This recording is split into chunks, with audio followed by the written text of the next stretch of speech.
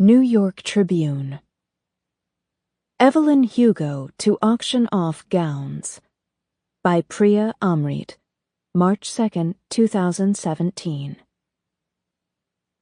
Film legend and 60s it girl Evelyn Hugo has just announced that she will auction off 12 of her most memorable gowns through Christie's to raise money for breast cancer research. At the age of 79, Hugo has long been an icon of glamour and elegance.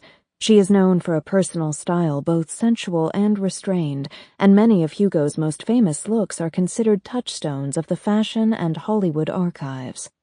Those looking to own a piece of Hugo history will be intrigued not only by the gowns themselves, but also by the context in which they were worn. Included in the sale will be the emerald green Miranda Laconda that Hugo wore to the 1959 Academy Awards, the violet soufflé and organdy scoopneck she donned at the premiere of Anna Karenina in 1962, and the navy blue silk Michael Maddox that she was wearing in 1982 when she won her Oscar for All of Us. Hugo has weathered her share of Hollywood scandals, not the least of which being her 7 marriages, including her decades-long relationship with film producer Harry Cameron. The two Hollywood insiders shared a daughter, Connor Cameron, who is no doubt the influence for the auction. Ms. Cameron passed away last year from breast cancer, soon after turning 41. Born Evelyn Elena Herrera in 1938, the daughter of Cuban immigrants, Hugo grew up in the Hell's Kitchen neighborhood of New York City. By 1955, she had made her way to Hollywood, gone blonde, and been rechristened Evelyn Hugo. Almost overnight, Hugo became a member of the Hollywood elite. She remained in the spotlight for more than 3 decades before retiring in the late 80s and marrying financier Robert Jameson, older brother of 3-time Oscar-winning actress Celia St. James. Now widowed from her 7th husband, Hugo resides in Manhattan. Preternaturally beautiful and a paragon of glamour and daring sexuality, Hugo has long been a source of fascination for moviegoers the world over. This auction is expected to raise upward of $2 million.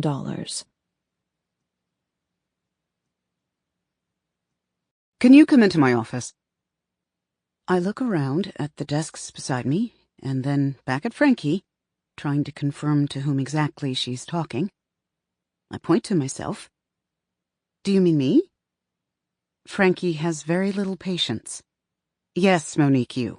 That's why I said, Monique, can you come into my office? Sorry, I just heard the last part. Frankie turns, I grab my notepad and follow her. There is something very striking about Frankie. I'm not sure that you'd say she was conventionally attractive. Her features are severe, her eyes very wide apart. But she is nevertheless someone you can't help but look at and admire. With her thin, 6-foot-tall frame, her short-cropped afro, and her affinity for bright colors and big jewelry, when Frankie walks into a room, everyone takes notice. She was part of the reason I took this job. I have looked up to her since I was in journalism school, reading her pieces in the very pages of the magazine she now runs and I now work for. And if I'm being honest, there is something very inspiring about having a black woman running things. As a biracial woman myself, light brown skin and dark brown eyes courtesy of my black father, and abundance of face freckles courtesy of my white mother, Frankie makes me feel more sure that I can one day run things too. Take a seat, Frankie says as she sits down and gestures toward an orange chair on the opposite side of her lucite desk. I calmly sit and cross my legs.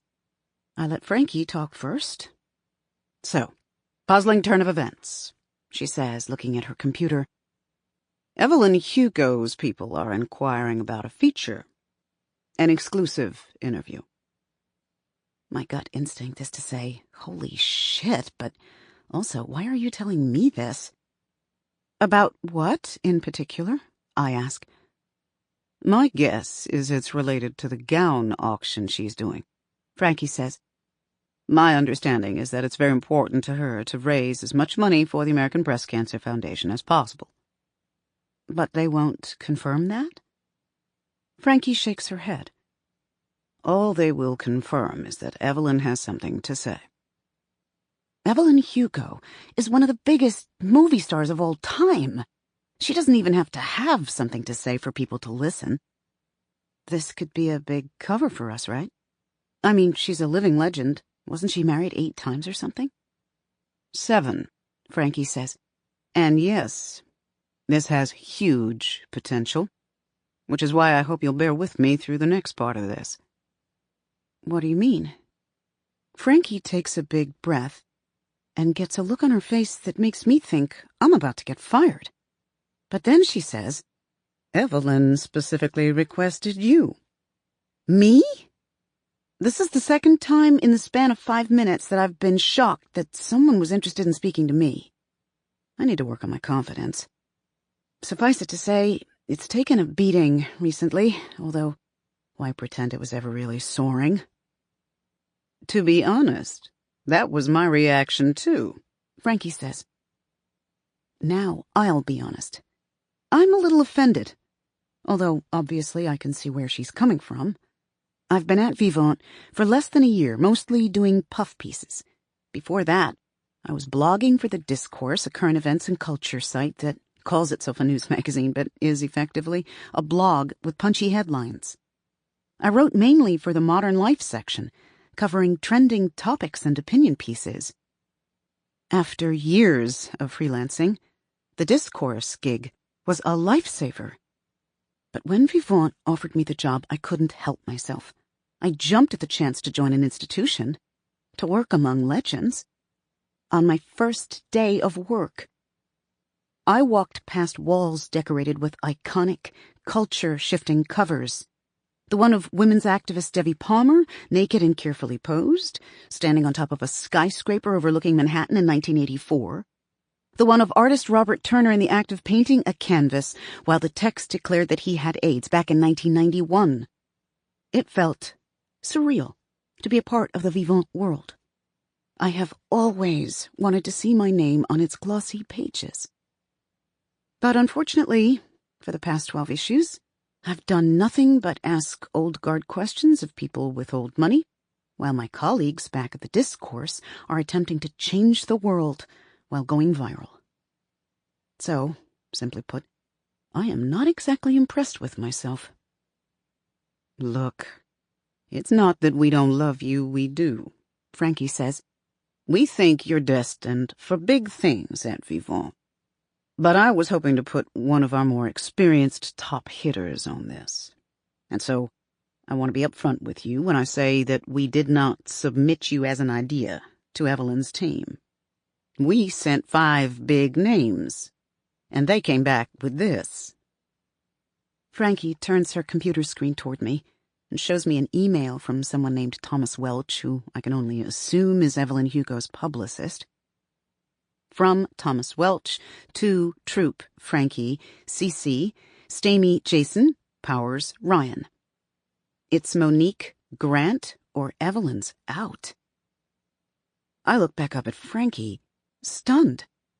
And, to be honest, a little bit starstruck that Evelyn Hugo wants anything to do with me. Do you know Evelyn Hugo? Is that what's going on here? Frankie asks me as she turns the computer back toward her side of the desk. No, I say, surprised even to be asked the question. I've seen a few of her movies, but she's a little before my time. You have no personal connection to her. I shake my head. Definitely not. Aren't you from Los Angeles?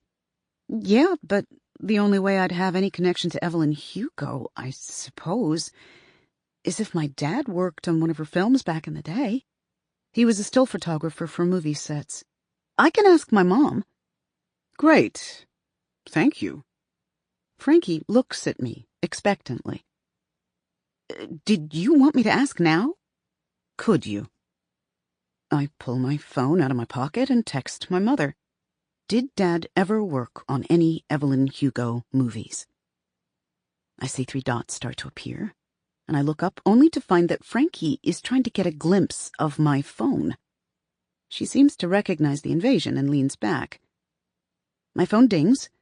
My mother texts, "Maybe. There were so many, it's hard to keep track. Why?" "Long story," I reply, "but I'm trying to figure out if I have any connection to Evelyn Hugo. Think Dad would have known her?" Mom answers, "Ha, no. Your father never hung out with anybody famous on set, no matter how hard I tried to get him to make us some celebrity friends." I laugh.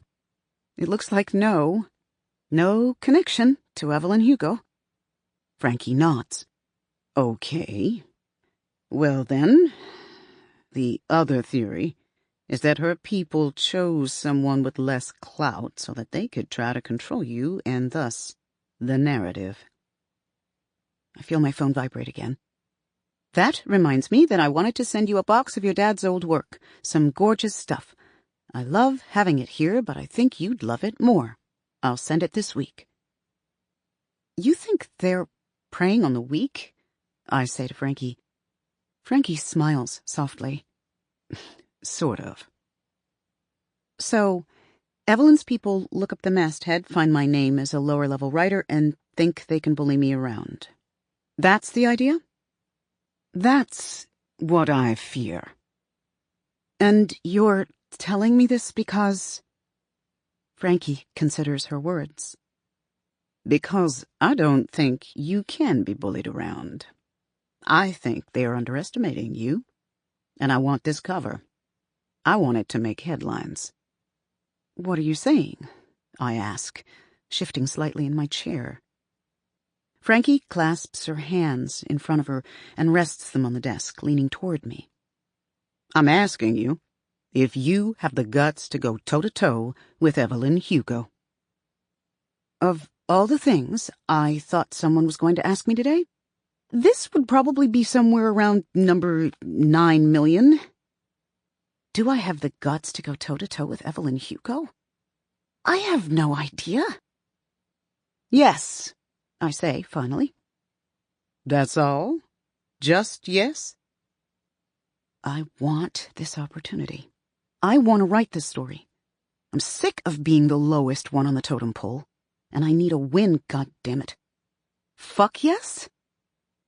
Frankie nods, considering. "Better, but I'm still not convinced." I'm 35 years old. I've been a writer for more than a decade. I want a book deal one day. I want to pick my stories. I want to eventually be the name people scramble to get when someone like Evelyn Hugo calls.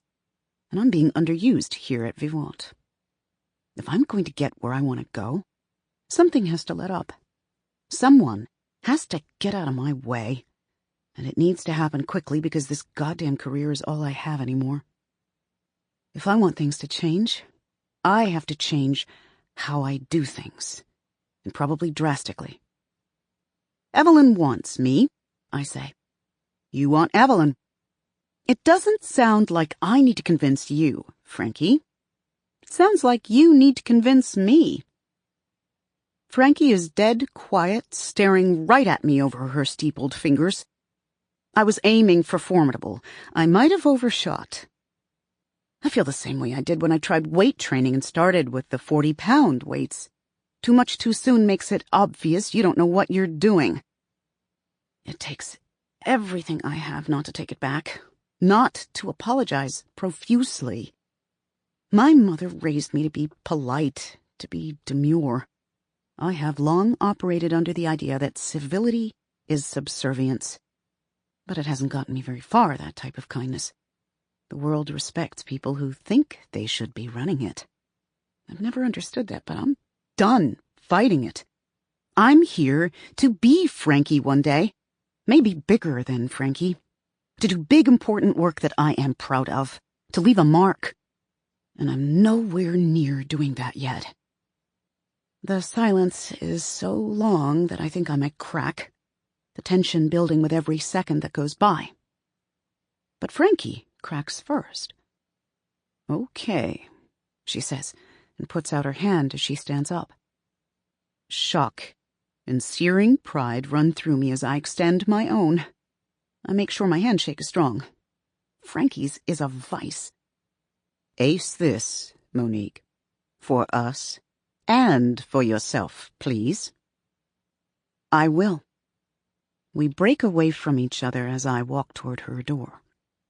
She might have read your physician-assisted suicide piece for the discourse, Frankie says, just before I leave the room. What? It was stunning. Maybe that's why she wants you. It's how we found you. It's a great story. Not just because of the hits it got, but because of you. Because it's beautiful work.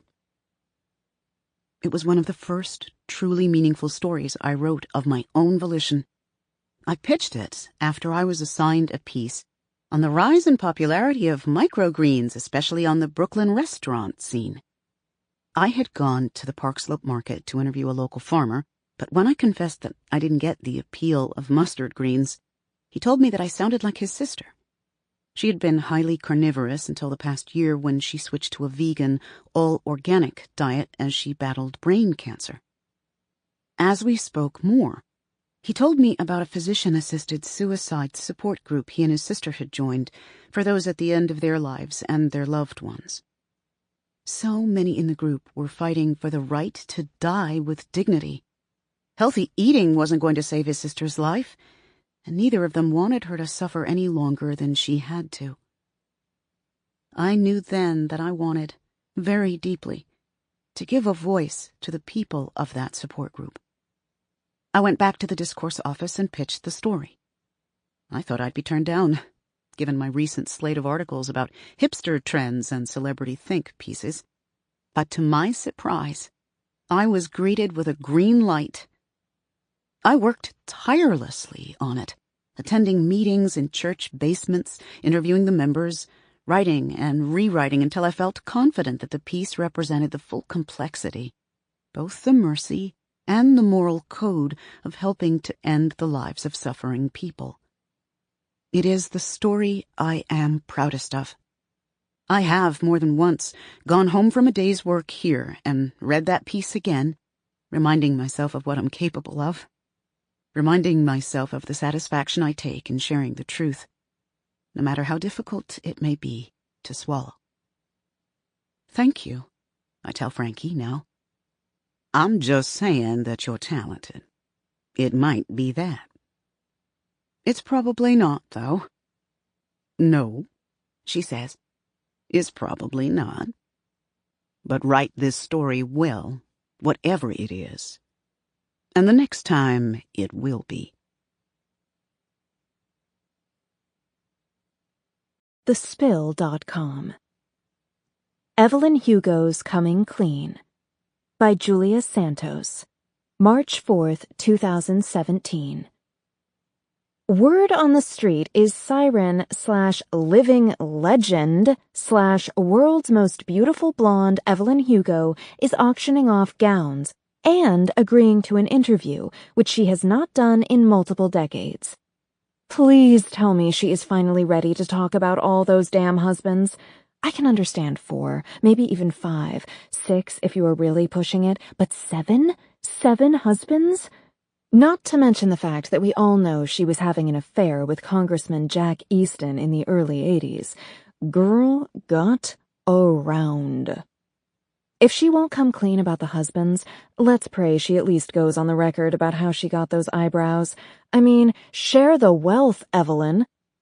When you see pictures of E back in the day with her brassy blonde hair, those dark, straight as an arrow eyebrows, that deep tanned skin, and those golden brown eyes, you have no choice but to stop what you are doing and stare right at her. And don't even get me started on that body. No ass, no hips, just huge boobs on a slim frame. I have basically been working my entire adult life for a body like that. Note, I am very far away. Might be the spaghetti bucatini I've been eating for lunch every day this week. Here is the only part that has me heated. Evelyn could have chosen anyone for this. Me. But instead, she chose some newbie at Vivant. She could have had anyone. Me. Why this Monique Grant chick? And not me. Ugh, fine. I'm just bitter it's not me. I should really get a job at Vivant. They get all the good stuff. Comments. Hi Hello 565 says, even people at Vivant don't want to work at Vivant anymore. Corporate overlords producing censored advertiser courting bullshit. PPPPPPPPPPPPPS reply to Hi Hello 565. Yeah, okay, something tells me if the most well-respected, sophisticated magazine in the country offered you a job, you'd take it. Christine 999 says, didn't Evelyn's daughter die of cancer recently? I feel like I read something recently about that. So heartbreaking. BTW, that picture of Evelyn at Harry Cameron's grave, basically ruined me for months. Beautiful family. So sad that she lost them. Mrs. Janine Grams says, I do not care about Evelyn Hugo at all. Stop writing about these people. Her marriages, affairs, and most of her movies just go to prove one thing. Slut. 3 a.m. was a disgrace to women. Focus your attention on people that deserve it. Sexy Lexi 89 says, Evelyn Hugo is maybe the most beautiful woman of all time. That shot in Bout en Train where she's coming out of the water naked and the camera cuts to black right before you see her nipples, so good. Penny Driver KLM says, all hail Evelyn Hugo for making blonde hair and dark eyebrows the look. Evelyn, I salute you. Yuppie Pigs 3 says, too skinny, not for me. Evelyn Hugo is a saint says, this is a woman who has donated millions of dollars to charities for battered women's organizations and LGBTQ+ interests, and now she's auctioning off gowns for cancer research, and all you can talk about is her eyebrow game? Seriously? Julia Santos at The Spill replied to Evelyn Hugo is a saint. This is a fair point, I guess. Sorry. In my defense, she started making millions by being a badass business bitch back in the 60s, and she would never have had the clout to do that without her talent and beauty, and she never would have been as beautiful without them brows. But okay, fair point. Evelyn Hugo is a saint reply to Julia Santos at The Spill. Sorry for being so bitchy. I skipped lunch. Mea culpa. For what it's worth, Vivant won't do half as well with this story as you would have. Evelyn should have chosen you. Julia Santos at The Spill replied to Evelyn Hugo is a saint. Right? Who is Monique Grant anyway? Boring. I'm coming for her. I've spent the past few days researching everything I can about Evelyn Hugo. I was never a big film buff, let alone interested in any old Hollywood stars. But Evelyn's life, at least the version on record as of now, is enough for 10 soap operas. There's the early marriage that ended in divorce when she was 18. Then the studio set up courtship and tumultuous marriage to Hollywood royalty Don Adler. The rumors that she left him because he beat her. Her comeback in a French New Wave film. The quickie Vegas elopement with singer Mick Riva, her glamorous marriage to the dapper Rex North, which ended in both of them having affairs. The beautiful love story of her life with Harry Cameron and the birth of their daughter Connor. Their heartbreaking divorce and her very quick marriage to her old director Max Girard. Her supposed affair with the much younger Congressman Jack Easton, which ended her relationship with Girard. And finally, her marriage to financier Robert Jameson, rumored to have at least been inspired by Evelyn's desire to spite former co-star and Robert's sister, Celia St. James. All of her husbands have passed away, leaving Evelyn as the only one with insight into those relationships. Suffice it to say, I have my work cut out for me if I want to get her to talk about any of it. After staying late at the office this evening, I finally make my way home a little before 9. My apartment is small. I believe the most appropriate term is teeny tiny sardine box. But it's amazing how vast a small place can feel when half of your things are gone. David moved out 5 weeks ago, and I still haven't managed to replace the dishes he took with him, or the coffee table his mother gave us last year as a wedding present. Jesus, we didn't even make it to our first anniversary. As I walk in my front door and put my bag on the sofa, it strikes me again just how needlessly petty it was of him to take the coffee table. His new San Francisco studio came fully furnished, courtesy of the generous relocation package offered with his promotion. I suspect he put the table in storage, along with the one nightstand he insisted was rightfully his, and all of our cookbooks. I don't miss the cookbooks. I don't cook. But when things are inscribed to Monique and David for all your many years of happiness, you think of them as half yours. I hang up my coat and wonder, not for the first time, which question gets closer to the truth. Did David take the new job and move to San Francisco without me? Or did I refuse to leave New York for him? As I take off my shoes, I resolve once again that the answer is somewhere in the middle. But then I come back to the same thought that always stings afresh. He actually left. I order myself pad thai and then get in the shower. I turn the water to nearly scalding hot.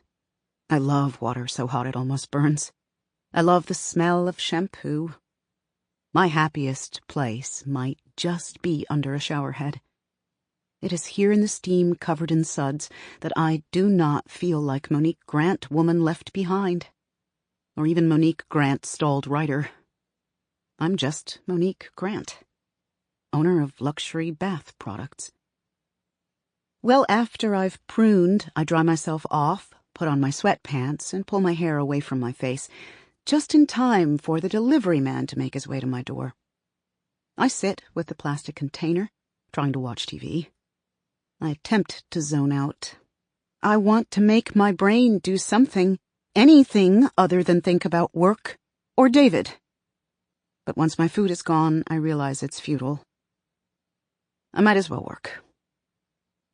This is all very intimidating. The idea of interviewing Evelyn Hugo, the task of controlling her narrative, of trying to make sure she doesn't control mine. I'm often inclined to over-prepare.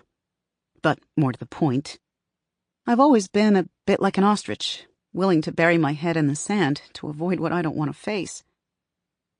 So for the next 3 days, I do nothing but research Evelyn Hugo. I spend my days pulling up old articles about her marriages and her scandals. I spend my evenings watching her old movies. I watch clips of her in Carolina Sunset, Anna Karenina, Jade Diamond, and All for Us. I watch the gif of her coming out of the water in Bouton Train so many times that when I fall asleep, it plays over and over in my dreams. And I start to fall in love with her just the littlest bit as I watch her films. Between the hours of 11 p.m. and 2 a.m., while the rest of the world is sleeping, my laptop flickers with the sight of her, and the sound of her voice fills my living room. There is no denying that she is a stunningly beautiful woman. People often talk about her straight, thick eyebrows and her blonde hair, but I can't take my eyes off her bone structure. Her jawline is strong, her cheekbones are high, and all of it comes to a point at her ever-so-swollen lips. Her eyes are huge, but not so much round as an oversized almond shape. Her tanned skin next to her light hair looks beachy, but also elegant. I know it's not natural, hair that blonde with skin that bronze, and yet I can't shake the feeling that it should be, that humans should be born looking like this. I have no doubt that's part of the reason film historian Charles Redding once said that Evelyn's face felt inevitable. So exquisite, so nearly perfect, that when looking at her, You get the sense that her features in that combination, in that ratio, were bound to happen sooner or later. I pin images of Evelyn in the 50s wearing tight sweaters and bullet bras, press photos of her and Don Adler at the Sunset Studios lot shortly after they were married, shots of her from the early 60s with long straight hair and soft thick bangs and wearing short shorts. There is a photo of her in a white one-piece sitting on the shoreline of a pristine beach with a large floppy black hat covering most of her face, her white blonde hair and the right side of her face illuminated by the sun. One of my personal favorites is a black and white shot from the Golden Globes in 1967. She is seated on the aisle, her hair pulled back into a loose updo. She is wearing a light-colored lace gown with a deep scoop neckline, her cleavage controlled but on full display, and her right leg escaping through the high slit of the skirt. There are two men seated next to her, names lost to history, who are staring at her as she looks ahead at the stage. The man next to her is staring at her chest. The one next to him is staring at her thigh. Both of them seem so enraptured and hoping to see the tiniest bit farther. Maybe I'm overthinking that photo, but I'm starting to notice a pattern. Evelyn loves leaving you hoping you'll get just a little bit more. And she always denies you. Even in her much-talked-about sex scene in 3 a.m. from 1977, in which she writhes, reverse cowboy style, on top of Don Adler, you see her full breasts for less than 3 seconds. It was rumored for years that the incredible box office numbers for the film were because couples were going to see it multiple times.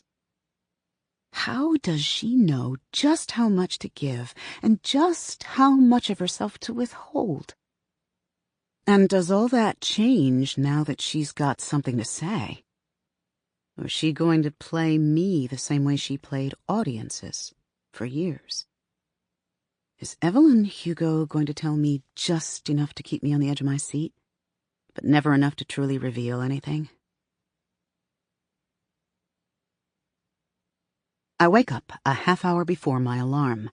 I check my emails, including one from Frankie with the subject line, "Keep me updated," yelling at me in all caps. I make myself a small breakfast. I put on black slacks and a white t-shirt with my favorite herringbone blazer. I gather my long, tight curls into a bun at the top of my head. I forego my contacts and choose my thickest black-framed glasses. As I look in the mirror, I notice that I've lost weight in my face since David left.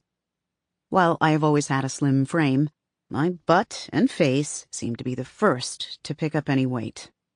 And being with David, during the 2 years we dated and the 11 months since we married, meant I put on a few. David likes to eat, and while he would get up in the early mornings to run it off, I slept in. Looking at myself now, pulled together and slimmer, I feel a rush of confidence. I look good. I feel good.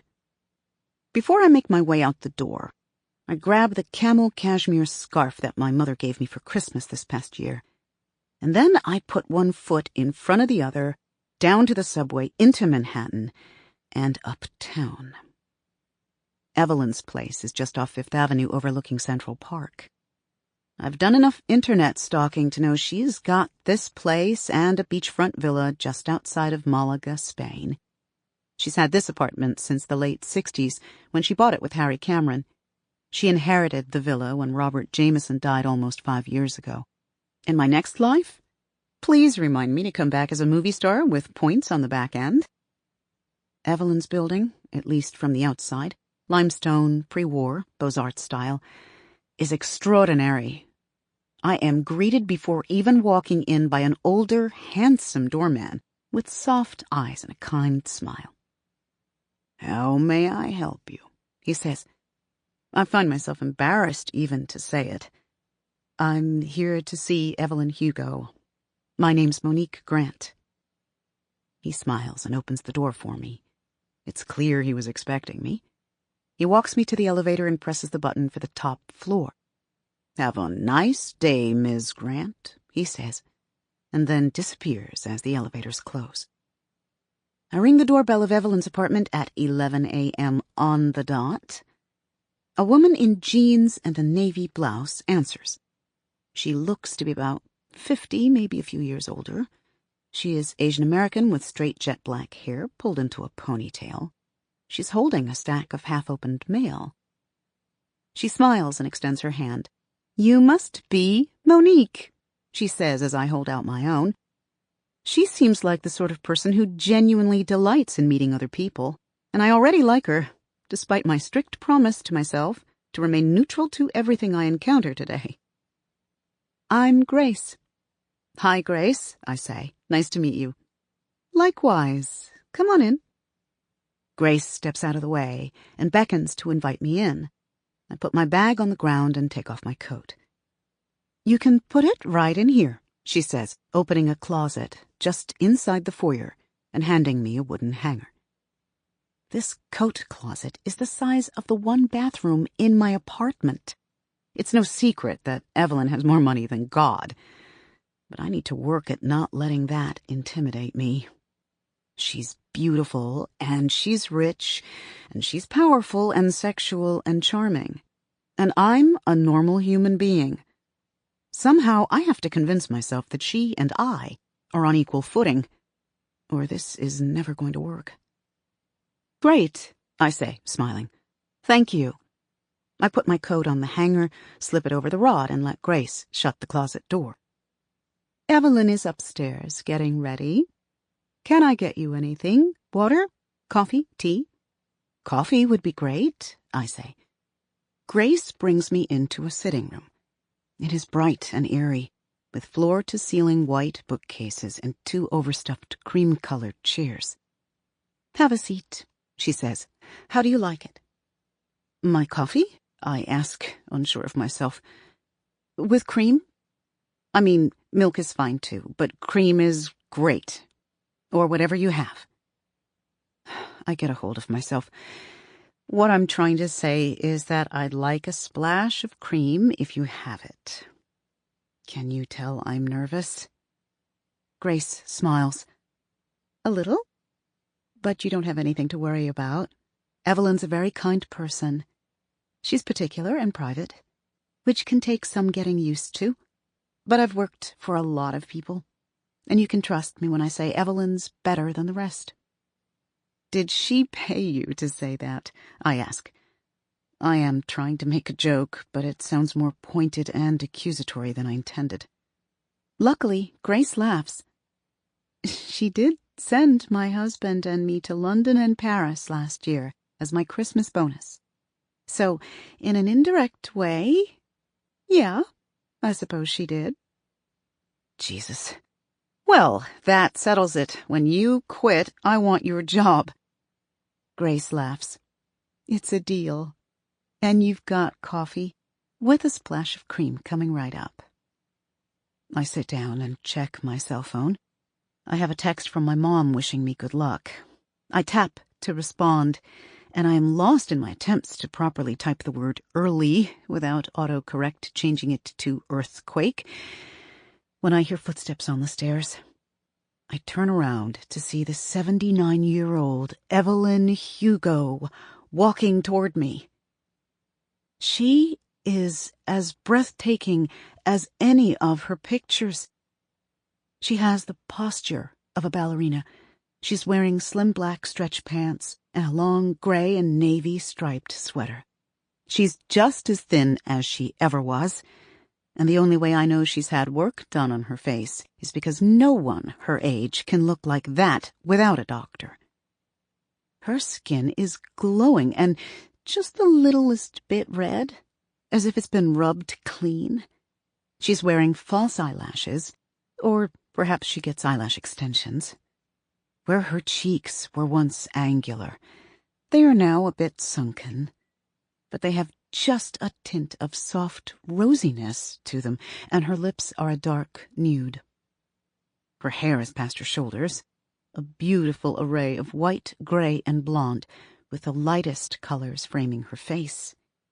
I'm sure her hair is triple processed, but the effect is that of a gracefully aging woman who sat out in the sun. Her eyebrows, however, those dark, thick, straight lines that were her signature, have thinned over the years, and they are now the same color as her hair. By the time she reaches me, I notice that she's not wearing any shoes, but instead big, chunky knit socks. "Monique." "Hello," Evelyn says. I am momentarily surprised at the casualness and confidence with which she says my name, as if she's known me for years. "Hello," I say. "I'm Evelyn." She reaches out and takes my hand, shaking it. It strikes me as a unique form of power to say your own name when you know that everyone in the room, everyone in the world, already knows it. Grace comes in with a white mug of coffee on a white saucer.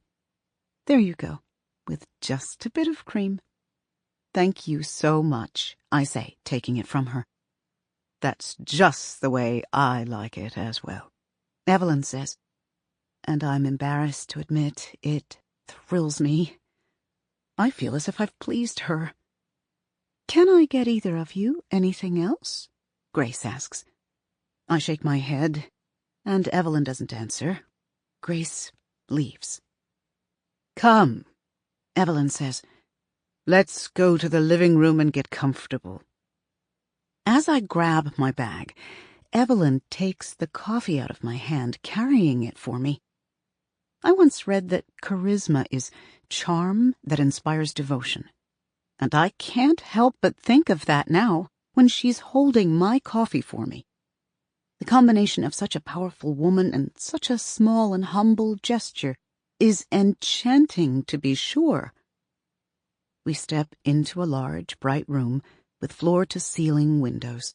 There are oyster-gray chairs opposite a soft slate-blue sofa.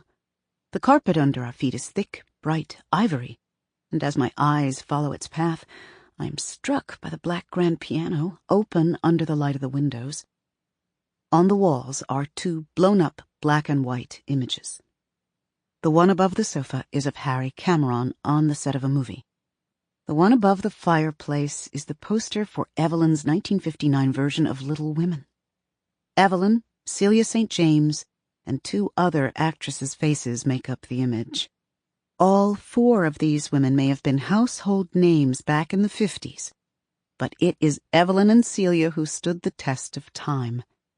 Looking at it now, Evelyn and Celia seem to shine brighter than the others, but I'm pretty sure that's simply hindsight bias. I'm seeing what I want to see, based on how I know it all turns out.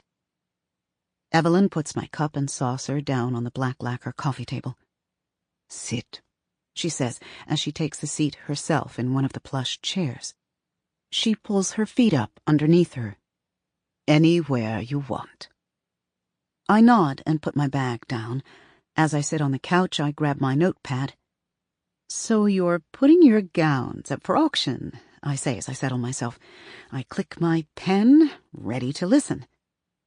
Which is when Evelyn says, "Actually, I've called you here under false pretenses."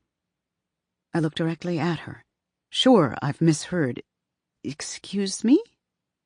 Evelyn rearranges herself in the chair and looks at me.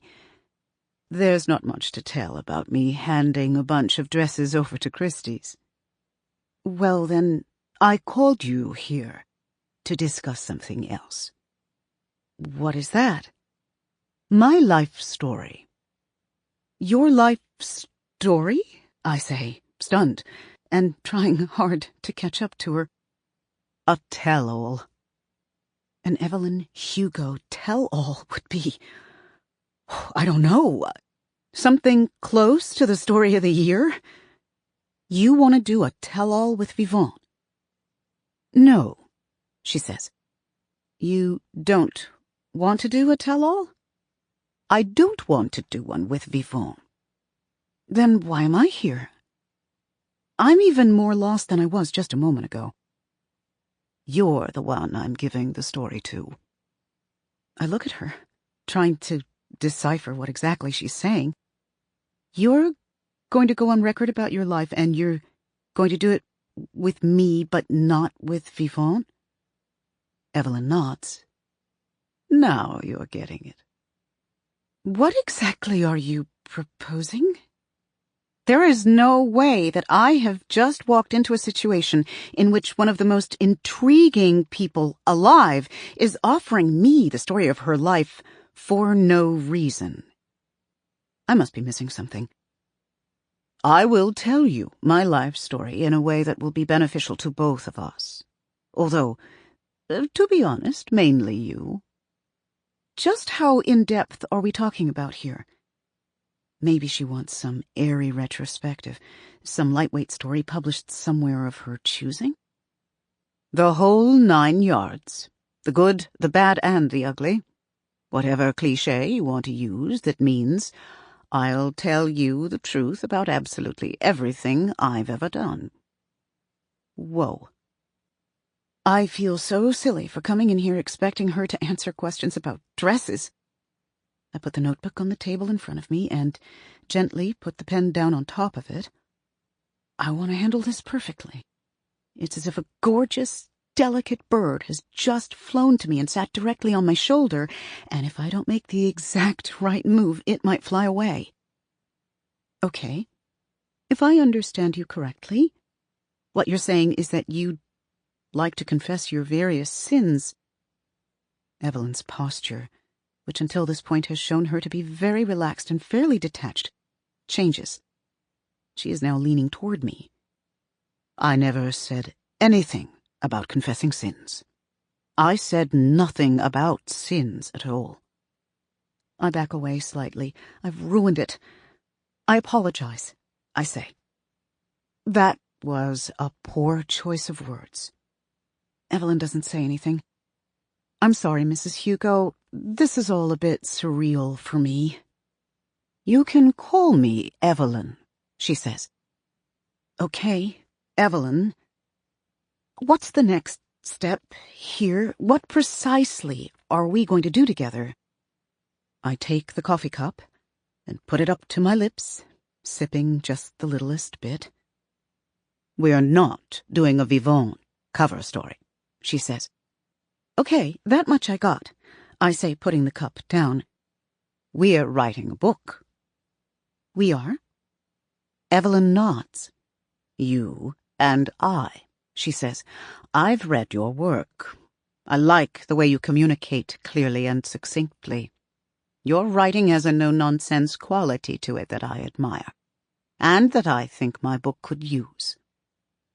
You're asking me to ghostwrite your autobiography? This is fantastic. This is absolutely positively fantastic. This is a good reason to stay in New York. A great reason. Things like this don't happen in San Francisco. Evelyn shakes her head again. I'm giving you my life story, Monique. I'm going to tell you the whole truth, and you are going to write a book about it. And we'll package it with your name on it and tell everyone you wrote it. That's ghostwriting. I pick up my cup again. My name won't be on it. I'll be dead. I choke on my coffee, and in doing so, stain the white carpet with flecks of umber. Oh my God, I say, perhaps a bit too loudly, as I put down the cup. I spilled coffee on your carpet. Evelyn waves this off, but Grace knocks on the door and opens it just a crack, poking her head in. Everything okay? I spilled, I'm afraid, I say. Grace opens the door fully and comes in, taking a look. I'm really sorry. I just got a bit shocked, is all.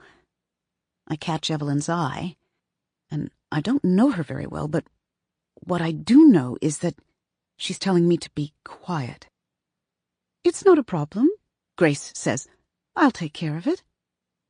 Are you hungry, Monique? Evelyn says, standing up. I'm sorry? I know a place just down the street that makes really great salads. My treat. It's barely noon, and when I'm anxious, the first thing to go is my appetite, but I say yes anyway. because I get the distinct impression that it's not really a question. "Great," Evelyn says. "Grace, will you call ahead to Trambino's?" Evelyn takes me by the shoulder, and less than 10 minutes later we're walking down the manicured sidewalks of the Upper East Side.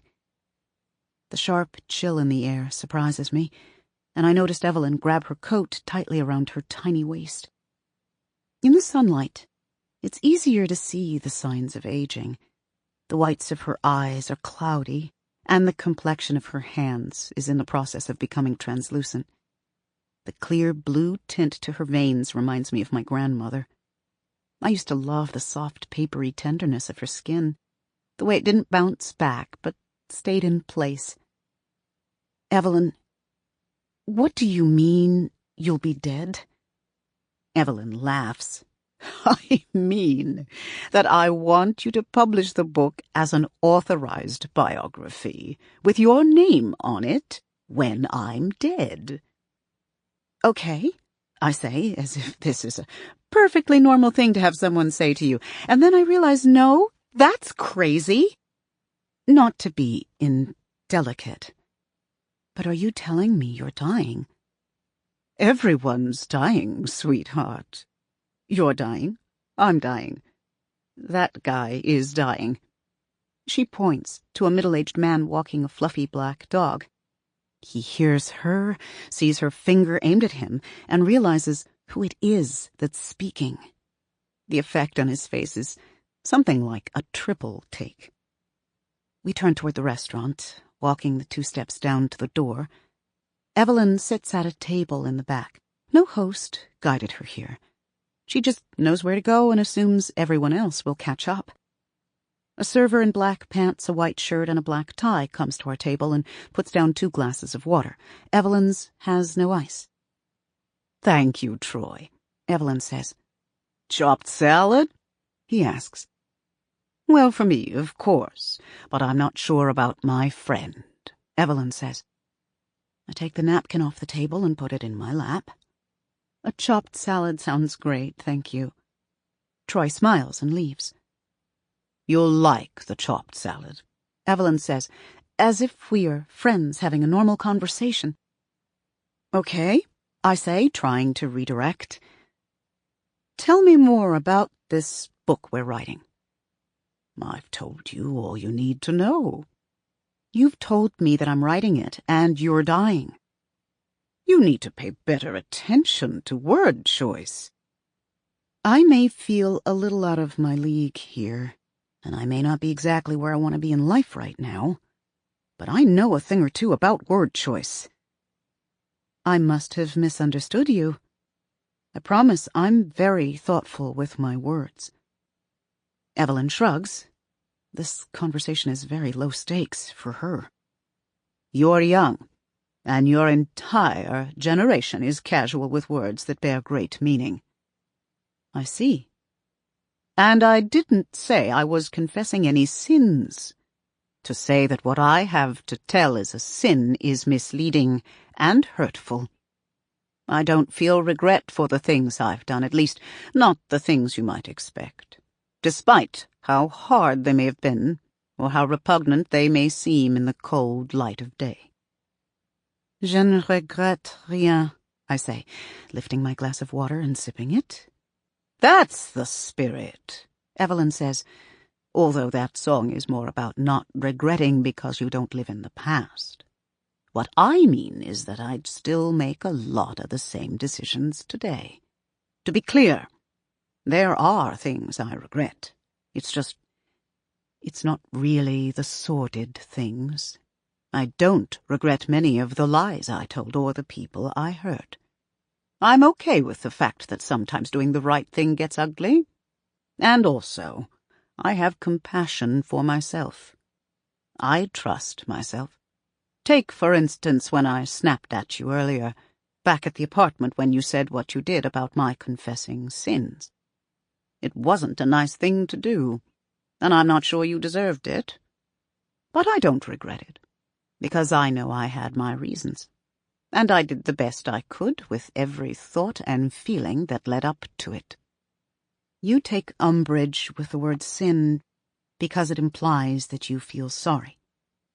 Our salads appear, and Troy wordlessly grates pepper onto Evelyn's, until she puts her hand up and smiles. I decline.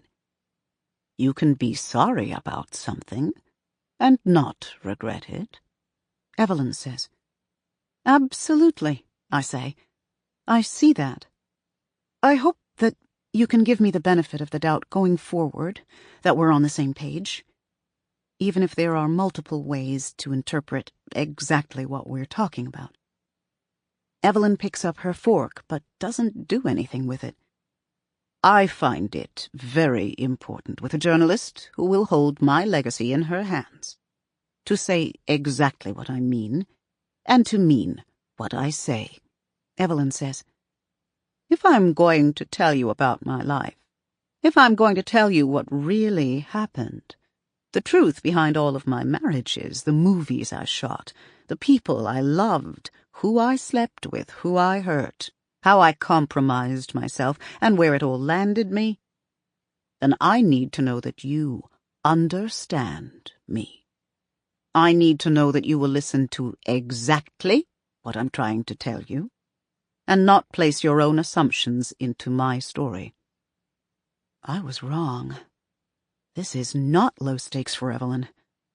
Evelyn can speak casually about things of great importance, but right now in this moment, when she is taking so much time to make such specific points, I'm realizing this is real. This is happening.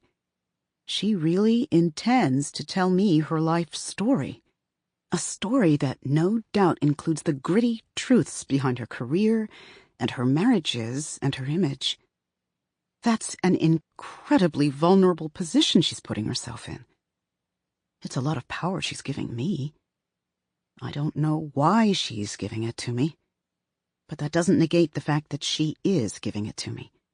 And it's my job right now to show her that I am worthy of it and that I will treat it as sacred. I put my fork down. That makes perfect sense, and I'm sorry if I was being glib. Evelyn waves this off. The whole culture is glib now. That's the new thing. Do you mind if I ask a few more questions? Once I have the lay of the land, I promise to focus solely on what you're saying and what you mean, so that you feel understood at such a level that you can think of no one better suited to the task of gatekeeping your secrets than me. My sincerity disarms her ever so briefly. You may begin, she says as she takes a bite of her salad. If I'm to publish this book after you have passed, what sort of financial gain do you envision? For me or for you? Let's start with you. None for me, remember. I'll be dead. You've mentioned that. Next question. I lean in conspiratorially. I hate to pose something so vulgar, but what kind of timeline do you intend? Am I to hold on to this book for years until you die? Well, yes, I say. Next question. What? Next question, please. You didn't answer that one. Evelyn is silent. All right, then. What kind of financial gain is there for me? A much more interesting question. And I've been wondering why it took you so long to ask. Well, I've asked it. You and I will meet over the next however many days it takes, and I will tell you absolutely everything. And then our relationship will be over, and you will be free, or perhaps I should say bound, to write it into a book and sell it to the highest bidder. And I do mean highest. I insist that you be ruthless in your negotiating, Monique. Make them pay you what they would pay a white man. And then once you've done that, every penny from it will be yours. Mine, I say, stunned. You should drink some water. You look ready to faint. Evelyn, An authorized biography about your life in which you talk about all 7 of your marriages, yes. A book like that stands to make millions of dollars, even if I didn't negotiate. But you will, Evelyn says, taking a sip of her water and looking pleased. The question has to be asked. We've been dancing around it for far too long. Why on earth would you do that for me? Evelyn nods. She's been expecting this question. For now, think of it as a gift. But why? Next question. Seriously. Seriously, Monique. Next question. I accidentally drop my fork onto the ivory tablecloth. The oil from the dressing bleeds into the fabric, turning it darker and more translucent. The chopped salad is delicious, but heavy on the onions, and I can feel the heat of my breath permeating the space around me. What the hell is going on?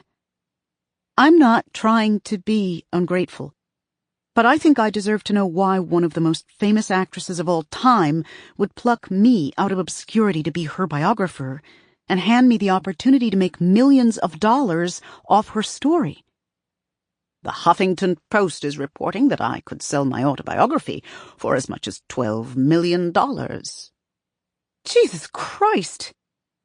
Inquiring minds want to know, I guess. The way Evelyn is having so much fun with this, the way she seems to delight in shocking me, lets me know that this is, at least a little bit, a power play. She likes to be cavalier about things that would change other people's lives. Isn't that the very definition of power? Watching people kill themselves over something that means nothing to you? 12 million is a lot. Don't get me wrong, she says, and she doesn't need to finish the sentence in order for it to be completed in my head. But it's not very much to me. But still, Evelyn, why? Why me? Evelyn looks up at me, her face stoic. Next question. With all due respect, you're not being particularly fair. I'm offering you the chance to make a fortune and skyrocket to the top of your field. I don't have to be fair.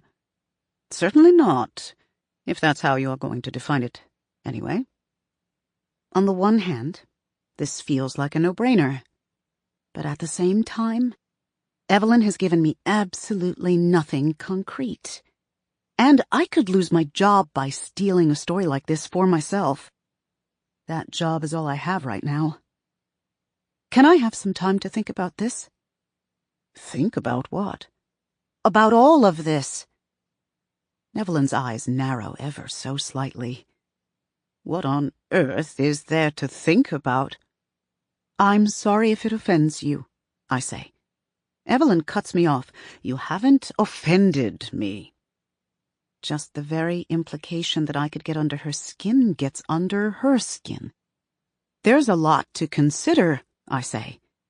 I could get fired, she could back out, I could fail spectacularly at writing this book. Evelyn leans forward, trying to hear me out. For instance? For instance, how am I supposed to handle this with Vivant? They think they have an exclusive with you. They're making calls to photographers this very moment. I told Thomas Welch not to promise a single thing. If they have gone out and made wild assumptions about some cover, that's on them. But it's on me, too, because now I know you have no intention of moving forward with them. So? So what do I do? Go back to my office and tell my boss that you're not talking to Vivant, that instead you and I are selling a book?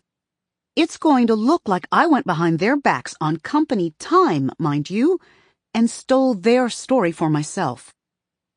That's not really my problem, Evelyn says. But that's why I have to think about it, because it's my problem. Evelyn hears me. I can tell she's taking me seriously from the way she puts her water glass down and looks directly at me, leaning with her forearms on the table. You have a once-in-a-lifetime opportunity here, Monique. You can see that, right? Of course. So do yourself a favor and learn how to grab life by the balls, dear. Don't be so tied up trying to do the right thing when the smart thing is so painfully clear. You don't think that I should be forthright with my employers about this? They'll think I conspired to screw them over. Evelyn shakes her head. When my team specifically requested you, your company shot back with someone at a higher level. They only agreed to send you out once I made it clear that it was you or it was no one. Do you know why they did that? Because they don't think because they run a business, and so do you. And right now your business stands to go through the roof. You have a choice to make. Are we writing a book together or not? You should know. If you won't write it, I'm not going to give it to anyone else. It will die with me in that case. Why would you tell only me your life story? You don't even know me. That doesn't make sense. I'm under absolutely no obligation to make sense to you. What are you after, Evelyn? You ask too many questions. I'm here to interview you. Still.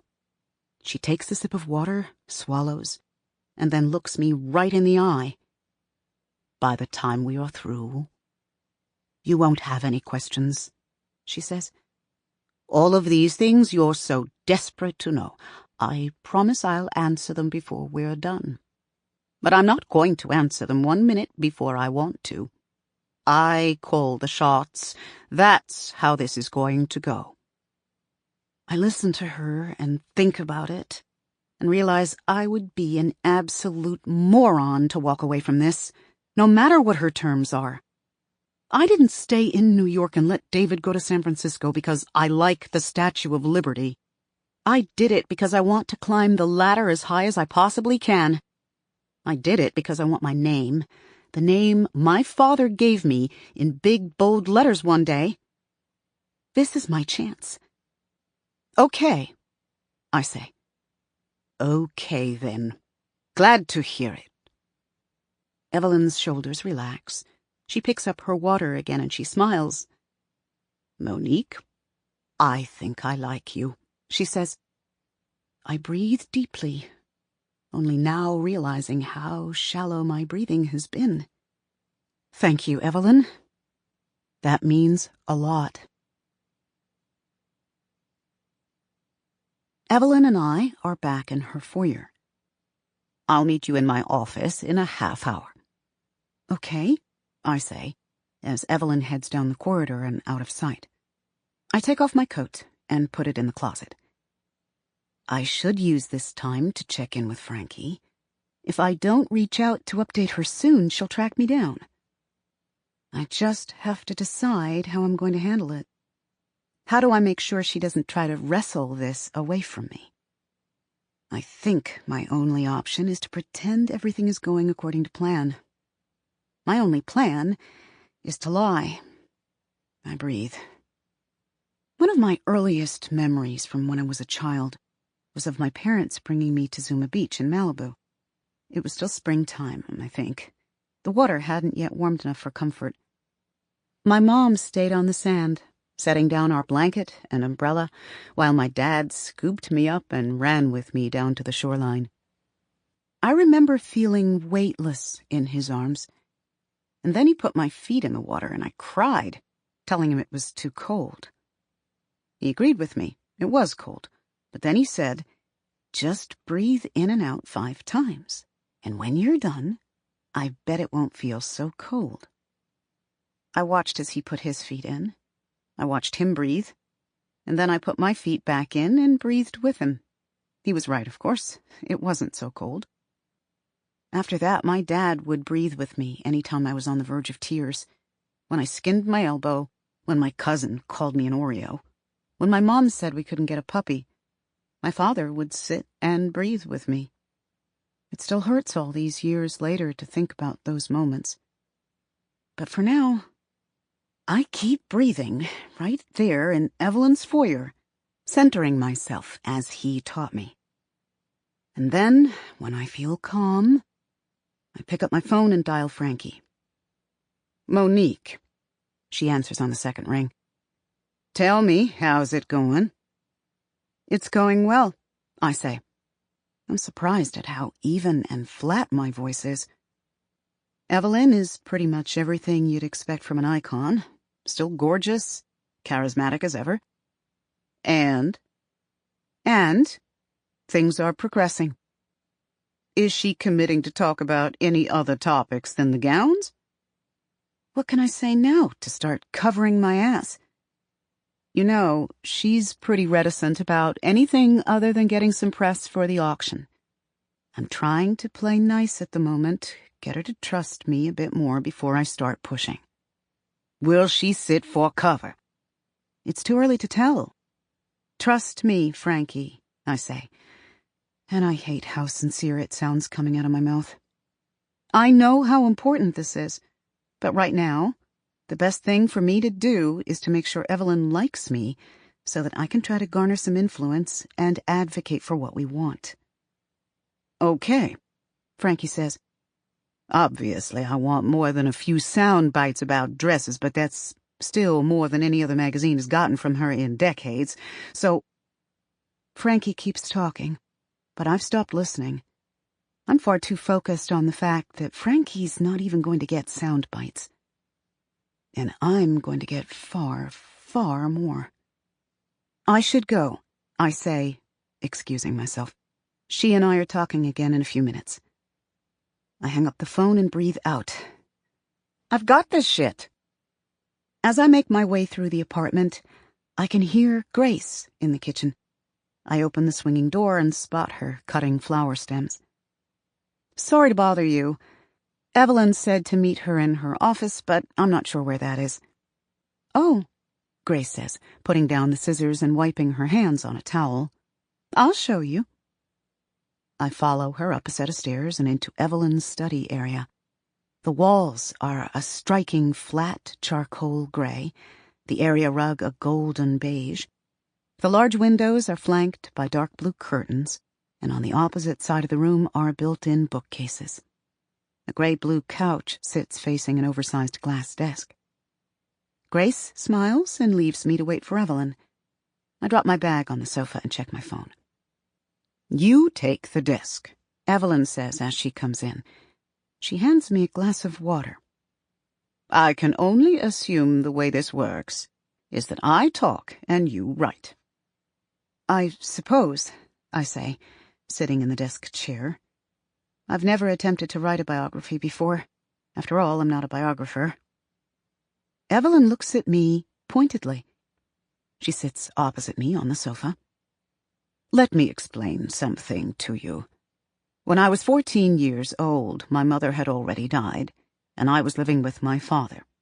The older I got, the more I realized that it was only a matter of time until my father tried to marry me off to a friend of his or his boss, someone who could help his situation.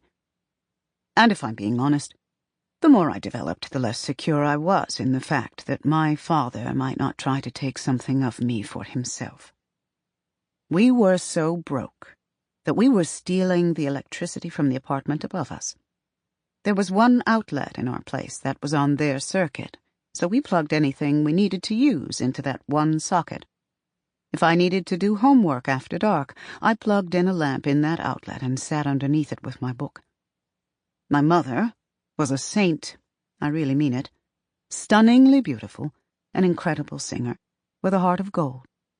For years before she died, she would always tell me that we were going to get out of Hell's Kitchen and go straight to Hollywood. She said she was going to be the most famous woman in the world and get us a mansion on the beach. I had this fantasy of the two of us together in a house, throwing parties, drinking champagne. And then she died, and it was like waking up from a dream. Suddenly I was in a world where none of that was ever going to happen, and I was going to be stuck in Hell's Kitchen forever. I was gorgeous, even at 14.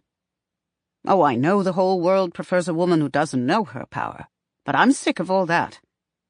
I turned heads. Now, I take no pride in this. I didn't make my own face. I didn't give myself this body. But I'm also not going to sit here and say, "Oh, shucks, people really thought I was pretty, like some kind of prig." My friend Beverly knew a guy in her building named Ernie Diaz, who was an electrician. And Ernie knew a guy over at MGM. At least, that was the rumor going around. And one day, Beverly told me she heard that Ernie was up for some job rigging lights in Hollywood. So that weekend, I made up a reason to go over to Beverly's, and I accidentally knocked on Ernie's door. I knew exactly where Beverly was, but I knocked on Ernie's door and said, "Have you seen Beverly Gustafson?" Ernie was 22. He wasn't handsome by any means, but he was fine to look at. He said he hadn't seen her, but I watched as he continued to stare at me. I watched as his eyes started at mine, and grazed their way down, scanning every inch of me in my favorite green dress. And then Ernie said, "Sweetheart, are you 16? I was 14, remember? But do you know what I did? I said, "Why, I just turned." Evelyn looks at me with purpose. Do you understand what I'm telling you? When you're given an opportunity to change your life, be ready to do whatever it takes to make it happen. The world doesn't give things. You take things. If you learn one thing from me, it should probably be that. Wow. Okay, I say. You've never been a biographer before, but you are one starting now. I nod my head. I got it. Good, Evelyn says, relaxing into the sofa. So, where do you want to begin? I grab my notebook and look at the scribbled words I've covered the last few pages with. There are dates and film titles, references to classic images of her, rumors with question marks after them. And then, in big letters that I went over and over with my pen, darkening each letter until I changed the texture of the page, I've written, "Who was the love of Evelyn's life?" That's the big question. That's the hook of this book. 7 husbands. Which one did she love the best? Which one was the real one? As both a journalist and a consumer, that's what I want to know. It won't be where the book begins, but maybe that is where she and I should begin. I want to know, going into these marriages, which is the one that matters the most? I look up at Evelyn to see her sitting up, ready for me. Who was the love of your life? Was it Harry Cameron? Evelyn thinks and then answers slowly. Not in the way you mean. No. In what way, then? Harry was my greatest friend. He invented me. He was the person who loved me the most unconditionally. The person I loved the most purely, I think, other than my daughter. But no, he was not the love of my life. Why not? Because that was someone else. Okay. Who was the love of your life, then? Evelyn nods, as if this is the question she's been expecting, as if the situation is unfolding exactly as she knew it would. But then she shakes her head again. You know what? She says, standing up. It's getting late, isn't it? I look at my watch. It's mid-afternoon. Is it? I think it is, she says, and she walks toward me, toward the door. All right, I say, standing up to meet her. Evelyn puts her arm around me and leads me out into the hallway. Let's pick up again on Monday. Would that be okay? Sure. Evelyn, did I say something to offend you? Evelyn leads me down the stairs. Not at all, she says, waving my fears aside. Not at all. There is a tension that I can't quite put my finger on. Evelyn walks with me until we hit the foyer. She opens the closet. I reach in and grab my coat. Back here? Evelyn says. Monday morning? What do you say we start around 10? Okay, I say, putting my thick coat around my shoulders, if that's what you'd like. Evelyn nods. She looks past me for a moment over my shoulder, but appearing not to actually be looking at anything in particular. Then she opens her mouth. I've spent a very long time learning how to spin the truth, she says. It's hard to undo that wiring. I've gotten too good at it, I think. Just now, I wasn't exactly sure how to tell the truth. I don't have very much practice in it. It feels antithetical to my own survival. But I'll get there. I nod, unsure how to respond. So, Monday? Monday, Evelyn says with a long blink and a nod. I'll be ready then. I walk back to the subway in the chilly air. I cram myself into a car packed with people, holding on to the handrail above my head. I walk to my apartment and open my front door. I sit on my couch, open my laptop, and answer some emails. I start to order something for dinner, and it is only when I go to put my feet up that I remember there is no coffee table. For the first time since he left, I have not come into this apartment immediately thinking of David. Instead, what plays in the back of my mind all weekend, from my Friday night in to my Saturday night out and my Sunday morning at the park, isn't how did my marriage fail, but rather, who the hell was Evelyn Hugo in love with? I'm once again in Evelyn's study. The sun is shining directly into the windows, lighting Evelyn's face with so much warmth that it obscures her right side from view. We're really doing this, Evelyn and me. Subject and biographer. It begins now. She is wearing black leggings and a man's navy blue button-down shirt with a belt. I'm wearing my usual jeans, t-shirt, and blazer. I dressed with the intention of staying here all day and all night if need be. If she keeps talking, I will be here listening. So, I say. So, Evelyn says, her voice daring me to go for it. Sitting at her desk while she is on the couch feels adversarial somehow. I want her to feel as if we are on the same team, because we are, aren't we? Although I get the impression you never know with Evelyn. Can she really tell the truth? Is she capable of it? I take a seat in the chair next to the sofa. I lean forward with my notepad in my lap and a pen in my hand. I take out my phone, open the voice memo app, and hit record. You sure you're ready? I ask her. Evelyn nods. Everyone I loved is dead now. There's no one left to protect, no one left to lie for but me. People have so closely followed the most intricate details of the fake story of my life. But it's not. I want them to know the real story, the real me. All right, I say. Show me the real you then, and I'll make sure the world understands. Evelyn looks at me and briefly smiles. I can tell I've said what she wants to hear. Fortunately, I mean it. Let's go chronologically, I say. Tell me more about Ernie Diaz, your first husband, the one who got you out of Hell's Kitchen. Okay, Evelyn says, nodding. It's as good a place to start as any. Poor Ernie Diaz. My mother had been a chorus girl off-Broadway. She'd emigrated from Cuba with my father when she was 17.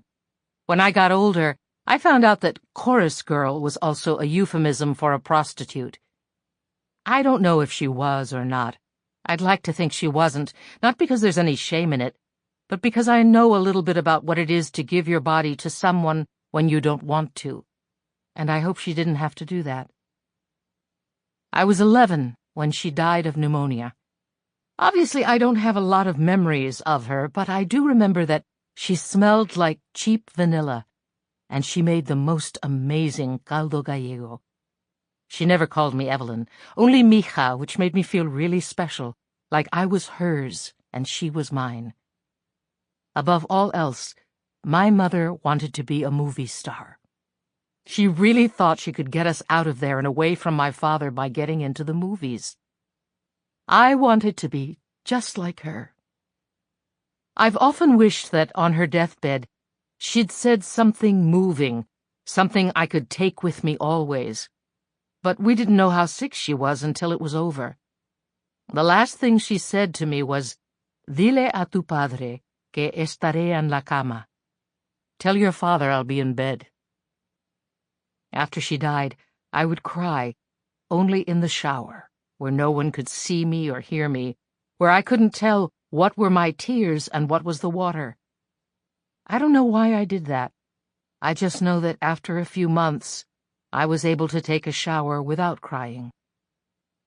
And then, the summer after she died, I began to develop. My chest started growing, and it wouldn't stop.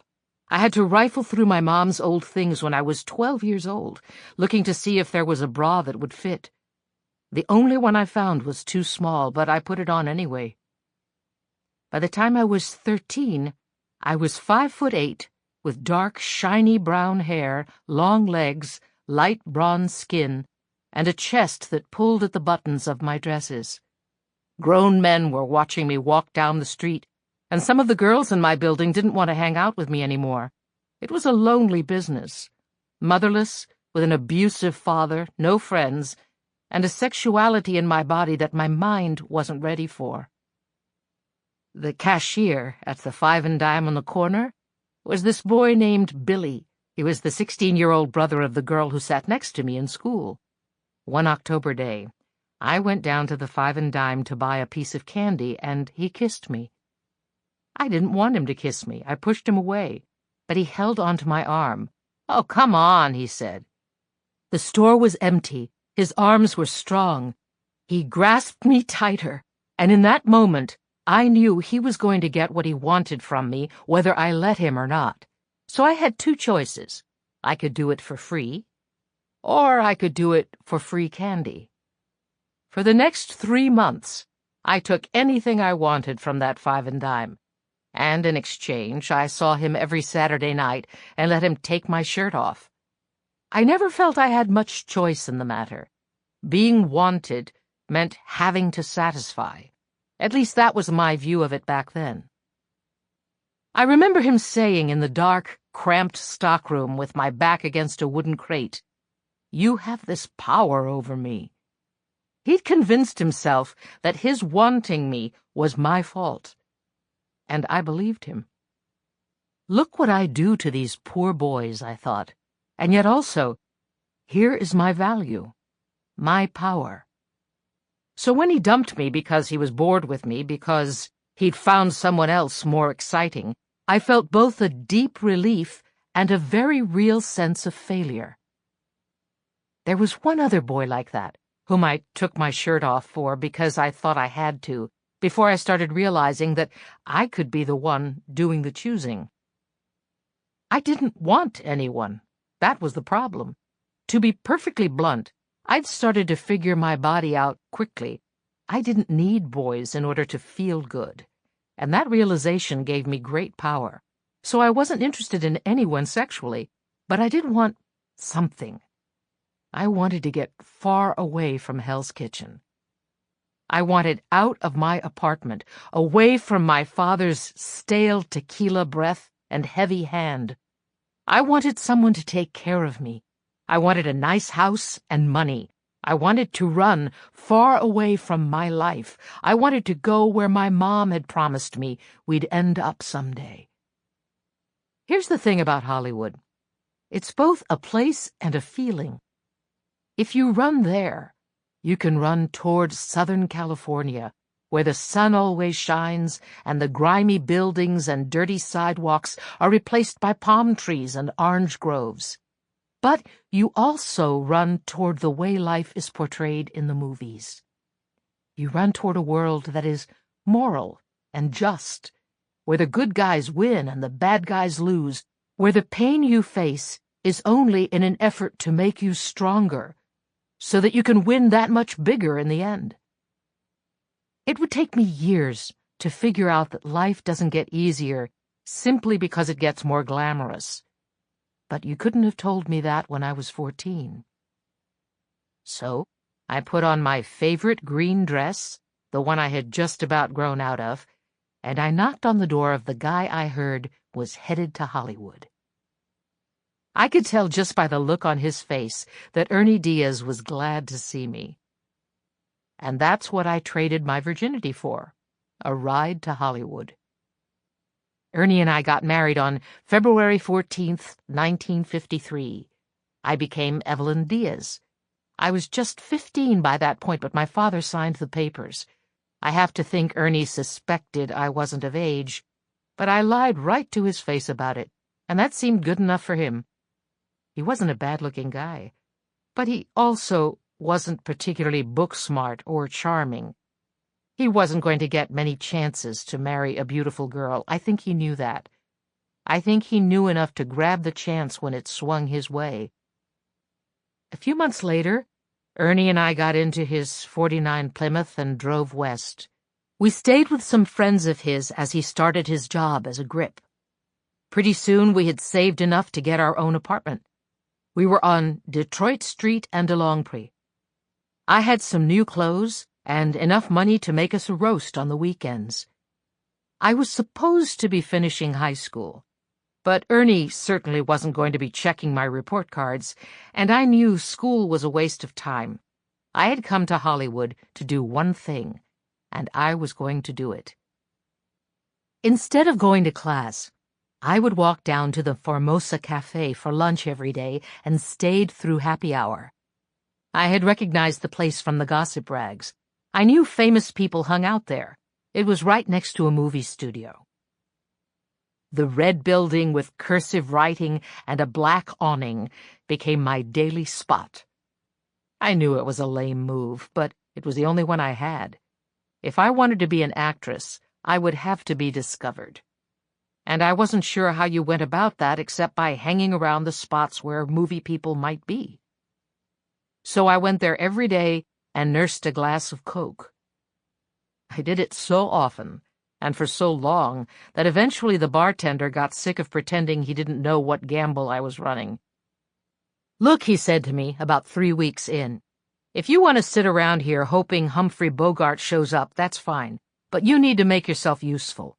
I'm not giving up a paying seat for you to sip a soda." He was older, maybe 50, but his hair was thick and dark. The lines on his forehead reminded me of my father's. "What do you want me to do?" I asked him.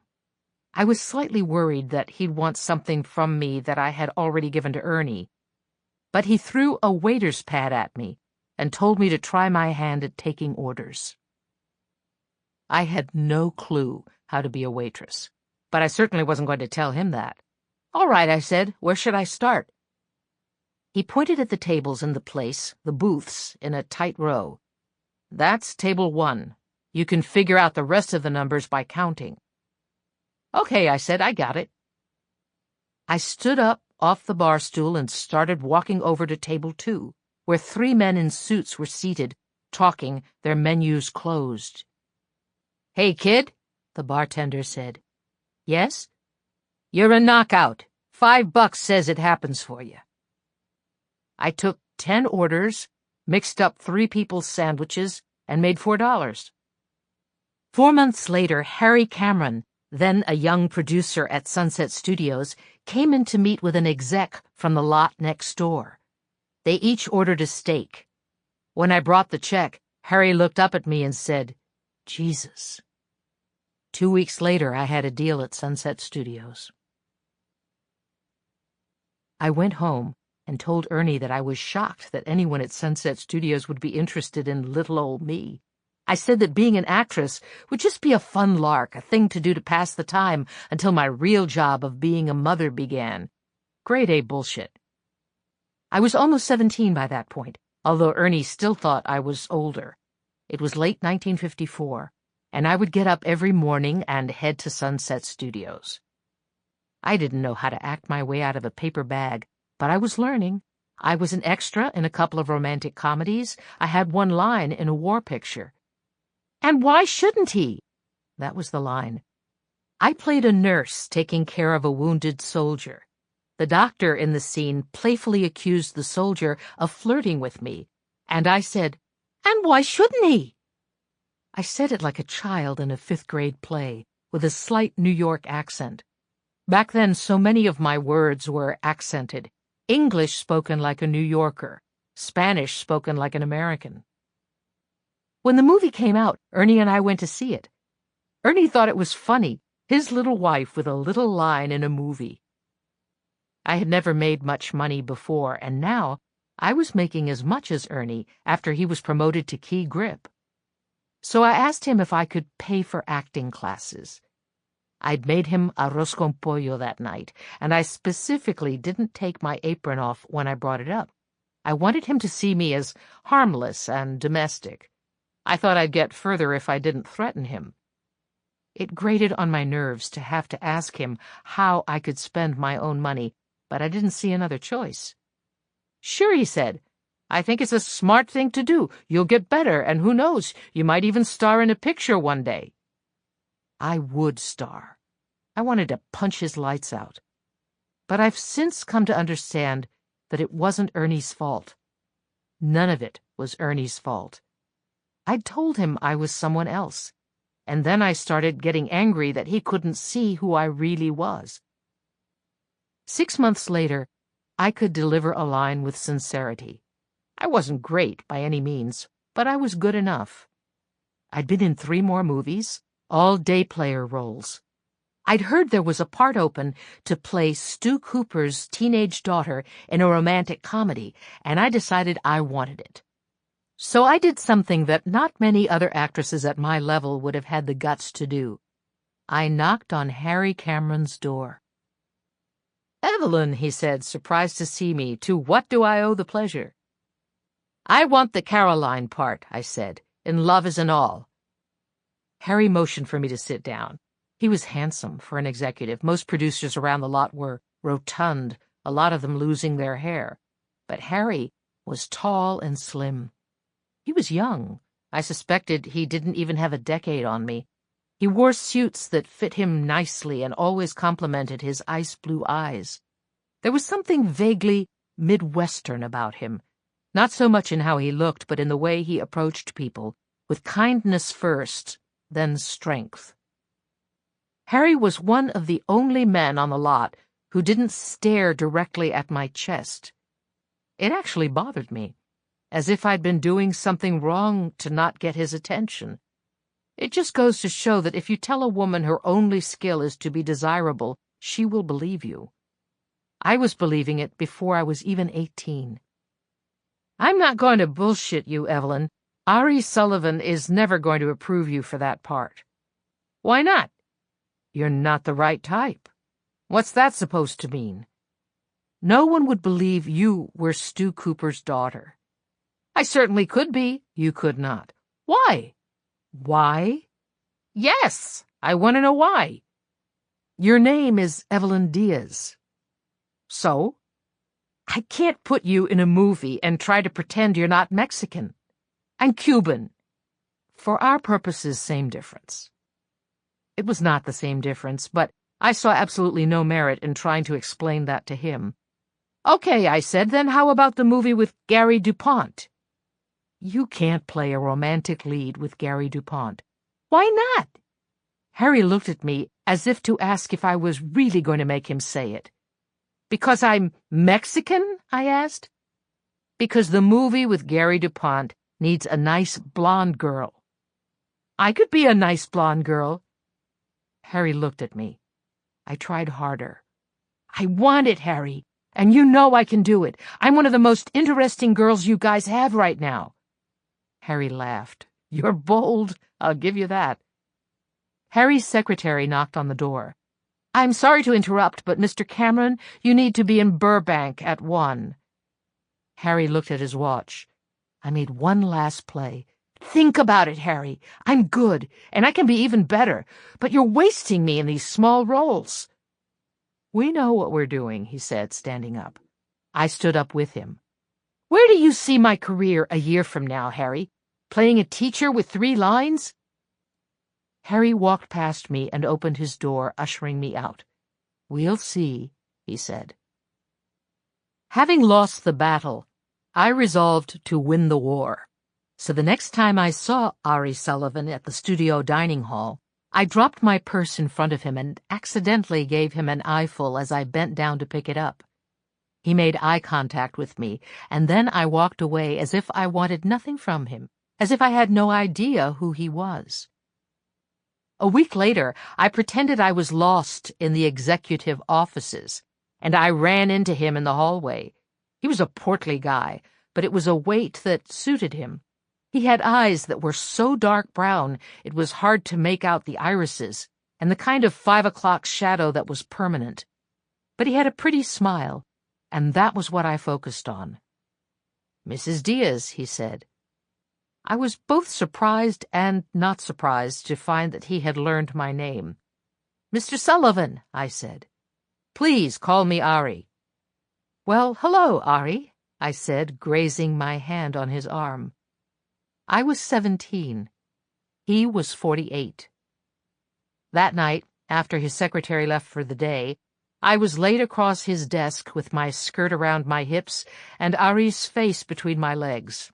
It turned out Ari had a fetish for orally pleasing underage girls. After about 7 minutes of it, I pretended to erupt in reckless pleasure. I couldn't tell you whether it was any good, but I was happy to be there because I knew it was going to get me what I wanted.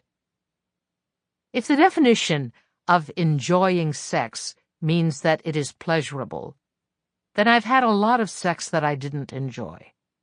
But if we're defining it as being happy to have made the trade, then, well, I haven't had much I hated. When I left, I saw the row of Oscars that Ari had sitting in his office. I told myself that one day I'd get one too.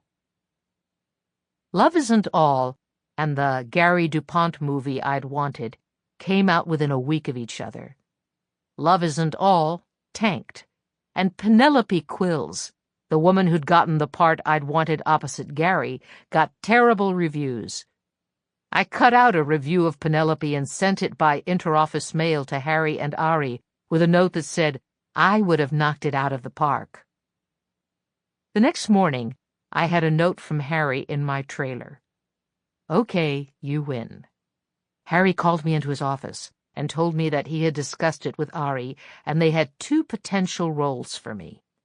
I could play an Italian heiress as the 4th lead in a war romance, or I could play Jo in Little Women. I knew what it would mean, playing Jo. I knew Jo was a white woman, and still I wanted it. I hadn't gotten on my back just to take a baby step. Jo, I said, give me Jo. And in so doing, I set the star machine in motion. Harry introduced me to studio stylist Gwendolyn Peters. Gwen bleached my hair and cut it into a shoulder-length bob. She shaped my eyebrows. She plucked my widow's peak. I met with a nutritionist who made me lose 6 pounds exactly, mostly by taking up smoking and replacing some meals with cabbage soup. I met with an elocutionist who got rid of the New York in my English and who banished Spanish entirely. And then, of course, there was the 3-page questionnaire I had to fill out about my life until then. What did my father do for a living? What did I like to do in my spare time? Did I have any pets? When I turned in my honest answers, the researcher read it in one sitting and said, "Oh, no. This won't do at all. From now on, your mother died in an accident, leaving your father to raise you. He worked as a builder in Manhattan, and on weekends during the summer, he'd take you to Coney Island. If anyone asks, you love tennis and swimming, and you have a St. Bernard named Roger." I sat for at least 100 publicity photos, me with my new blonde hair, my trimmer figure, my whiter teeth. You wouldn't believe the things they made me model. smiling at the beach, playing golf, running down the street being tugged by a St. Bernard that someone borrowed from a set decorator. There were photos of me salting a grapefruit, shooting a bow and arrow, getting on a fake airplane. Don't even get me started on the holiday photos. It would be a sweltering hot September day, and I'd be sitting there in a red velvet dress, next to a fully lit Christmas tree, pretending to open a box that contained a brand-new baby kitten. The wardrobe people were consistent and militant about how I was dressed, per Harry Cameron's orders, and that look always included a tight sweater buttoned up just right. I wasn't blessed with an hourglass figure. My ass might as well have been a flat wall. You could hang a picture on it. It was my chest that kept men's interest. And women admired my face. To be honest, I'm not sure when I figured out the exact angle we were all going for, but it was sometime during those weeks of photo shoots that it hit me. I was being designed to be two opposing things, a complicated image that was hard to dissect but easy to grab onto. I was supposed to be both naive and erotic. It was as if I was too wholesome to understand the unwholesome thoughts you were having about me. It was bullshit, of course, but it was an easy act to put on. Sometimes I think the difference between an actress and a star is that the star feels comfortable being the very thing the world wants her to be. And I felt comfortable appearing both innocent and suggestive. When the pictures got developed, Harry Cameron pulled me into his office. I knew what he wanted to talk about. I knew there was one remaining piece that needed to be put into place. "What about Amelia Dawn? That has a nice ring to it, doesn't it?" he said. The two of us were sitting in his office, him at his desk, me in the chair. I thought about it. "How about something with the initials E.H.?" I asked. I wanted to get something as close to the name my mother gave me, Evelyn Herrera, as I could. "Ellen Hennessy?" He shook his head. "No, too stuffy." I looked at him and sold him the line I'd come up with the night before, as if I'd just thought of it. "What about Evelyn Hugo?" Harry smiled. "Sounds French," he said. "I like it." I stood up and shook his hand, my blonde hair, which I was still getting used to, framing my sight. I turned the knob to his door, but Harry stopped me. "There's one more thing," he said. "Okay?" "I read your answers to the interview questions." He looked at me directly. "Ari is very happy with the changes you've made. He thinks you have a lot of potential. The studio thinks it would be a good idea if you went on a few dates. If you were seen around town with some guys like Pete Greer and Brick Thomas, maybe even Don Adler." Don Adler was the hottest actor at Sunset.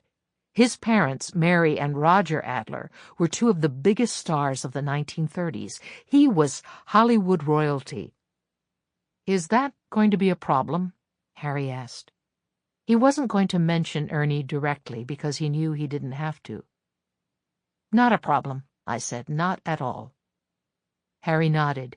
He handed me a business card. "Call Benny Morris. He's a lawyer over in the bungalows. Handled Ruby Riley's annulment from Mac Riggs. He'll help you straighten it out."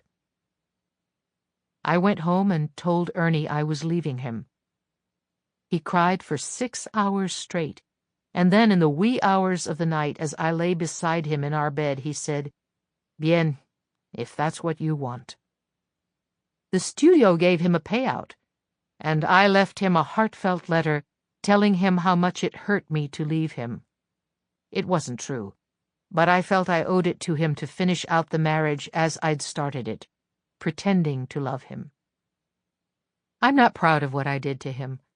It didn't feel casual to me, the way I hurt him. It didn't then, and it doesn't now. But I also know how badly I'd needed to leave Hell's Kitchen. I know what it feels like to not want your father to look at you too closely, lest he decides he hates you and hits you, or decides he loves you a little too much. And I know what it feels like to see your future ahead of you, the husband who's really just a new version of your father, surrendering to him in bed when it's the last thing you want to do, making only biscuits and canned corn for dinner because you don't have money for meat. So how can I condemn the 14-year-old girl who did whatever she could to get herself out of town? And how can I judge the 18-year-old who got herself out of that marriage once it was safe to do so? Ernie ended up remarried to a woman named Betty, who gave him 8 children. I believe he died in the early 90s, a grandfather many times over. He used the payout from the studio to put a down payment on a house in Mar Vista, not far from the Fox lot. I never heard from him again. So if we are going by the metric that all's well that ends well, then I guess it's safe to say that I'm not sorry. Evelyn, Grace says as she comes into the room, you have a dinner with Ronnie Bielman in an hour. I just wanted to remind you. Oh, right, Evelyn says. Thank you. She turns to me once Grace has left. How about we pick this up tomorrow, same time? Yeah, that's fine, I say, starting to gather my things. My left leg has fallen asleep, and I tap it against the hardwood to try to wake it up. How do you think it's going so far? Evelyn asks as she gets up and walks me out. You can make a story out of it. I can do anything, I say. Evelyn laughs and says, Good girl. How are things? My mom asks the moment I pick up the phone. She says things, but I know she means, how is your life without David? Fine, I say as I set my bag on the couch and walk toward the refrigerator. My mother cautioned me early on that David might not be the best man for me. He and I had been dating a few months when I brought him home to Encino for Thanksgiving. She liked how polite he was, how he offered to set and clear the table. But in the morning before he woke up on our last day in town, my mom told me she questioned whether David and I had a meaningful connection. She said she didn't see it. I told her she didn't need to see it, that I felt it. But her question stuck in my head. Sometimes it was a whisper, other times it echoed loudly.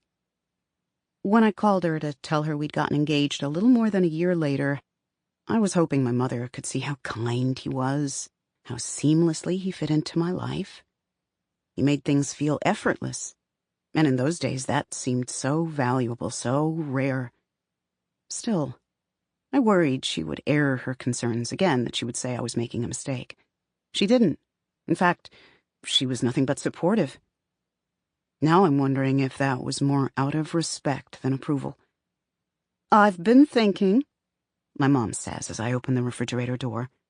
Or I should say, I've hatched a plan. I grab a bottle of Pellegrino, the plastic basket of cherry tomatoes, and the watery tub of burrata cheese. Oh, no, I say, what have you done? My mom laughs.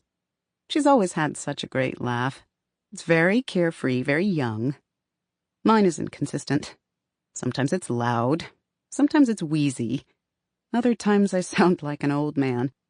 David used to say he thought my old man laugh was the most genuine, because no one in their right mind would want to sound like that. Now I'm trying to remember the last time it happened. I haven't done anything yet, my mom says. It's still in the idea phase, but I'm thinking I want to come visit.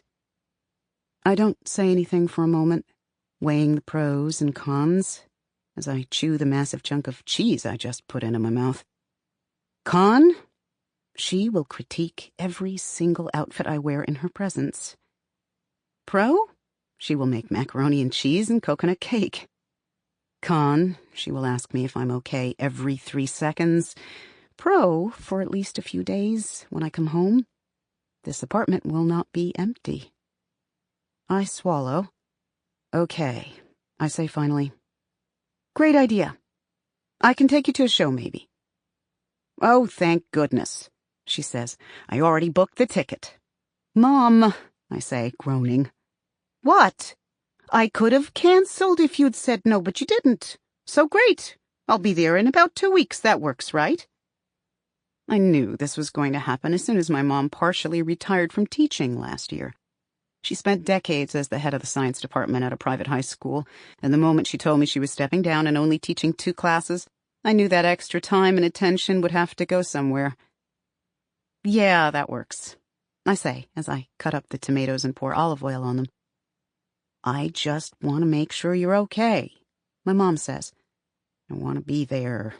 You shouldn't. I know, Mom, I say, cutting her off. I know. I get it. Thank you for coming. It will be fun. It won't be fun, necessarily, but it will be good. It's like going to a party when you've had a bad day. You don't want to go, but you know you should. You know that even if you don't enjoy it, it will do you good to get out of the house. Did you get the package I sent? She says. The package? With your dad's photos. Oh, no, I say. I didn't.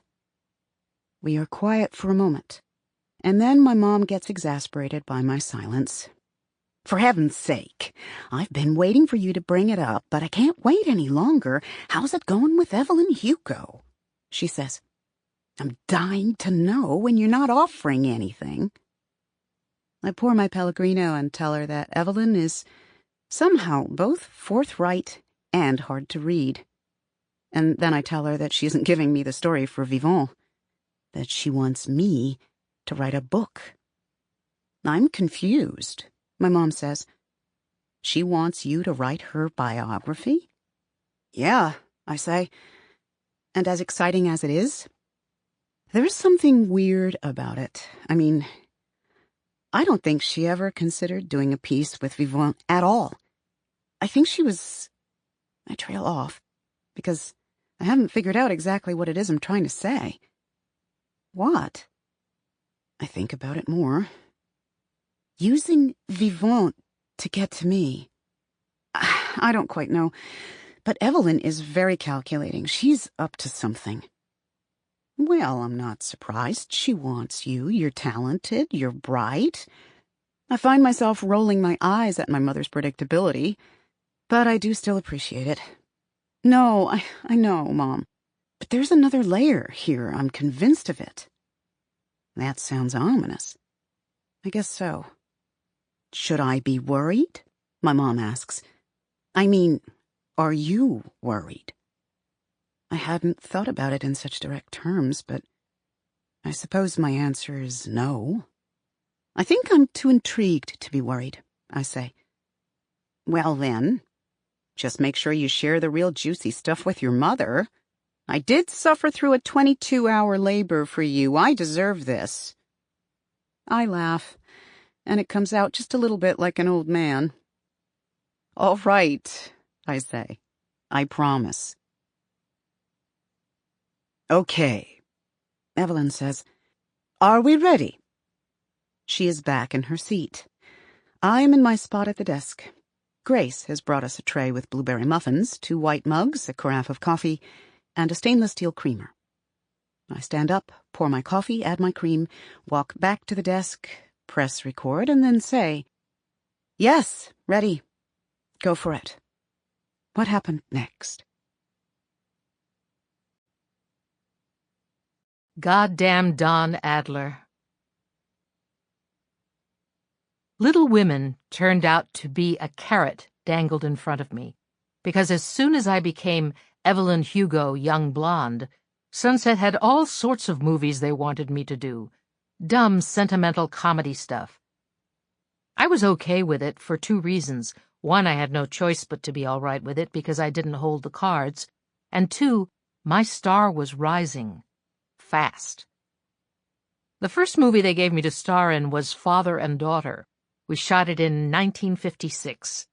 Ed Baker played my widowed father, and the 2 of us were falling in love with people at the same time, him with his secretary, me with his apprentice. During that time, Harry was really pushing for me to go out on a few dates with Brick Thomas. Brick was a former child star and a matinee idol who, honest to God, thought he might be the Messiah.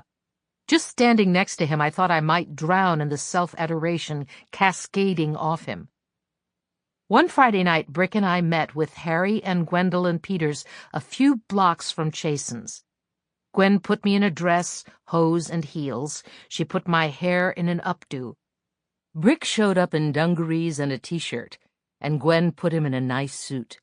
We drove Harry's brand-new crimson Cadillac Biarritz the half-mile to the front door. People were taking pictures of Brick and me before we even got out of the car. We were escorted to a circular booth where the two of us packed ourselves in tight together. I ordered a Shirley Temple. "How old are you, sweetheart?" Brick asked me. 18, I said. "So I bet you had my picture up on your wall, huh?" It took everything I had not to grab my drink and throw it right in his face. Instead, I smiled as politely as possible and said, "How do you know?" Photographers snapped shots as we sat together. We pretended not to see them, making it look as if we were laughing together, arm in arm. An hour later, we were back with Harry and Gwendolyn, changing into our normal clothes. Just before Brick and I said goodbye, he turned to me and smiled. "Gonna be a lot of rumors about you and me tomorrow," he said. "Sure are. Let me know if you want to make 'em true." I should have kept quiet. I should have just smiled nicely, but instead I said, "Don't hold your breath." Brick looked at me and laughed and then waved goodbye as if I hadn't just insulted him. "Can you believe that guy?" I said. Harry had already opened my door and was waiting for me to get into the car. "That guy makes us a lot of money," he said as I sat down. Harry got in on the other side and turned the key in the ignition, but didn't start driving. Instead, he looked at me. "I'm not saying you should be dallying around too much with these actors you don't like," he said. "But it would do you some good, if you liked one, if things progressed past a photo op or two. The studio would like it. The fans would like it." Naively, I had thought I was done pretending to like the attention of every man I came across. "Okay," I said rather petulantly. "I'll try." And while I knew it was the best thing to do for my career, I grinned through my teeth on dates with Pete Greer and Bobby Donovan. But then Harry set me up on a date with Don Adler, and I forgot why I would ever have resented the idea in the first place. Don Adler invited me out to Mocambo, without a doubt the hottest club in town, and he picked me up at my apartment. I opened the door to see him in a nice suit with a bouquet of lilies. He was just a few inches taller than me in my heels, light brown hair, hazel eyes, square jaw, the kind of smile that the moment you saw it made you smile. It was the smile his mother had been famous for, now on a handsomer face. "For you," he said, just a bit shyly. "Wow," I said, taking them from him. "They're gorgeous. Come in. I'll put them in some water." I was wearing a boat-neck, sapphire blue cocktail dress, my hair up in a chignon. I grabbed a vase from underneath the sink and turned the water on. "You didn't have to do all this," I said as Don stood in my kitchen waiting for me. "Well," he said, "I wanted to. I've been hounding Harry to meet you for a while, so it was the least I could do to make you feel special." I put the flowers on the counter. "Shall we?" Don nodded and took my hand. "I saw father and daughter," he said when we were in his convertible and headed over to the Sunset Strip. "Oh, yeah?" "Yeah. Ari showed me an early cut. He says he thinks it's going to be a big hit. Says he thinks you're going to be a big hit." "And what did you think?" We were stopped at a red light on Highland. Don looked at me. "I think you're the most gorgeous woman I've ever seen in my life." "Oh, stop," I said. I found myself laughing, blushing even. Truly, and a real talent, too. When the movie ended, I looked right at Ari and said, "That's the girl for me." "You did not," I said. Don put up his hand. Scout's honor. There's absolutely no reason a man like Don Adler should have a different effect on me from the rest of the men in the world. He was no more handsome than Brick Thomas, no more earnest than Ernie Diaz, and he could offer me stardom whether I loved him or not. But these things defy reason. I blame pheromones, ultimately. That and the fact that, at least at first, Don Adler treated me like a person. There are people who see a beautiful flower and rush over to pick it. They want to hold it in their hands. They want to own it. They want the flower's beauty to be theirs, to be within their possession, their control. Don wasn't like that. At least, not at first. Don was happy to be near the flower, to look at the flower, to appreciate the flower simply being. Here's the thing about marrying a guy like that, a guy like Don Adler back then. You're saying to him, this beautiful thing you've been happy to simply appreciate, well, now it's yours to own. Don and I partied the night away at the Macambo. It was a real scene, crowds outside packed tight as sardines trying to get in. Inside a celebrity playground, tables upon tables filled with famous people. High ceilings, incredible stage acts, and birds everywhere. Actual live birds in glass aviaries. Don introduced me to a few actors from MGM and Warner Brothers. I met Bonnie Lakeland, who had just gone freelance and made it big with Money Honey. I heard more than once someone refer to Don as the Prince of Hollywood, and I found it charming when he turned to me after the third time someone said it and whispered, "They are underestimating me. I'll be king one of these days." Don and I stayed at Macambo well past midnight, dancing together until our feet hurt. Every time a song ended, we said we were going to sit down, but once a new one started, we refused to leave the floor. He drove me home, the streets quiet at the late hour, the lights dim all over town. When we got to my apartment, he walked me to my door. He didn't ask to come in. He just said, "When can I see you again?" "Call Harry and make a date," I said. Don put his hand on the door. "No," he said. "Really. Me and you." "And the cameras?" I said. "If you want them there, fine," he said. "If you don't, neither do I." He smiled, a sweet, teasing smile. I laughed. "Okay," I said. "How about next Friday?" Don thought about it a second. "Can I tell you the truth about something?" "If you must." "I'm scheduled to go to the Trocadero with Natalie Ember next Friday night." "Oh." "It's the name, the Adler name. Sunset's trying to squeeze all the fame out of me that they can." I shook my head. "I don't think it's just the name," I told him. "I've seen Brothers in Arms. You're great. The whole audience loved you." Don looked at me shyly and smiled. "You really think so?" I laughed. He knew it was true. He just liked hearing it come out of my mouth. "I won't give you the satisfaction," I said. "I wish you would."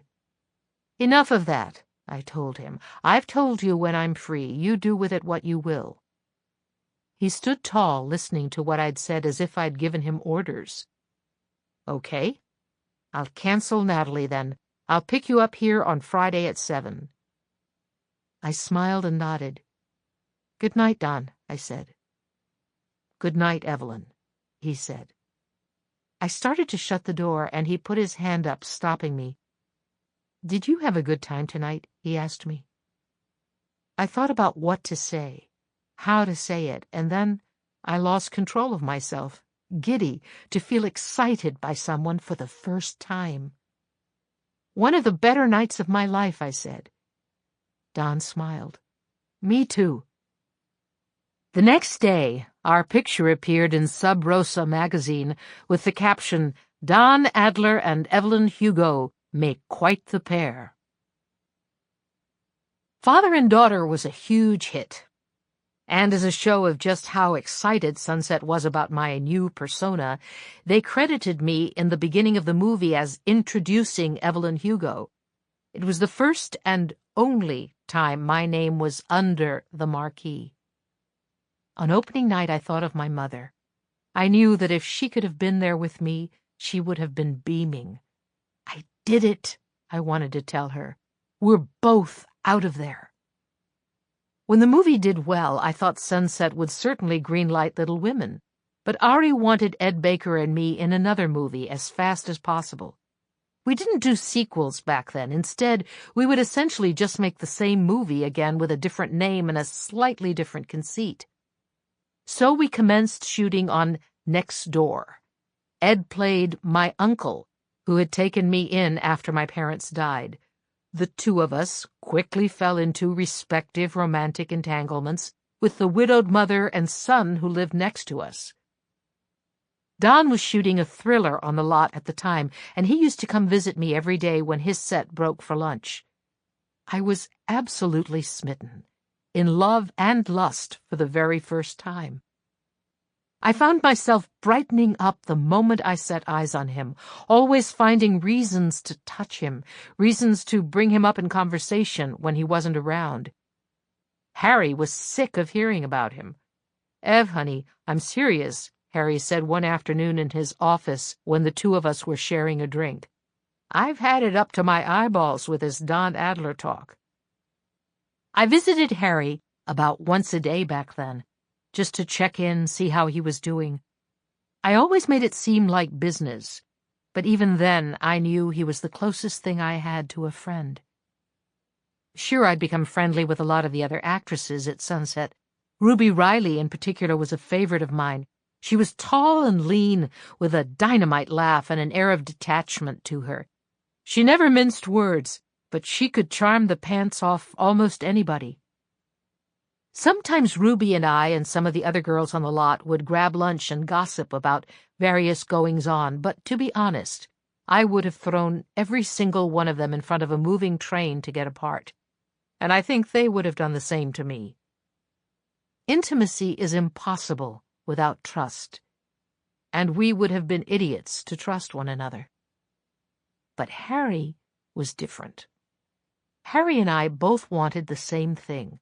We wanted Evelyn Hugo to be a household name. Also, we just liked each other. "We can talk about Don, or we can talk about when you're greenlighting Little Women," I said teasingly. Harry laughed. "It's not up to me, you know that." "Well, why is Ari dragging his feet?" "You don't want to do Little Women right now," Harry says. "It's better if you give it a few months." "I most certainly do want to do it right now." Harry shook his head and stood up, pouring himself another glass of scotch. He didn't offer me a second martini, and I knew it was because he knew I shouldn't have had the first one to begin with. "You could really be big," Harry said. "Everybody's saying so. If Next Door does as well as Father and Daughter, and you and Don keep going on the way you have been, you could be a big deal." "I know," I said. "That's what I'm banking on." "You want Little Women to come out just when people are thinking you only know how to do one thing." "What do you mean?" "You had a huge hit with Father and Daughter. People know you can be funny. They know you're adorable. They know they liked you in that picture." "Sure." "Now you're going to do it again. You're going to show them that you can recreate the magic. You're not just a one-trick pony." "All right. Maybe you do a picture with Don. After all, they can't print pictures of the two of you dancing at Ciro's or the Trocadero fast enough." "But hear me out. You and Don do a picture. A matinee romance, maybe. Something where all the girls want to be you and all the boys want to be with you." "Fine. And just when everyone is thinking they know you, that they get Evelyn Hugo, you play Joe. You knock everybody's socks off. Now the audience is going to think to themselves, 'I knew she was something special.'" "But why can't I just do Little Women now, and they'll think that now?" Harry shook his head. because you have to give them time to invest in you. You have to give them time to get to know you. You're saying I should be predictable. I'm saying you should be predictable and then do something unpredictable, and they'll love you forever. I listened to him, thought about it. You're just feeding me a line, I said. Harry laughed. Look, this is Ari's plan. Like it or not, he wants you in a few more pictures before he's going to give you Little Women. But he is going to give you Little Women. All right, I said. What choice did I have, really? My contract with Sunset was for another 3 years. If I caused too much trouble, they had an option to drop me at any time. They could loan me out, force me to take projects, put me on leave without pay, you name it. They could do anything they wanted. Sunset owned me. Your job now, Harry said, is to see if you can make a real go of it with Don. It's in both of your best interests. I laughed. Oh, now you want to talk about Don. Harry smiled. I don't want to sit here and listen to you talk about how dreamy he is. That's boring. I want to know if the two of you might be ready to make it official. Don and I had been seen around town, our photos taken at every hot spot in Hollywood, dinner at Dan Tana's, lunch at the Vine Street Derby, tennis at the Beverly Hills Tennis Club, and we knew what we were doing, parading around in public. I needed Don's name mentioned in the same sentences as mine, and Don needed to look like he was a part of the new Hollywood. Photos of the two of us double dating with other stars went a long way toward solidifying his image as a man about town. But he and I never talked about any of that, because we were genuinely happy to be around each other. The fact that it was helping our careers felt like a bonus. The night of the premiere of his movie Big Trouble, Don picked me up wearing a slick dark suit and holding a Tiffany box. What's this? I asked him. I was wearing a black and purple floral Christian Dior. Open it, Don said, smiling. Inside was a giant platinum and diamond ring. It was braided on the sides with a square-cut jewel in the middle. I gasped. Are you... I knew it had been coming, if only because I knew Don wanted to sleep with me so bad it was nearly killing him. I'd been resisting him despite his very overt advances, but it was getting harder to do. The more we kissed in dark places, the more we found ourselves alone in the backs of limousines, the harder it was for me to push him away. I'd never had that feeling before, physical yearning. I'd never felt what it is to ache to be touched. Until dawn. I would find myself next to him, desperate to feel his hands on my bare skin. And I loved the idea of making love to someone. I'd had sex before, but it had never meant anything to me. I wanted to make love to Don. I loved him, and I wanted us to do it right. And here it was, a marriage proposal.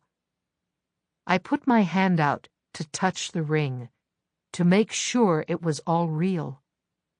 Don shut the box before I could. I'm not asking you to marry me, he said. What? I felt foolish. I'd allowed myself to dream too big. Here I was, Evelyn Herrera, parading around as if my name was Evelyn Hugo and I could marry a movie star. At least not yet. I tried to hide my disappointment. Have it your way, then, I said, turning away from him to grab my clutch. Don't be sour, Don said. Who's sour? I said. We walked out of my apartment and I shut the door behind me. I'm going to ask you tonight. His voice was pleading, nearly apologetic, at the premiere, in front of everyone. I softened. I just wanted to make sure. I wanted to know. Don grabbed my hand and got down on one knee. He didn't open the ring box again. He just looked at me sincerely. Will you say yes? We should go, I said. You can't be late to your own movie. Will you say yes? That's all I need to know. I looked right at him and said, Yes, you dumb fool, I'm mad for you. He grabbed me and kissed me. It hurt a little. His teeth hit my lower lip. I was going to get married. To someone I loved this time. To someone who made me feel the way I was pretending to feel in the movies. What could be any further from that tiny, sad apartment in Hell's Kitchen than this? An hour later, on the red carpet, in a sea of photographers and publicists, Don Adler got down on one knee. "Evelyn Hugo, will you marry me?" I cried and nodded. He stood up and put the ring on my finger, and then he picked me up and spun me in the air. As Don put me back down, I saw Harry Cameron by the theater door, clapping for us. He gave me a wink. Sub Rosa, March 4th, 1957. Dawn and Ev for Ev. You heard it here first, folks. Hollywood's newest it couple, Dawn Adler and Evelyn Hugo, are tying the knot. The most eligible of eligible bachelors has chosen none other than the sparkling blonde starlet to be his bride. The two have been seen canoodling and cavorting all over, and now they've decided to make it official.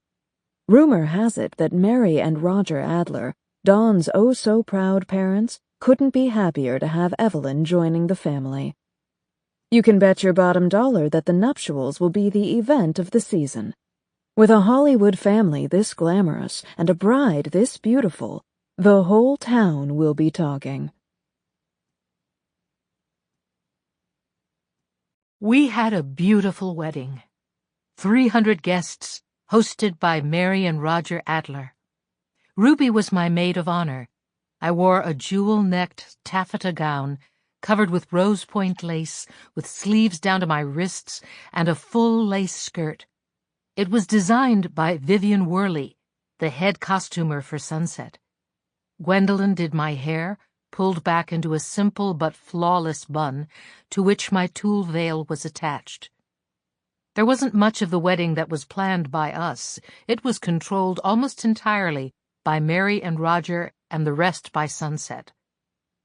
Don was expected to play the game exactly the way his parents wanted it played. Even then I could tell he was eager to get out of their shadow, to eclipse their stardom with his own. Don had been raised to believe that fame was the only power worth pursuing. And what I loved about him was that he was ready to become the most powerful person in any room by becoming the most adored. And while our wedding night might have been at the whim of others, our love and our commitment to each other felt sacred. When Don and I looked into each other's eyes and held hands as we said "I do" at the Beverly Hills Hotel, it felt like it was just the two of us up there, despite being surrounded by half of Hollywood. Toward the end of the night, after the wedding bells and our announcement as a married couple, Harry pulled me aside. He asked me how I was doing. "I'm the most famous bride in the world right now," I said. "I'm great." Harry laughed. "You'll be happy?" he asked, "with Don? He's going to take good care of you?" "I have no doubt about it." I believed in my heart that I'd found someone who understood me, or at least understood the me I was trying to be. At the age of 19, I thought Don was my happy ending. Harry put his arm around me and said, "I'm happy for you, kid." I grabbed his hand before he could pull it away. I'd had 2 glasses of champagne and I was feeling fresh. "How come you never tried anything?" I asked him. "We've known each other a few years now, not even a kiss on the cheek." "I'll kiss you on the cheek if you want," Harry said, smiling. "Not what I mean, and you know it." "Did you want something to happen?" he asked me. I wasn't attracted to Harry Cameron, despite the fact that he was a categorically attractive man. "No," I said, "I don't think I did." "But you wanted me to want something to happen." I smiled. "And what if I did? Is that so wrong? I'm an actress, Harry. Don't you forget that." Harry laughed. You have actress written all over your face. I remember it every single day. Then why, Harry? What's the truth? Harry took a sip of his scotch and took his arm off me. It's hard to explain. Try. You're young. I waved him off. Most men don't seem to have any problem with a little thing like that. My own husband is 7 years older than me. I looked over to see Don swaying with his mother on the dance floor. Mary was still gorgeous in her 50s. She'd come to fame during the silent film era and did a few talkies before retiring. She was tall and intimidating, with a face that was striking more than anything. Harry took another swig of his scotch and put the glass down. He looked thoughtful. It's a long and complicated story, but suffice it to say you've just never been my type. The way he said it, I knew he was trying to tell me something. Harry wasn't interested in girls like me. Harry wasn't interested in girls at all. You're my best friend in the world, Harry, I said. Do you know that? He smiled. I got the impression he did so because he was charmed and because he was relieved. He'd revealed himself, however, vaguely, and I was meeting him with acceptance, however indirectly. Am I really? He asked. I nodded. Well then, you'll be mine. I raised my glass to him. Best friends tell each other everything, I said. He smiled, raising his own glass. I don't buy that, he teased. Not for 1 minute. Don came over and interrupted us. Would you mind terribly, Cameron, if I danced with my bride? Harry put his hands up as if in surrender. She's all yours. That she is. I took Don's hand, and he twirled me around to the dance floor. He looked right into my eyes. He really looked at me, really saw me. Do you love me, Evelyn Hugo? He asked. More than anything in the world. Do you love me, Don Adler? I love your eyes and your tits and your talent. I love the fact that you've got absolutely no ass on you. I love everything about you, so to say yes would be an understatement. I laughed and kissed him. We were surrounded by people, packed onto the dance floor. His father, Roger, was smoking a cigar with Ari Sullivan in the corner. I felt 1,000,000 miles away from my old life, the old me, that girl who needed Ernie Diaz for anything at all. Don pulled me close and put his mouth to my ear, whispering, Me and you, we will rule this town. We were married for 2 months before he started hitting me. 6 weeks into our marriage, Don and I shot a weepy on location in Puerto Vallarta. Called One More Day, it was about a rich girl, Diane, who spends the summer with her parents at their second home, and the local boy, Frank, who falls in love with her. Naturally, they can't be together because her parents don't approve. The first weeks of my marriage to Don had been nearly blissful. We bought a house in Beverly Hills and had it decorated in marble and linen. We had pool parties nearly every weekend, drinking champagne and cocktails all afternoon and into the night. Don made love like a king, truly, with the confidence and power of someone in charge of a fleet of men. I melted underneath him. In the right moment for him, I'd have done anything he wanted. He had flipped a switch in me, a switch that changed me from a woman who saw making love as a tool into a woman who knew that making love was a need. I needed him. I needed to be seen. I came alive under his gaze. Being married to Don had shown me another side of myself, a side I was just getting to know, a side I liked. When we got to Puerto Vallarta, we spent a few days in town before shooting. We took our rented boat out into the water. We dived into the ocean. We made love in the sand. But as we started shooting and the daily stresses of Hollywood started fracturing our newlywed cocoon, I could tell the tide was turning. Don's last movie, The Gun at Point Doom, wasn't doing well at the box office. It was his first time in a Western, his first crack at playing an action hero. Photo Moment had just published a review saying, "Don Adler is no John Wayne." Hollywood Digest wrote, "Adler looks like a fool holding a gun." I could tell it was bothering him, making him doubt himself. Establishing himself as a masculine action hero was a vital part of his plan. His father had mostly played the straight man in madcap comedies, a clown. Don was out to prove he was a cowboy. It did not help that I had just won an Audience Appreciation Award for Best Rising Star. On the day we shot the final goodbye, where Diane and Frank kiss one last time on the beach, Don and I woke up in our rented bungalow, and he told me to make him breakfast.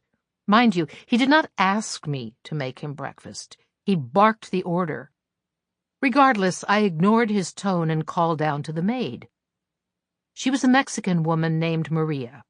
When we had first arrived, I was unsure if I should speak Spanish to the local people, and then, without ever making a formal decision about it, I found myself speaking slow, over-enunciated English to everyone. "Maria, will you please make Mr. Adler some breakfast?" I said into the phone. And then I turned to Don and said, "What would you like, some coffee and eggs?"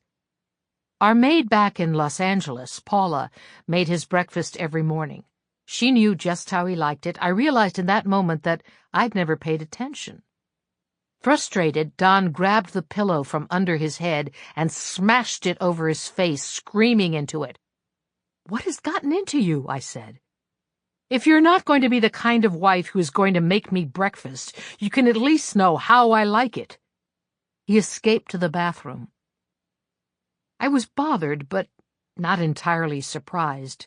I had quickly learned that Don was only kind when he was happy, and he was only happy when he was winning. I had met him on a winning streak, married him as he was ascending.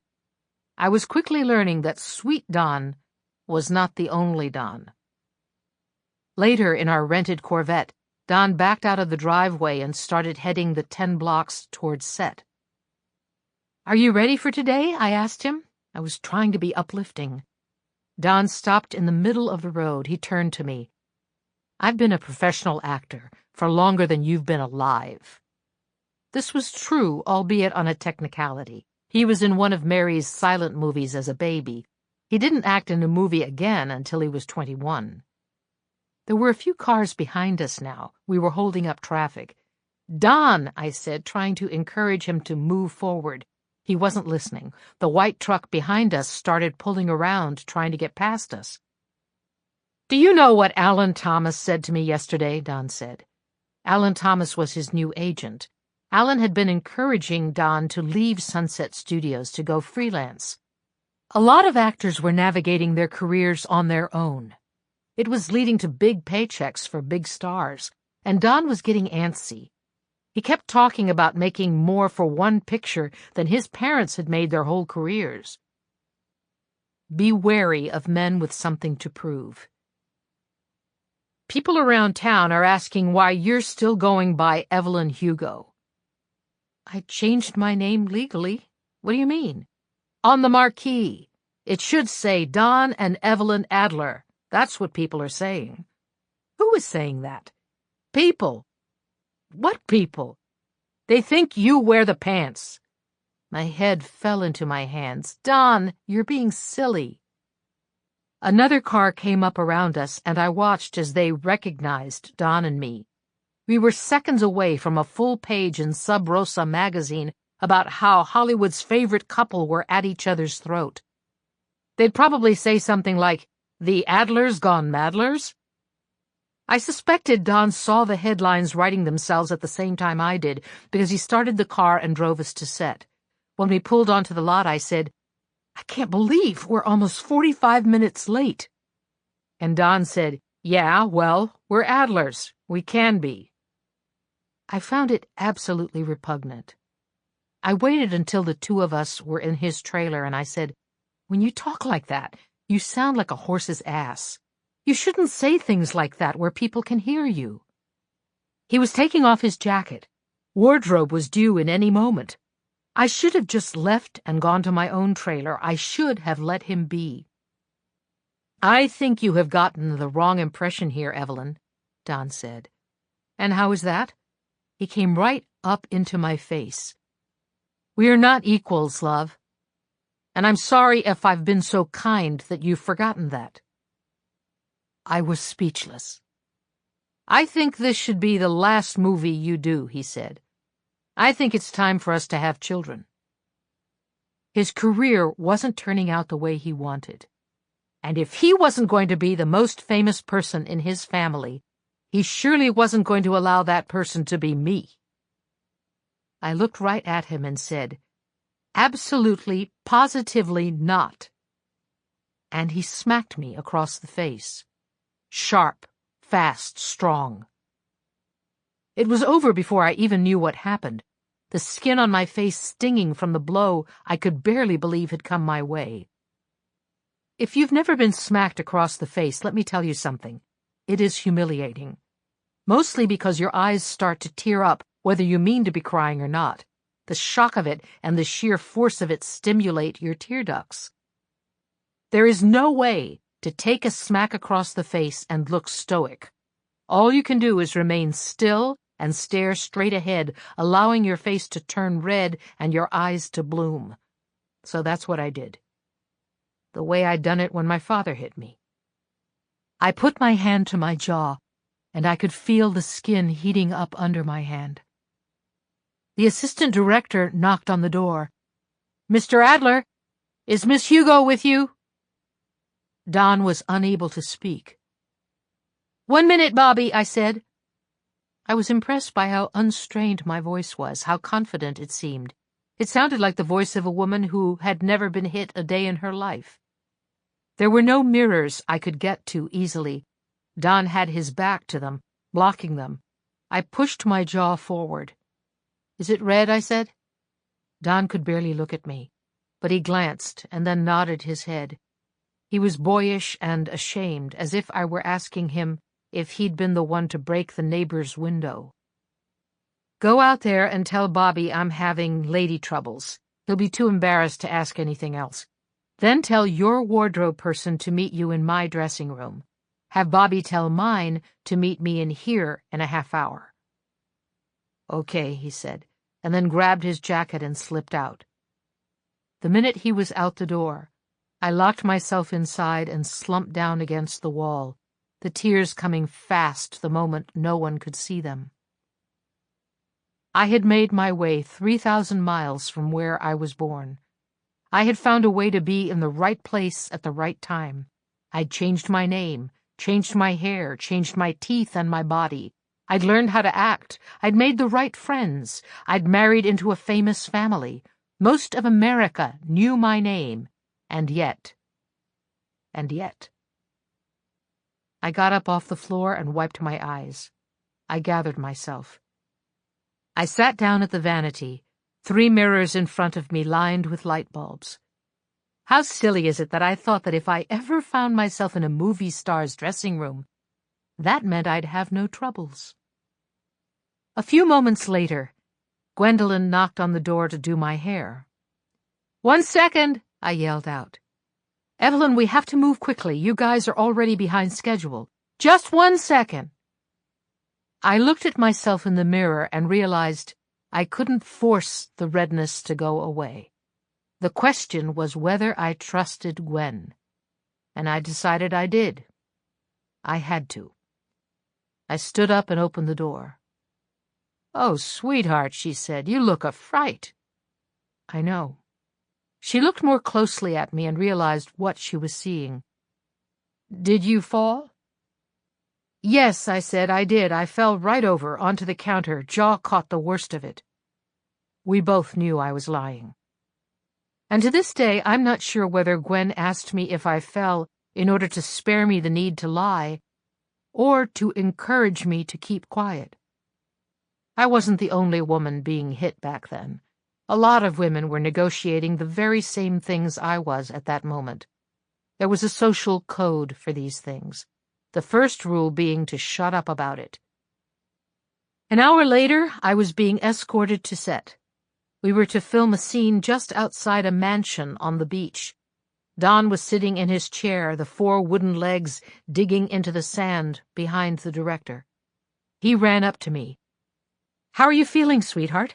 His voice was so chipper, so consoling that for a moment I thought he had forgotten what happened. "I'm fine. Let's get on with it." We took our places. The sound guy mic'd us. The grips made sure we were lit properly.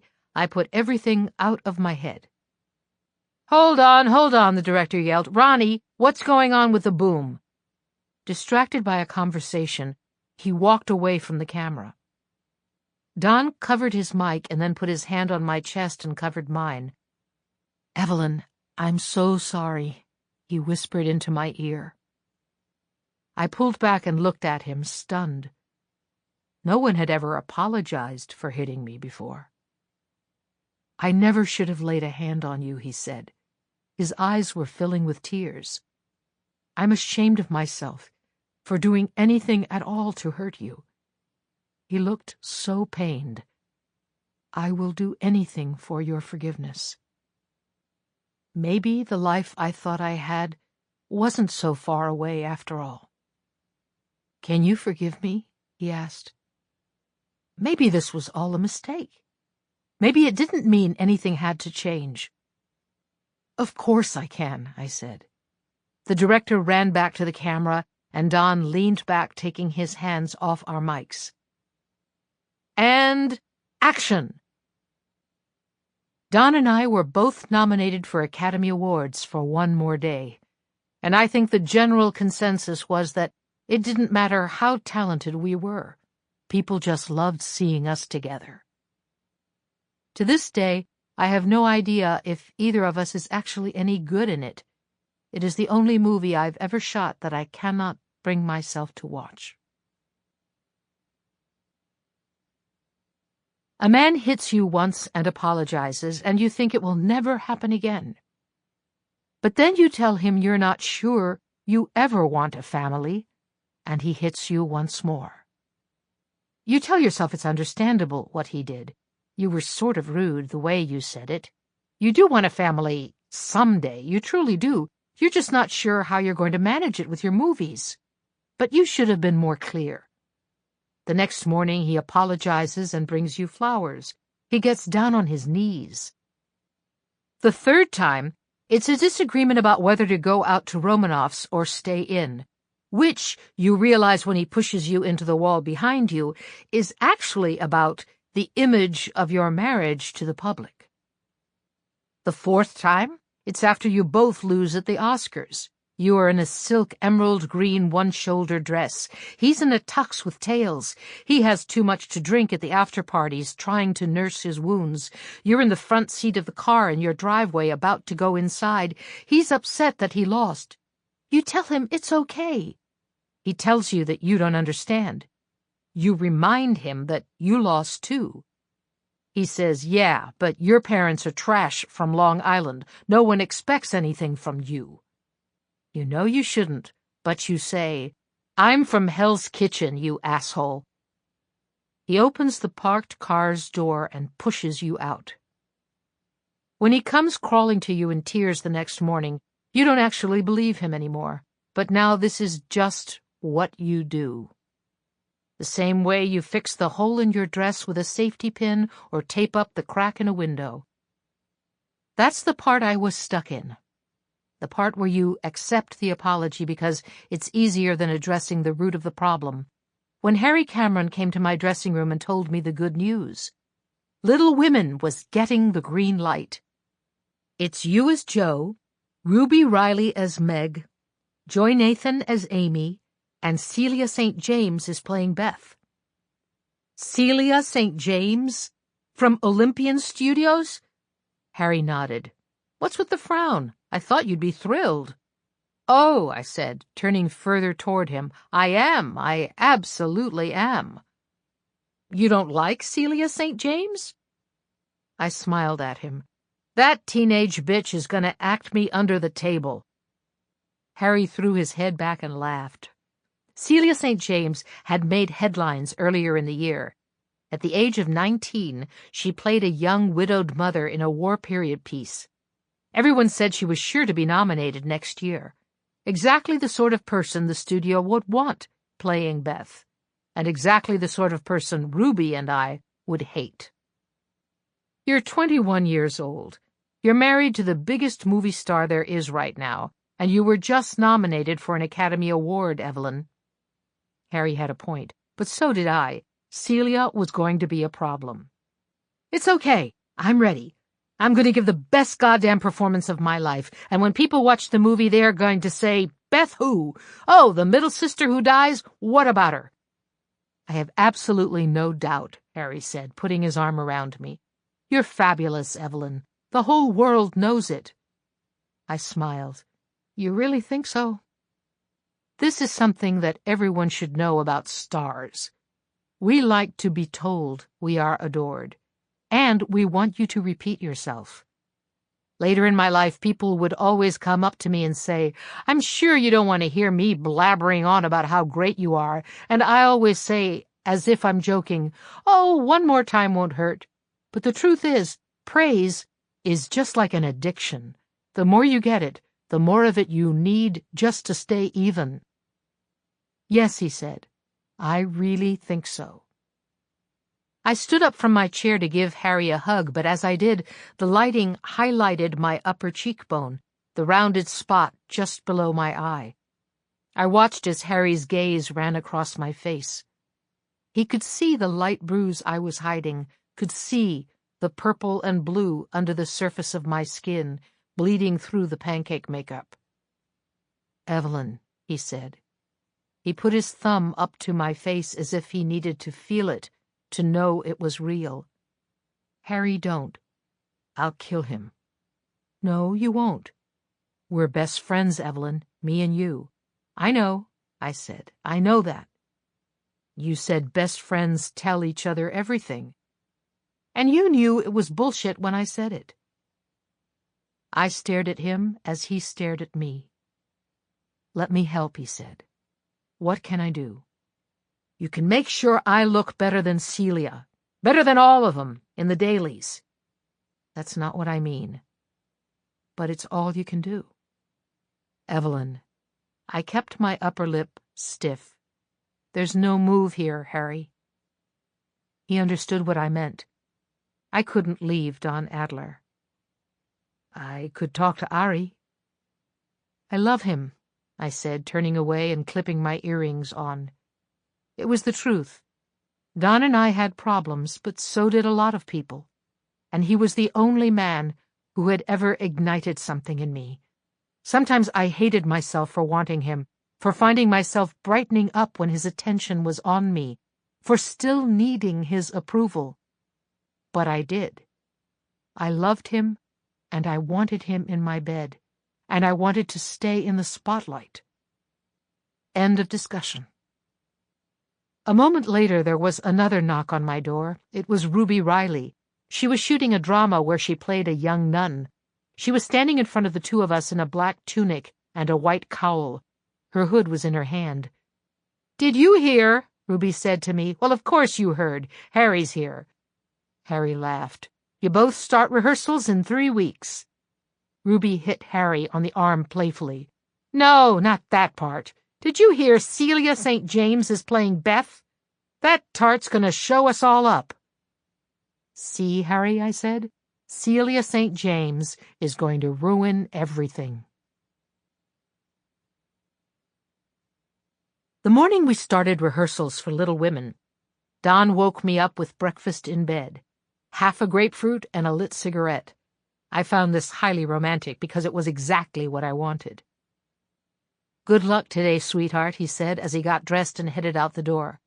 "I know you'll show Celia St. James what it really means to be an actress." I smiled and wished him a good day. I ate the grapefruit and left the tray in bed as I got into the shower. When I got out, our maid Paula was in the bedroom cleaning up after me. She was picking the butt of my cigarette off the duvet, I'd left it on the tray, but it must have fallen. I didn't keep a neat house. My clothes from last night were on the floor. My slippers were on top of the dresser. My towel was in the sink. Paula had her work cut out for her, and she didn't find me particularly charming. That much was clear. "Can you do that later?" I said to her. "I'm terribly sorry, but I'm in a rush to get to set." She smiled politely and left. I wasn't in a rush, really. I just wanted to get dressed, and I wasn't going to do that in front of Paula. I didn't want her to see that there was a bruise, dark purple and yellowing on my ribs. Don had pushed me down the stairs 9 days before. Even as I say it, all these years later, I feel the need to defend him, to say that it wasn't as bad as it sounds, that we were toward the bottom of the stairs, and he gave me a shove that bumped me down about 4 steps and onto the floor. Unfortunately, the table by the door where we kept the keys and the mail is what caught my fall. I landed on it on my left side, the handle on the top drawer getting me right in the rib cage. When I said that I thought I might have broken a rib, Don said, "Oh, no, honey, are you all right?" As if he wasn't the one who pushed me. Like an idiot, I said, "I think I'm fine." The bruise wasn't going away quickly. Paula burst back in through the door a moment later. "Sorry, Mrs. Adler, I forgot the—" I panicked. "For heaven's sake, Paula, I asked you to leave." She turned around and walked out. And what pissed me off more than anything was that if she was going to sell a story, why wasn't it that one? Why didn't she tell the world that Don Adler was beating his wife? Why instead did she come after me? 2 hours later, I was on the set of Little Women. The soundstage had been turned into a New England cabin, complete with snow on the windows. Ruby and I were united in our fight against Celia St. James stealing the movie from us, despite the fact that anyone who plays Beth leaves the audience reaching for the hankies. You can't tell an actress that a rising tide lifts all boats. It doesn't work that way for us. But on the first day of rehearsals, as Ruby and I hung out by craft services and drank coffee, it became clear that Celia St. James had absolutely no idea how much we all hated her. "Oh, God," she said, coming up to Ruby and me, "I'm so scared." She was wearing gray trousers and a pale pink, short-sleeved sweater. She had a childlike girl-next-door kind of face. Big, round, pale blue eyes, long lashes, Cupid's bow lips, long strawberry red hair. She was simplicity perfected. I was the sort of beautiful that women knew they could never truly emulate. Men knew they would never even get close to a woman like me. Ruby was the elegant, aloof sort of beauty. Ruby was cool. Ruby was chic. But Celia was the sort of beautiful that felt as if you could hold it in your hands. Like if you played your cards right, you might just get to marry a girl like Celia St. James. Ruby and I both were aware of what kind of power that is. Accessibility. Celia toasted a piece of bread at the craft services table and slathered it with peanut butter and then bit into it. "What on earth are you scared of?" Ruby said. "I have no idea what I'm doing," Celia said. "Celia, you can't really expect us to fall for this aw-shucks routine," I said. She looked at me, and the way she did it made me feel as if no one had ever really looked at me before. Not even Don. "That hurts my feelings," she said. I felt a little bit bad. But I certainly wasn't going to let on. "I didn't mean anything by it," I said. "Yes, you absolutely did," Celia said. "I think you're a bit of a cynic." Ruby, that fair-weather friend, pretended to hear the AD calling for her and took off. "I just have a hard time believing a woman the entire town is saying will be nominated next year is doubting her ability to play Beth March. It's the chewiest, most likable role in the whole thing." "If it's such a sure thing, then why didn't you take it?" she asked me. I'm too old, Celia, but thank you for that. Celia smiled, and I realized I'd played right into her hands. That's when I started to take a liking to Celia St. James. Let's pick up here tomorrow, Evelyn says. The sun set long ago. As I look around, I notice the remains of breakfast, lunch, and dinner scattered across the room. Okay, I say. By the way, she adds as I start to pack up, my publicist got an email today from your editor, inquiring about a photo shoot for the June cover.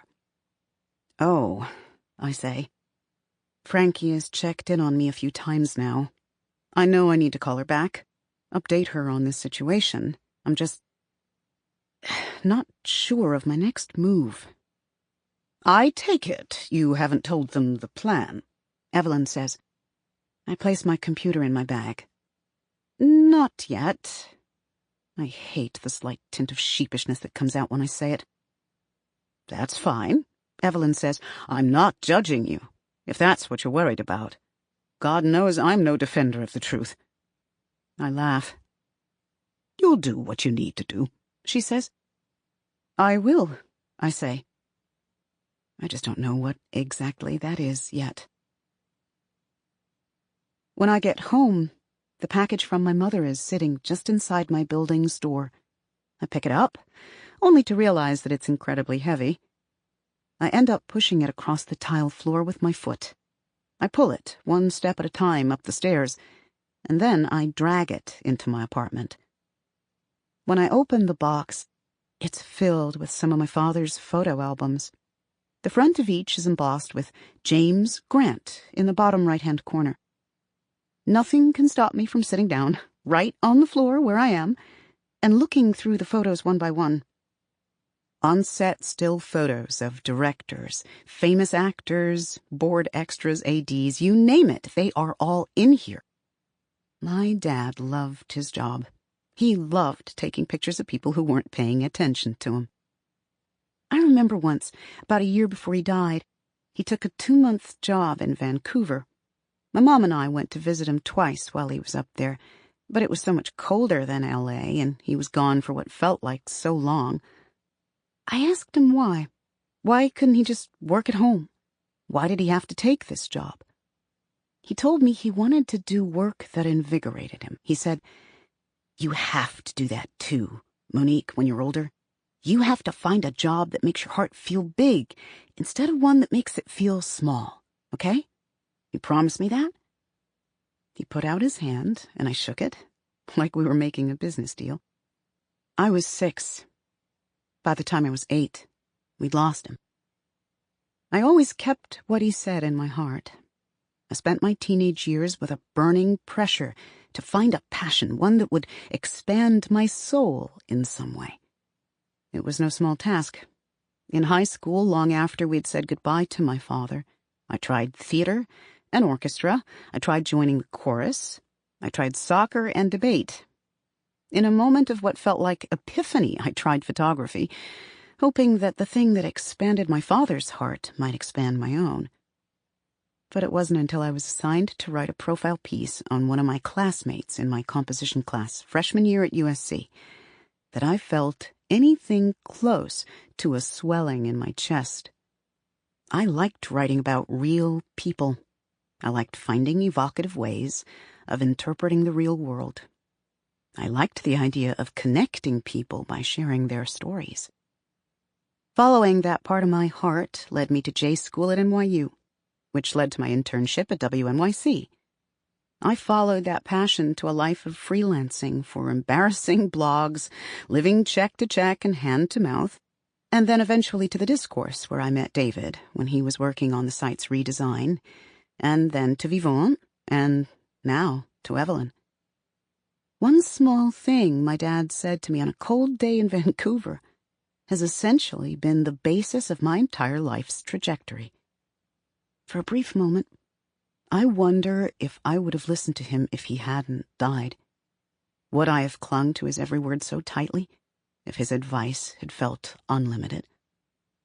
At the end of the last photo album, I come across candids that don't appear to be from a movie set. They were taken at a barbecue. I recognize my mom in the background of some of them, and then, at the very end, is one of me with my parents. I can't be more than 4 years old. I'm eating a piece of cake with my hand, looking directly into the camera, as my mother holds me and my father has his arm around us. Most people still called me by my first name, Elizabeth, back then. Elizabeth Monique Grant. My mom assured me I'd grow up to be a Liz or a Lizzie, but my father had always loved the name Monique and couldn't help but call me by it. I would often remind him that my name was Elizabeth. Then he would tell me that my name was whatever I wanted it to be. When he passed away, it became clear to both my mother and me that I should be Monique. It eased our pain ever so slightly to honor every last thing about him. So my pet name became my real name, and my mother often reminds me that my name was a gift from my father. Looking at this picture, I am struck by how beautiful my parents were together, James and Angela. I know what it cost them to build a life, to have me. A white woman and a black man in the early 80s, neither of their families being particularly thrilled with the arrangement. We moved around a lot before my father died, trying to find a neighborhood where my parents felt at ease at home. My mother didn't feel welcome in Baldwin Hills. My father didn't feel comfortable in Brentwood. I was in school before I met another person who looked like me. Her name was Yael. Her father was Dominican, and her mother was from Israel. She liked to play soccer. I liked to play dress-up. We could rarely agree on anything. But I liked that when someone asked her if she was Jewish, she said, "I'm half Jewish." No one else I knew was half something. For so long, I felt like two halves. And then my father died, and I felt like I was one half my mother and one half lost, a half that I feel so torn from, so incomplete without. But looking at this picture now, the three of us together in 1986, me in overalls, my father in a polo, my mother in a denim jacket, we look like we belong together. I don't look like I'm half of one thing and half of another, but rather one whole thing. Theirs. Loved. I miss my dad. I miss him all the time. But it's moments like this, when I'm on the precipice of finally doing work that might just expand my heart, that I wish I could at least send him a letter telling him what I'm doing. And I wish he could send me one back. I already know what he would write. Something like, "I'm proud of you, I love you." But still, I'd like to get one anyway. "All right," I say. My spot at Evelyn's desk has become my second home. I've come to rely on Grace's morning coffee. It has replaced my usual Starbucks habit. Let's pick up where we left off yesterday. You're about to start Little Women. Go. Evelyn laughs. "You've become an old hand at this," she says. "I learn quickly." A week into rehearsals, Don and I were lying in bed. He was asking how it was going, and I admitted that Celia was just as good as I'd thought she'd be. "Well, the people of Montgomery County is going to be #1 again this week. I'm at the top of my game again, and my contract is up at the end of this year. Ari Sullivan is willing to do whatever I want to make me happy. So just say the word, baby, and poof, she's out of there." "No," I said to him, putting my hand on his chest and my head on his shoulder. "It's okay. I'm the lead. She's supporting. I'm not going to worry too much. And anyway, there's something I like about her." "There's something I like about you," he said, pulling me on top of him, and for a moment all my worries completely disappeared. The next day when we broke for lunch, Joy and Ruby went off to get turkey salads. Celia caught my eye. "There's no chance you'd want to cut out and grab a milkshake, is there?" she asked. The nutritionist at Sunset would not have liked me getting a milkshake, but what he didn't know wouldn't kill him. 10 minutes later, we were in Celia's baby pink 1956 Chevy, making our way to Hollywood Boulevard. Celia was a terrible driver. I gripped the door handle as if it was capable of saving my life. Celia stopped at the light at Sunset Boulevard and Cahuenga. "I'm thinking Schwab's," she said with a grin. Schwab's was the place everybody hung around during the day back then, and everybody knew that Sidney Skolsky from Photoplay worked out of Schwab's almost every day. Celia wanted to be seen there. She wanted to be seen there with me. "What kind of game are you playing?" I asked. "I'm not playing any game," she said, falsely insulted that I'd suggest such a thing. "Oh, Celia," I said, dismissing her with a wave of my hand. "I've been at this a few more years than you. You're the one who just fell off the turnip truck. Don't confuse us." The light turned green and Celia gunned it. "I'm from Georgia," she said, "just outside of Savannah." "So?" "I'm just saying I didn't fall off a turnip truck. I was scouted by a guy from Paramount back home."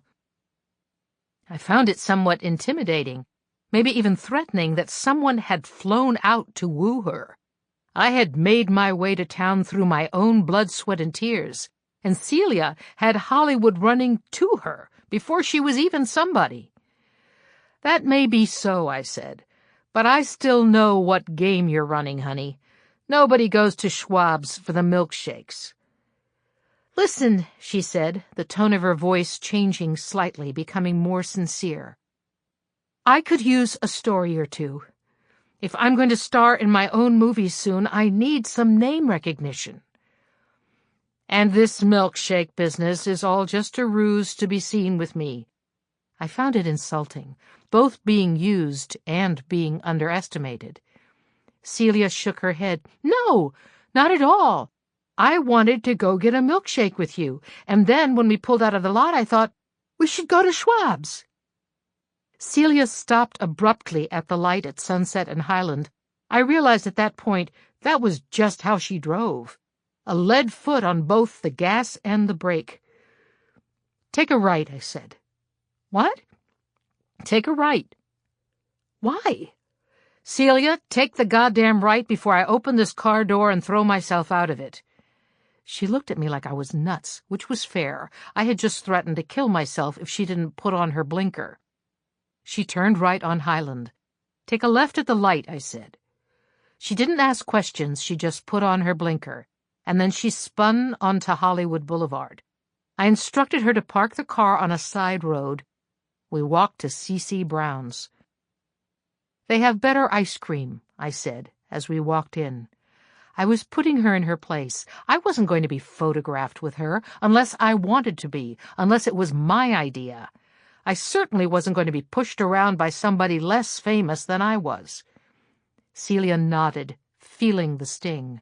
The two of us sat down, and the guy behind the counter came up to us, momentarily speechless. He said, "Do you want menus?" I shook my head. "I know what I want. Celia?" She looked at him. "Chocolate malt, please."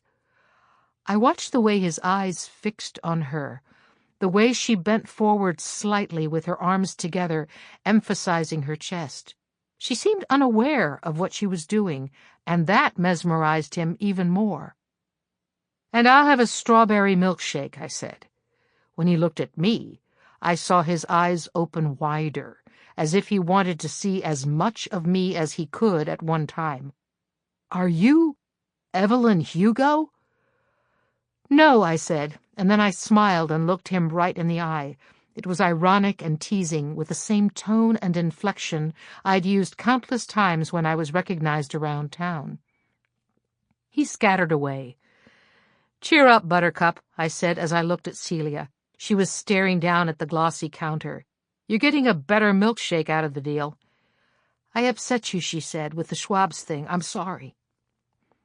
"Celia, if you're going to be as big as you clearly want to be, you need to learn two things."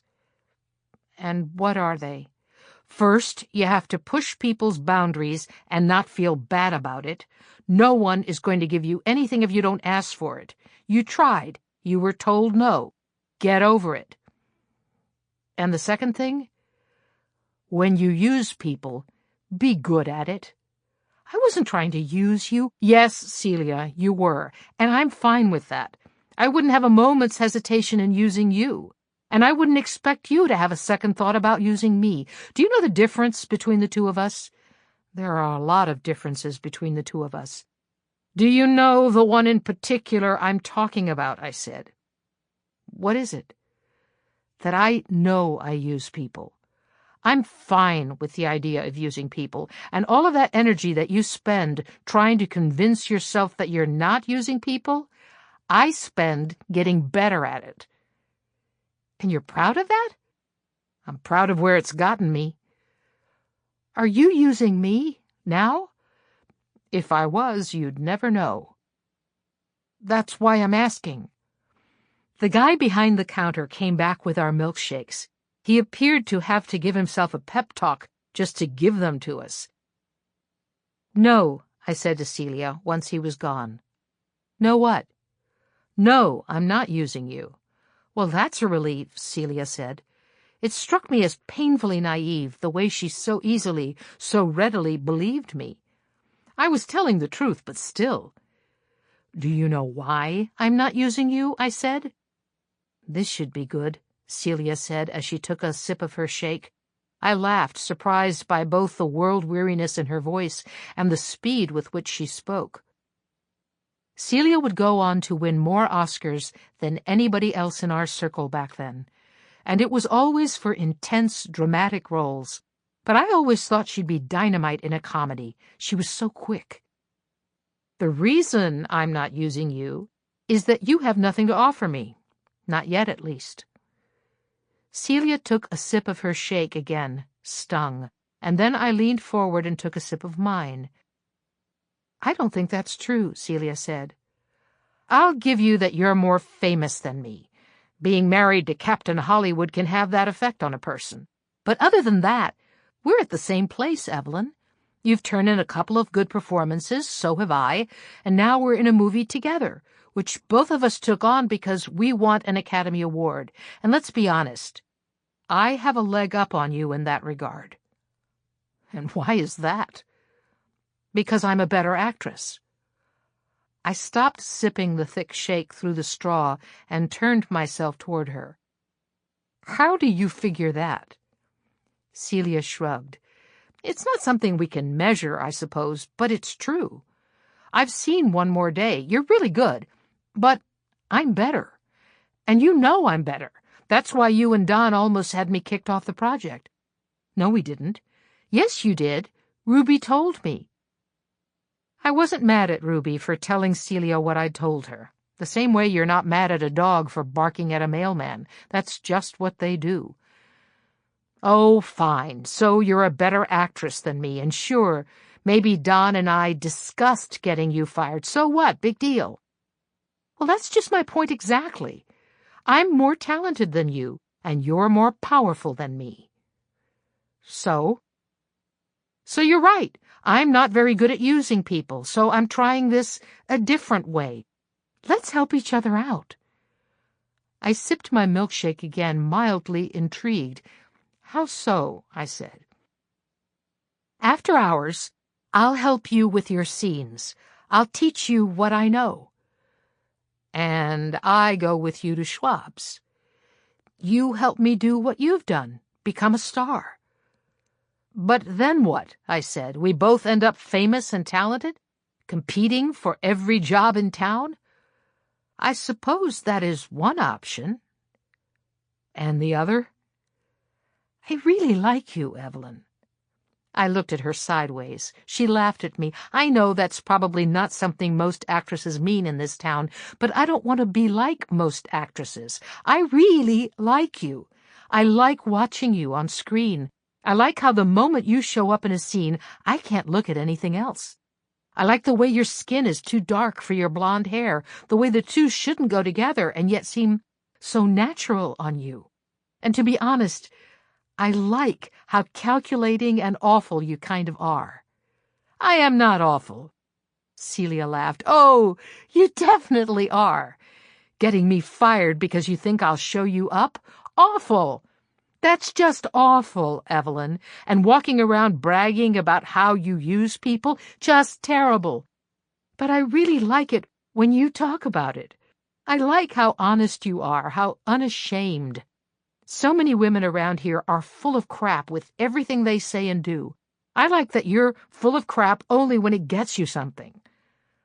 "This laundry list of compliments seems to have a lot of insults in it," I said.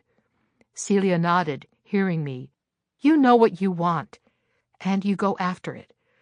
I don't think there is anyone in this town doubting that Evelyn Hugo is going to be the biggest star in Hollywood one of these days. And that's not just because you're something to look at. It's because you decided you wanted to be huge, and now you're going to be. I want to be friends with a woman like that. That's what I'm saying. Real friends. None of this Ruby Riley backstabbing, talking about each other behind our backs crap. Friendship, where each of us gets better, lives better, because we know the other." I considered her. "Do we have to do each other's hair and stuff like that?" "Sunset pays people to do that, so no." "Do I have to listen to your man troubles?" "Certainly not." "So what then? We choose to spend time together and try to be there for each other?" "Evelyn, have you never had a friend before?" "Of course I've had friends before." "A real one, a close friend, a true friend." "I have a true friend, thank you very much." "Who is it?" "Harry Cameron." "Harry Cameron is your friend?" "He's my best friend." "Well, fine," Celia said, putting out her hand for me to shake. "I will be your second best friend, next to Harry Cameron." I took her hand and shook it firmly. "Fine. Tomorrow I'll take you to Schwab's, and afterward we can rehearse together." "Thank you," she said, and she smiled brightly, as if she'd gotten everything she'd ever wanted in the world. She hugged me, and when we broke away, the man behind the counter was staring at us. I asked for the check. "It's on the house," he said, which I thought was the dumbest thing, because if there is anyone that should be getting free food, it isn't rich people. "Will you tell your husband I loved the gun at Point Doom?" the man said as Celia and I got up to leave. "What husband?" I said as coyly as possible. Celia laughed, and I flashed her a grin. But what I was really thinking was, I can't tell him that. He'll think I'm making fun of him, and he'll smack me. Sub Rosa, June 22nd, 1959. Cold, cold Evelyn. Why would a beautiful couple with a gorgeous 5-bedroom home not be interested in filling it up with a brood of children? You'd have to ask Dawn Adler and Evelyn Hugo that question. Or maybe you'd just have to ask Evelyn. Dawn wants a baby, and certainly we've all been waiting with bated breath to find out when the progeny of those two beautiful creatures will make his or her way into the world. We know any child they have would be sure to send us into fits of swooning. But Evelyn's saying no. Instead, all Evelyn talks about is her career, including her new movie, Little Women. More than that, Evelyn doesn't even attempt to keep a clean house or mind her husband's simple requests, and she can't be bothered to be kind to the help. Instead, she's out at Schwab's with single girls like Celia St. James. Poor Dawn's at home, yearning for a child, while Evelyn's out having the time of her life. It's all Evelyn, Evelyn, Evelyn in that house, and she's left a very unsatisfied husband. "Is this really happening?" I said as I threw the magazine onto Harry's desk, but of course he'd already seen it. "It's not that bad." "It's not good?" "No, it's not." "Why didn't anyone take care of this?" I asked. "Because Sub Rosa isn't listening to us anymore." "What do you mean?" They don't care about the truth or access to stars. They are just printing whatever they want. They care about money, don't they? Yes, but they will make way more by pontificating about the ins and outs of your marriage than we can afford to pay them. You are Sunset Studios. And, if you haven't noticed, we aren't making nearly as much money as we used to. My shoulders slumped. I sat in one of the chairs facing Harry's desk. There was a knock. "It's Celia," she said through the door. I walked over and opened it for her. "I take it you've seen the piece," I said. Celia looked at me. "It's not that bad." "It's not good," I said. "No, it's not." "Thank you. You both are a pair of aces." Celia and I had finished shooting Little Women the week before. The two of us, along with Harry and Gwendolen, had gone out for celebratory steaks and cocktails at Musso and Frank the day after we finished. Harry had given Celia and me the good news that Ari thought we were both shoo-ins for nominations. Every night after shooting, Celia and I would stay late in my trailer and rehearse our scenes. Celia was method. She tried to become her character. That wasn't really my speed, but she did teach me how to find moments of emotional truth in false circumstances. It was a strange time in Hollywood. There seemed to be two tracks running parallel to each other at the same time back then. There was the studio game, with studio actors and studio dynasties, and then there was the new Hollywood, making its way into the hearts of audiences. Method actors in gritty movies with anti-heroes and untidy endings. It wasn't until those evenings with Celia, the two of us sharing a pack of cigarettes and a bottle of wine for dinner, that I even started paying attention to the new stuff. But whatever influence she had on me was a good one, because Ari Sullivan thought I could win an Oscar. And that made me like Celia all the more.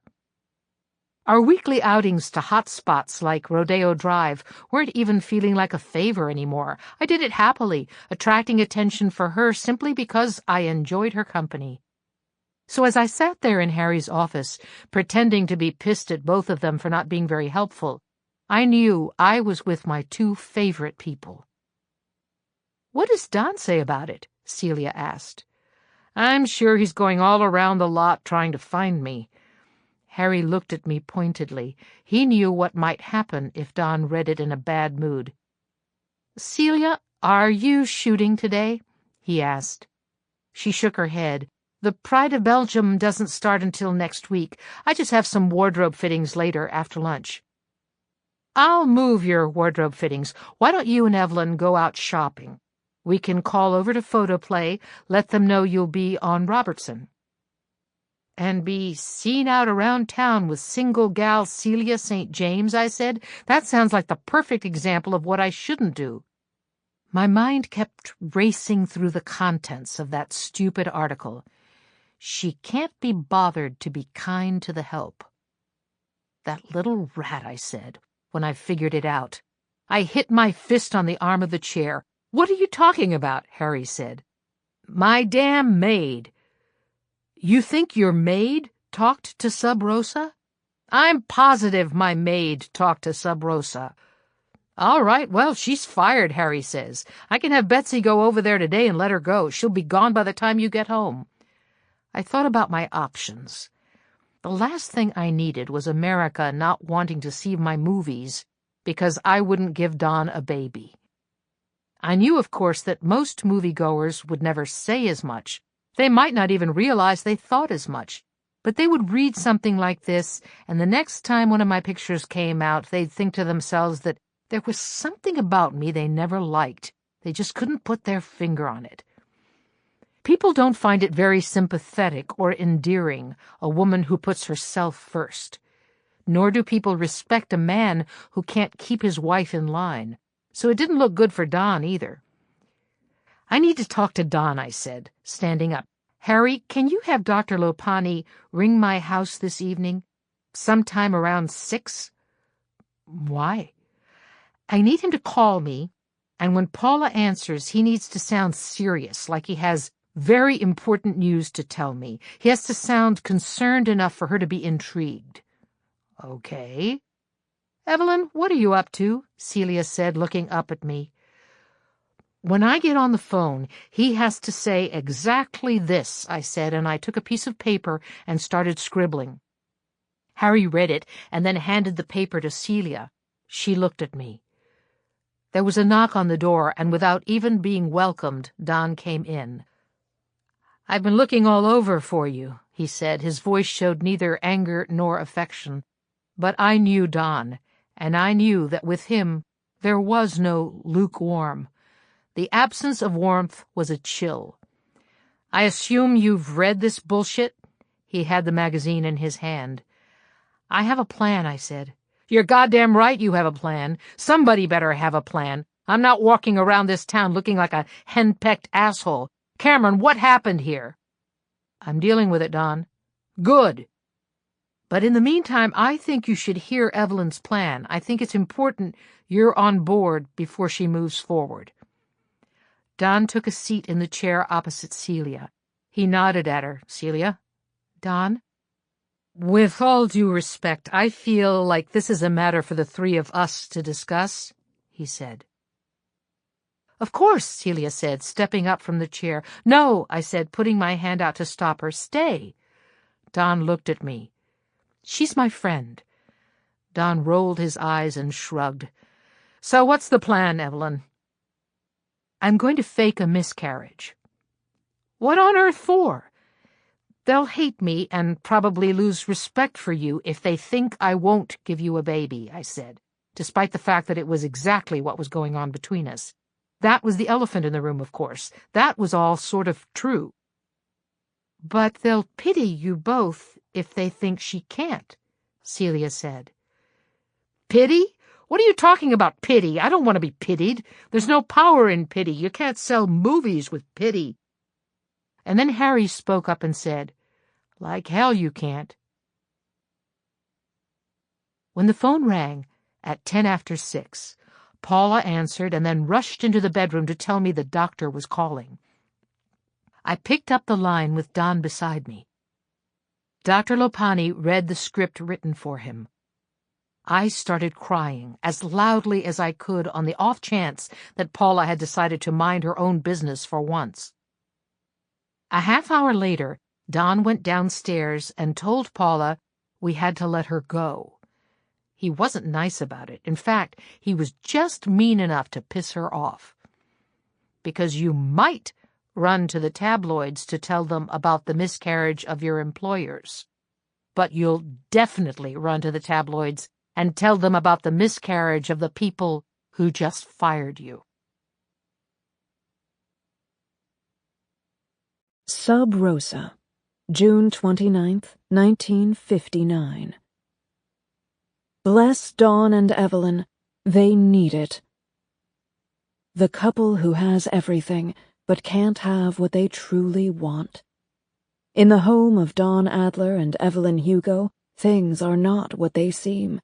It may appear that Evelyn is putting off Dawn's advances when it comes to baby-making, but the truth turns out to be quite a different tale.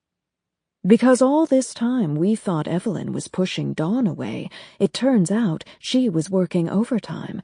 Evelyn and Dawn desperately want a little Dawn and Evelyn running around the house, but nature has not been kind. It seems every time they find themselves in the family way, things take a sad turn, a tragedy that has befallen them this month for the third time. Let's send Dawn and Evelyn our best wishes. It just goes to show that money can't buy happiness, folks. The night after the new article came out, Don was not convinced that it had been the right move, and Harry was busy but wouldn't say with what, which I knew meant he was seeing someone. And I wanted to celebrate.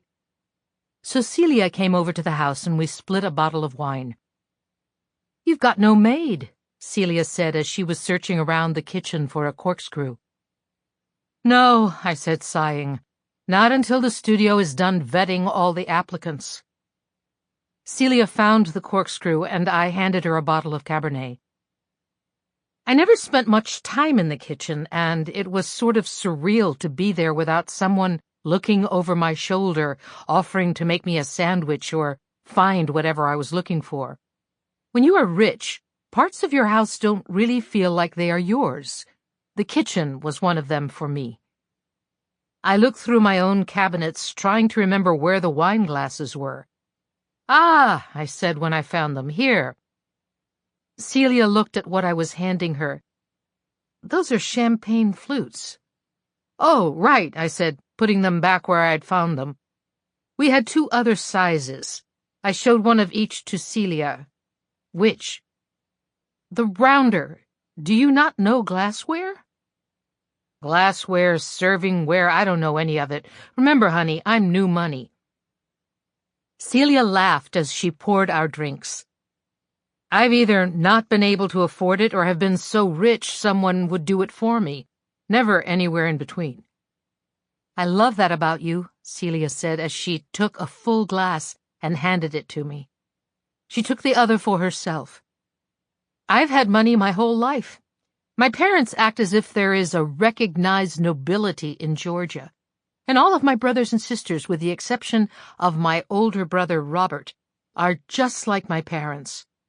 My sister Rebecca thinks my being in movies is an embarrassment to the family. Not so much because of the Hollywood aspect, but because I'm working. She says it's undignified. I love them and I hate them, but that's family, I guess." "I don't know," I said. "I don't have much family. Any, really. My father and the rest of the relatives I had back in Hell's Kitchen had not succeeded in contacting me, if they had even tried at all, and I hadn't lost one night of sleep thinking about them." Celia looked at me. She appeared to neither pity me nor feel uncomfortable for all that she'd had growing up that I didn't have. "All the more reason for me to admire you the way I do," she said. "Everything you have, you went out and got for yourself." Celia leaned her glass into mine and clinked. "To you," she said, "for being absolutely unstoppable." I laughed and then drank with her. "Come," I said, leading her out of the kitchen and into the living room. I put my drink down on the hairpin leg coffee table and walked over to the record player. I pulled out Billie Holiday's Lady in Satin from the bottom of the stack. Don hated Billie Holiday, but Don wasn't there. "Do you know her real name is Eleonora Fagan?" I said to Celia. "Billie Holiday is just so much prettier." I sat down on one of our blue tufted sofas. Celia sat on the one opposite me. She folded her legs underneath her, her spare hand on her feet. "What's yours?" she asked. "Is it really Evelyn Hugo?" I grabbed my wineglass and confessed the truth. "Herrera. Evelyn Herrera." Celia didn't react, really. She didn't say, "So you are Latin," or "I knew you were faking it," as I feared she might be thinking. She didn't say that it explained why my skin was darker than hers or Don's. In fact, she said nothing at all until she said, "That's beautiful." "And yours?" I asked. I stood up and moved over to the couch where she was sitting to close the gap between us. "Celia St. James." "Jameson." "What?" "Cecilia Jameson. That's my real name." "That's a great name. Why did they change it?" "I changed it." "Why?" "Because it sounds like a girl who might live next door to you. And I've always wanted to be the kind of girl you feel lucky just to lay your eyes on." She tilted her head back and finished her wine. "Like you." "Oh, stop." "You stop. You know damn well what you are, how you affect the people around you. I'd kill for a chest like that and full lips like yours. You make people think of undressing you just by showing up in a room fully clothed." I felt flushed hearing her talk about me like that, having her talk about the way men saw me. I'd never heard a woman talk about me that way before. Celia took my glass out of my hand. She threw the wine back into her own throat. "We need more," she said, waving the glass in the air. I smiled and took both glasses into the kitchen. Celia followed me. She leaned against my formica counter as I poured. "The first time I saw father and daughter, do you know what I thought?" she said. Billie Holiday was now faintly playing in the background. "What?" I said, handing her her glass. She took it and put it down for a moment, then hopped up onto the counter and picked it up. She was wearing dark blue capri pants and a white sleeveless turtleneck. "I thought you were the most gorgeous woman who had ever been created, and we should all stop trying." She inhaled half the contents of her glass. "No, you did not," I said. "Yes, I did." I took a sip of my wine. "It makes no sense," I told her. "You admiring me like you're any different. You're a knockout, plain and simple, with your big blue eyes and your hourglass figure. I think together we really give the guys a wild sight." Celia smiled. "Thank you." I finished my glass and put it down on the counter. Celia took it as a challenge to do the same with hers. She wiped her mouth with her fingertips when she was done. I poured us more. "How did you learn all the underhanded, sneaky stuff you know?" Celia asked. "I have absolutely no idea what you're talking about," I said coyly. "You're smarter than you let on to just about anybody." "Me?" I said. Celia was starting to get goosebumps, so I suggested we go back into the living room where it was warmer. The desert winds had swooped in and turned this June night into a chilly one. When I started to get cold, too, I asked her if she knew how to make a fire. "I've seen people do it," she said, shrugging. "Me too, I've seen Don do it, but I've never done it." "We can do it," she said. "We can do anything." "All right," I said. "You go open another bottle of wine and I'll start trying to guess how to get it started." "Great idea." Celia flung the blanket off her shoulders and ran into the kitchen. I knelt down in front of the fireplace and started poking the ashes, and then I took 2 logs and laid them perpendicular to each other. "We need newspaper," she said when she came back, "and I've decided there's no point in glasses anymore." I looked up to see her swigging the wine out of the bottle. I laughed, grabbed the newspaper off the table, and threw it in. "Even better," I said, and I ran upstairs and grabbed the copy of Sub Rosa that had called me a cold bitch. I raced back down to show her. "We'll burn this." I threw the magazine into the fireplace and lit a match. "Do it," she said. "Burn those jerks." The flame curled the pages, held steady for a moment, and then sputtered out. I lit another match and threw it in. I somehow managed a few embers and then a very small flame as some of the newspaper caught. "All right," I said. "I feel confident that this is slowly coming along." Celia came over and handed me the bottle of wine. I took it and sipped from it. "You have a little catching up to do," she said as I tried to give it back to her. I laughed and put the bottle back up to my lips. It was expensive wine. I liked drinking it as if it was water, as if it meant nothing to me. Poor girls from Hell's Kitchen can't drink this kind of wine and treat it like it's nothing. All right, give it back," Celia said. I teasingly held on to it, not letting it out of my grasp. Her hand was on mine. She pulled with the same force I did, and then I said, "Okay, it's all yours." But I said it too late, and I let go too soon. Wine went all over her white shirt. "Oh, God," I said, "I'm sorry." I took the bottle, put it down on the table, took her hand, and pulled her up the stairs. "You can borrow a shirt. I have just the perfect one for you." I led her into my bedroom and straight into my closet. I watched as Celia looked around, taking in the surroundings of the bedroom I shared with Don. "Can I ask you something?" she said. Her voice had an airiness to it, a wistfulness. I thought she might ask me if I believed in ghosts or love at first sight. "Sure," I said. And you'll promise to tell the truth?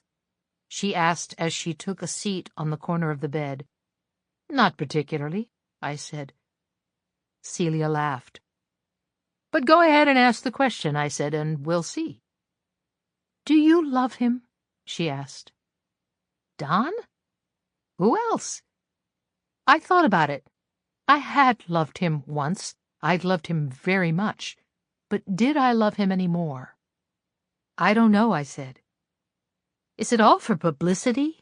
Are you just in it to be an Adler? No, I said, I don't think so. What then?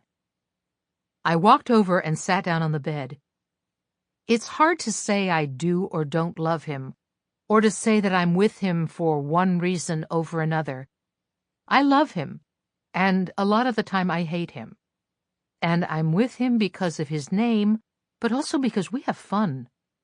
We used to have fun a lot, and now we still do sometimes. It's hard to explain. Does he do it for you? She said. Yes, very much. Sometimes I find myself aching to be with him so much it embarrasses me. I don't know if a woman is supposed to want a man as much as I find myself wanting Don. Don may have taught me that I was capable of loving someone and desiring him, but he also taught me that you could desire someone even when you don't like him, that you can desire someone especially when you don't like him. I believe today they call it hate fucking, but it's a crude name for something that is a very human, sensual experience. Forget I asked, Celia said, standing up from the bed. I could tell she was bothered. Let me get the shirt, I said, walking toward the dresser. It was one of my favorite shirts, a lilac button-down blouse with a silvery sheen to it. But it didn't fit me well. I could barely fasten it around my chest. Celia was smaller than me, more delicate. Here, I said, handing it to her. She took it from me and looked at it. The color is gorgeous. I know, I said. I stole it from the set of father and daughter, but don't tell anyone. I hope you know by now that all of your secrets are safe with me, Celia said as she started unbuttoning to put it on. I think for her it was a throwaway line, but it meant a lot to me. Not because she said it, I suppose, but because when she said it, I realized I believed her. I do, I said. I do know that. People think that intimacy is about sex, but intimacy is about truth. When you realize you can tell someone your truth, when you can show yourself to them, when you can stand in front of them bare, and their response is, "You're safe with me." That's intimacy. And by those standards, that moment with Celia was the most intimate one I'd ever had with anyone. It made me so appreciative, so grateful, that I wanted to wrap my arms around her and never let go. I'm not sure it will fit me, Celia said. Try it on. I bet it will, and if it does, it's yours. I wanted to give her a lot of things. I wanted what I had to be hers. I wondered if this was what it felt like to love someone. I already knew what it meant to be in love with someone. I'd felt it, and I'd acted it. But to love someone, to care for them, to throw your lot in with theirs and think, whatever happens, it's you and me. All right, Celia said. She threw the shirt on the bed. As she pulled off her own shirt, I found myself looking at the paleness of the skin stretched across her ribs. I gazed at the bright whiteness of her bra. I noticed the way her breasts, instead of being lifted by the bra like mine, appeared as if the bra were there merely for decoration. I followed the tiny trail of dark brown freckles that ran along the side of her right hip. Well, hello, Don said. I jumped. Celia gasped and scrambled to put her shirt back on. Don started laughing. What on earth is going on in here? He teased. I walked over to him and said, Absolutely nothing. Photo moment. November 2nd, 1959. Life of the Party Girl. Celia St. James is really making a name for herself around town, and it's not just because she's proving to be a swell actress. The Georgia Peach knows how to make all the right friends, the most high-profile of which is everyone's favorite starlet Evelyn Hugo. Celia and Evelyn have been seen all over town, shopping, chatting, and even finding time for a round or two of ladies' golf at the Beverly Hills Golf Club. And to make matters even more perfect, it seems the best friends will be going on plenty of double dates in the near future. Celia has been spotted at the Trocadero with none other than Robert Logan, close friend of Evelyn's hubby, Don Adler. A handsome date, glamorous friends, and talk of a statuette in her future. It's a good time to be Celia St. James. "I don't want to do this," Celia said.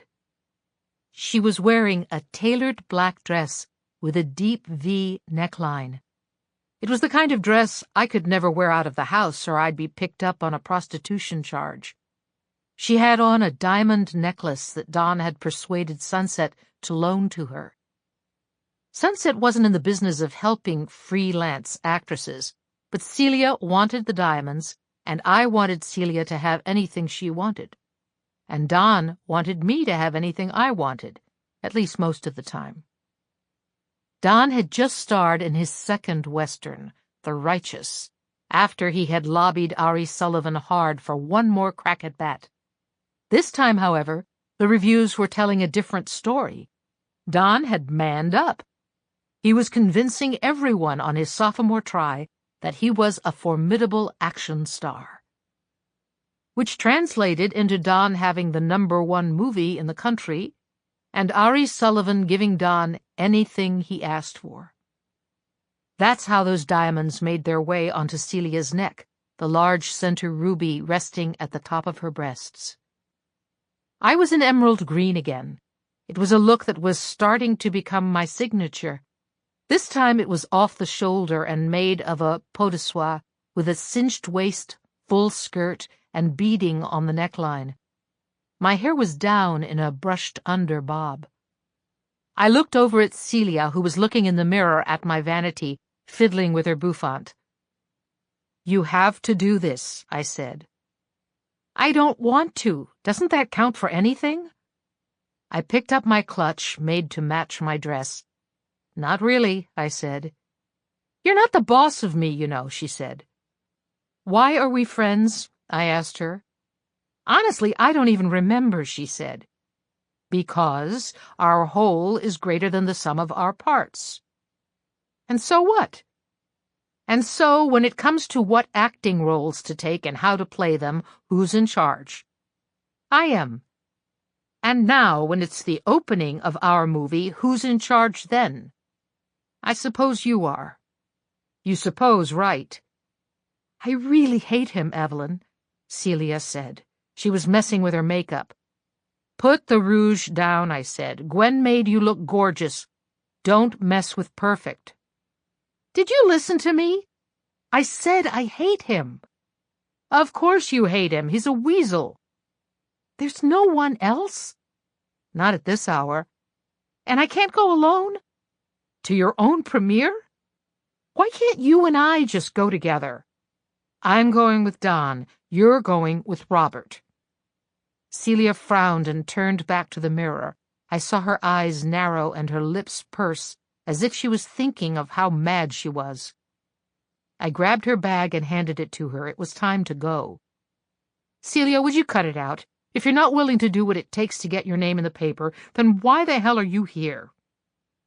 She stood up, ripped the bag out of my hand, and walked out the door. I watched her go down my stairs into my living room with a grand smile and then run into Robert's arms as if she thought he was the savior of all mankind. I walked up to Don. He always cleaned up nicely in his tux. There was no denying that he was going to be the most handsome man there. But I was tiring of him. What's that saying? Behind every gorgeous woman there's a man sick of screwing her. Well, it works both ways. No one mentions that part. "Shall we go?" Celia said, as if she couldn't possibly wait to show up to the movie on Robert's arm. She was a great actress. No one has ever denied that. "I don't want to waste a minute more," I said, looping my arm into Don's and holding on for dear life. He looked down at my arm and then at me as if pleasantly surprised by my warmth. "Let's see our Little Women in Little Women, shall we?" Don said. I nearly smacked him across the face. He was owed a smack or two, or 15. Our cars picked us up and drove us to Grauman's Chinese Theater. Parts of Hollywood Boulevard had been blocked off for our arrival. The driver pulled up just behind Celia and Robert outside the theater. We were the last in a line of 4 cars. When you are one of an ensemble of female stars in a movie and the studio wants to make a big show, they make sure you all show up at the same time in 4 separate cars with 4 eligible bachelors for dates. Except in my case, the eligible bachelor was my husband. Our dates stepped out first, each standing by and offering a hand. I waited as I watched Ruby step out, then Joy, then Celia. I waited just a beat longer than the rest of them, and then I stepped out, leg first, onto the red carpet. "You're the most beautiful woman here," Don said into my ear as I stood next to him. But I already knew he thought I was the most gorgeous woman there. I knew very acutely that if he did not believe that, he would not have been with me. Men were almost never with me for my personality. I'm not suggesting that charming girls should take pity on the pretty ones. I'm just saying it's not so great being loved for something you didn't do. The photographers started calling our names as we all walked in. My head was a jumble of words being thrown in my direction. "Ruby, Joy, Celia, Evelyn, Mr. and Mrs. Adler, over here." I could barely hear myself think over the din of cameras snapping and the crowd buzzing, but as I had long ago trained myself to do, I pretended as if I felt perfectly calm inside, as if being treated like a tiger at the zoo was my most comfortable situation. Don and I held hands and smiled for every flashing bulb. At the end of the red carpet stood a few men with microphones. Ruby was speaking to one, Joy and Celia were speaking to another. The third put his mic in my face. He was a short guy, with small eyes and a bulbous, gin-blossomed nose. A face made for radio, as they say. "Miss Hugo, are you excited for this picture to come out?" I laughed as kindly as I could to disguise what a stupid question he was asking. "I've waited my whole life to play Jo March. I'm incredibly excited for tonight." "And you seem to have made a good friend during filming," he said. "What's that?" "You and Celia St. James, you seem like you're great friends." "She's wonderful, and wonderful in the film, absolutely. She and Robert Logan seem to be getting hot and heavy." "Oh, you'd have to ask them about that. I don't know." "But didn't you set them up?" Don stepped in. "I think that's all for questions," he said. "Don, when are you and the missus going to start a family?" "I said it was enough, friend, and it's enough, thank you." Don pushed me forward. We got to the doors, and I watched as Ruby and her date, followed by Joy and hers, walked through. Don opened the door in front of us, waiting for me. Robert held the one on the other side for Celia, and I got an idea. I took Celia's hand and turned us around. "Wave to the crowd," I said, smiling, "like we're the goddamn queens of England." Celia smiled brightly and did exactly as I did. We stood there in black and green, redhead and blonde, one of us all ass and the other all tits, waving to the crowd as if we ruled them. Ruby and Joy were nowhere to be seen, and the crowd roared for us. We turned around and headed into the theater. We made our way to our seats. "Big moment," Don said. I know. In just a few months, you'll win for this, and I'll win for the righteous, and then the sky's the limit. Celia is going to be nominated too, I whispered into his ear. People are going to leave this movie talking about you, he said. I have no doubt. I looked over to see Robert whispering into Celia's ear. She was laughing as if he actually had anything funny to say, but it was me who got her those diamonds, me who got her that gorgeous picture of the two of us that would make headlines the next day. Meanwhile, she was acting as if he was about to charm her dress off. All I could think was that he didn't know about that line of freckles on her hip. I knew about them, and he didn't. She's really talented, Don. Oh, get over her, Don said. I'm sick of hearing her name all the damn time. They shouldn't be asking you about her. They should be asking you about us. Don, He waved me off, determining before I'd even said anything that whatever I had to say was useless to him. The lights dimmed, the crowd quieted, the credits started to roll, and my face appeared on the screen. The entire audience stared at me on screen as I said, "Christmas won't be Christmas without any presents." But by the time Celia said, "We've got father and mother and each other," I knew it was all over for me. Everyone was going to walk out of this theater talking about Celia St. James. It should have made me afraid or jealous or insecure. I should have been plotting to one-up her in some way by planting a story that she was a prude or sleeping around. That is the fastest way to ruin a woman's reputation, after all, to imply that she has not adequately threaded the needle that is being sexually satisfying without ever appearing to desire sexual satisfaction. But instead of spending the next hour and 45 minutes nursing my wounds, I spent the time holding back a smile. Celia was going to win an Oscar. It was as plain as the nose on her face, and it didn't make me jealous, it made me happy. When Beth died, I cried, and then I reached over Robert's and Don's laps and squeezed her hand.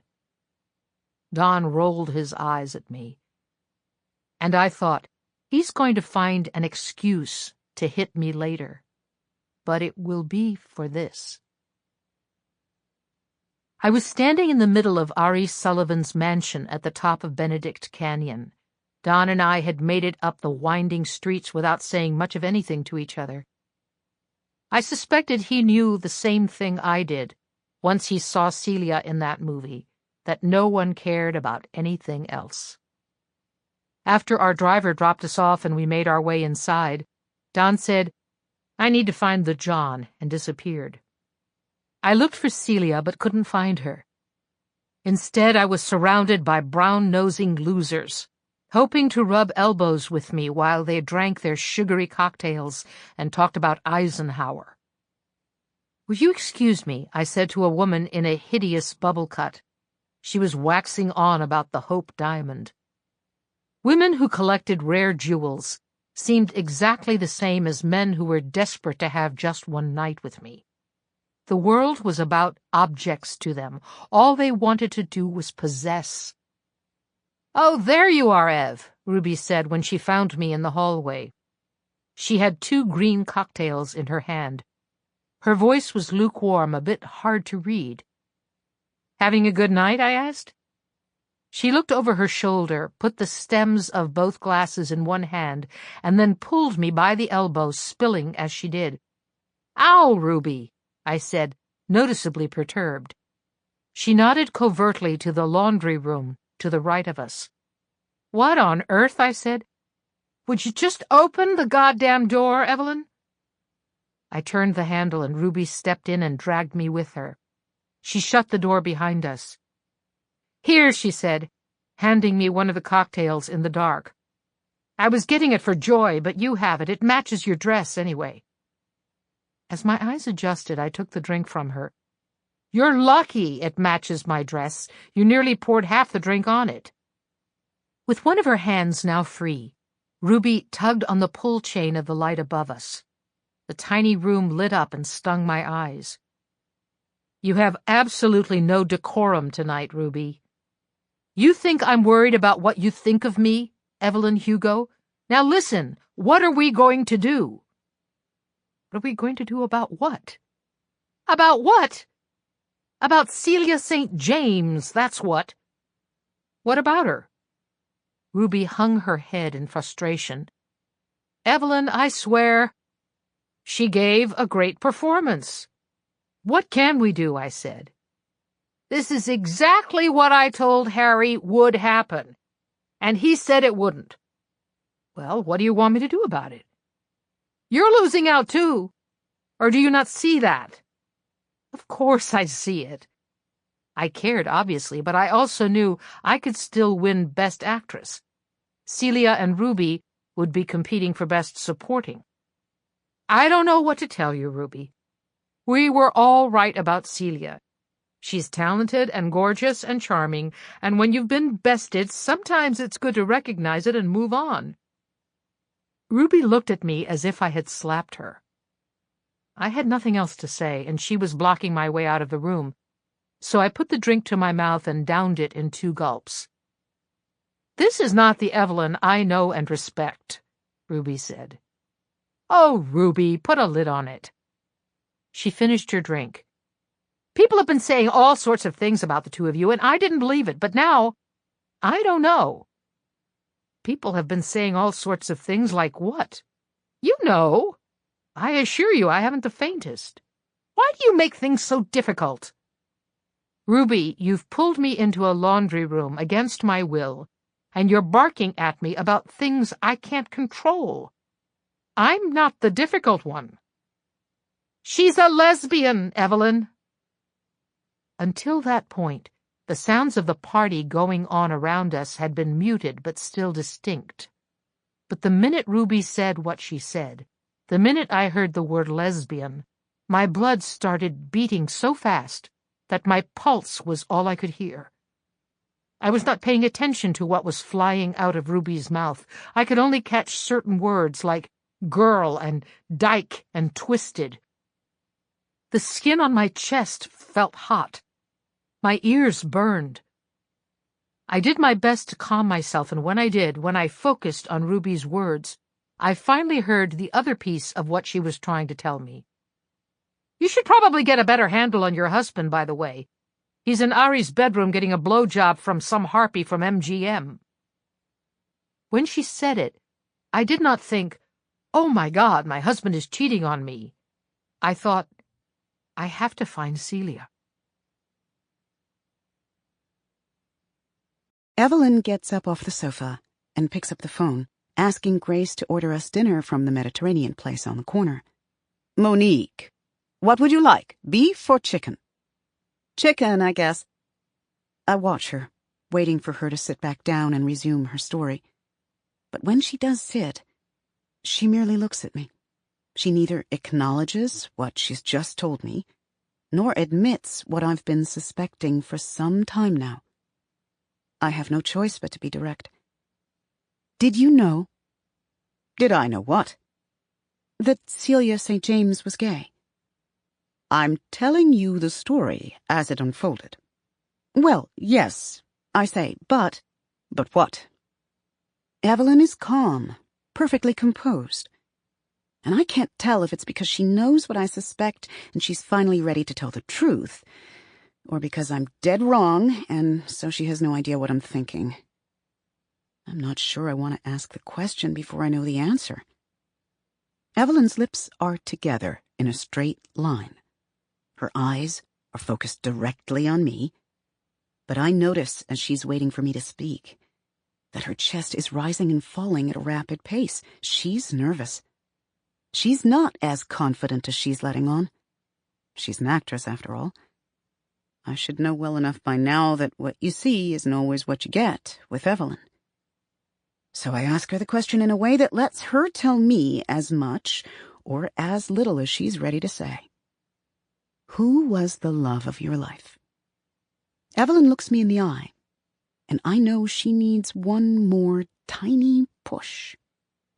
It's okay, Evelyn, really. It's a big deal, but it is okay. Things are different now from how they were then, although still not entirely safe either, I have to admit. But still, she can say it. She can say it to me. She can admit it freely. Now, here. Evelyn, who was your great love? You can tell me. Evelyn looks out the window, breathes in deeply, and then says, Celia St. James. The room is quiet as Evelyn lets herself hear her own words. And then she smiles, a bright, wide, deeply sincere smile.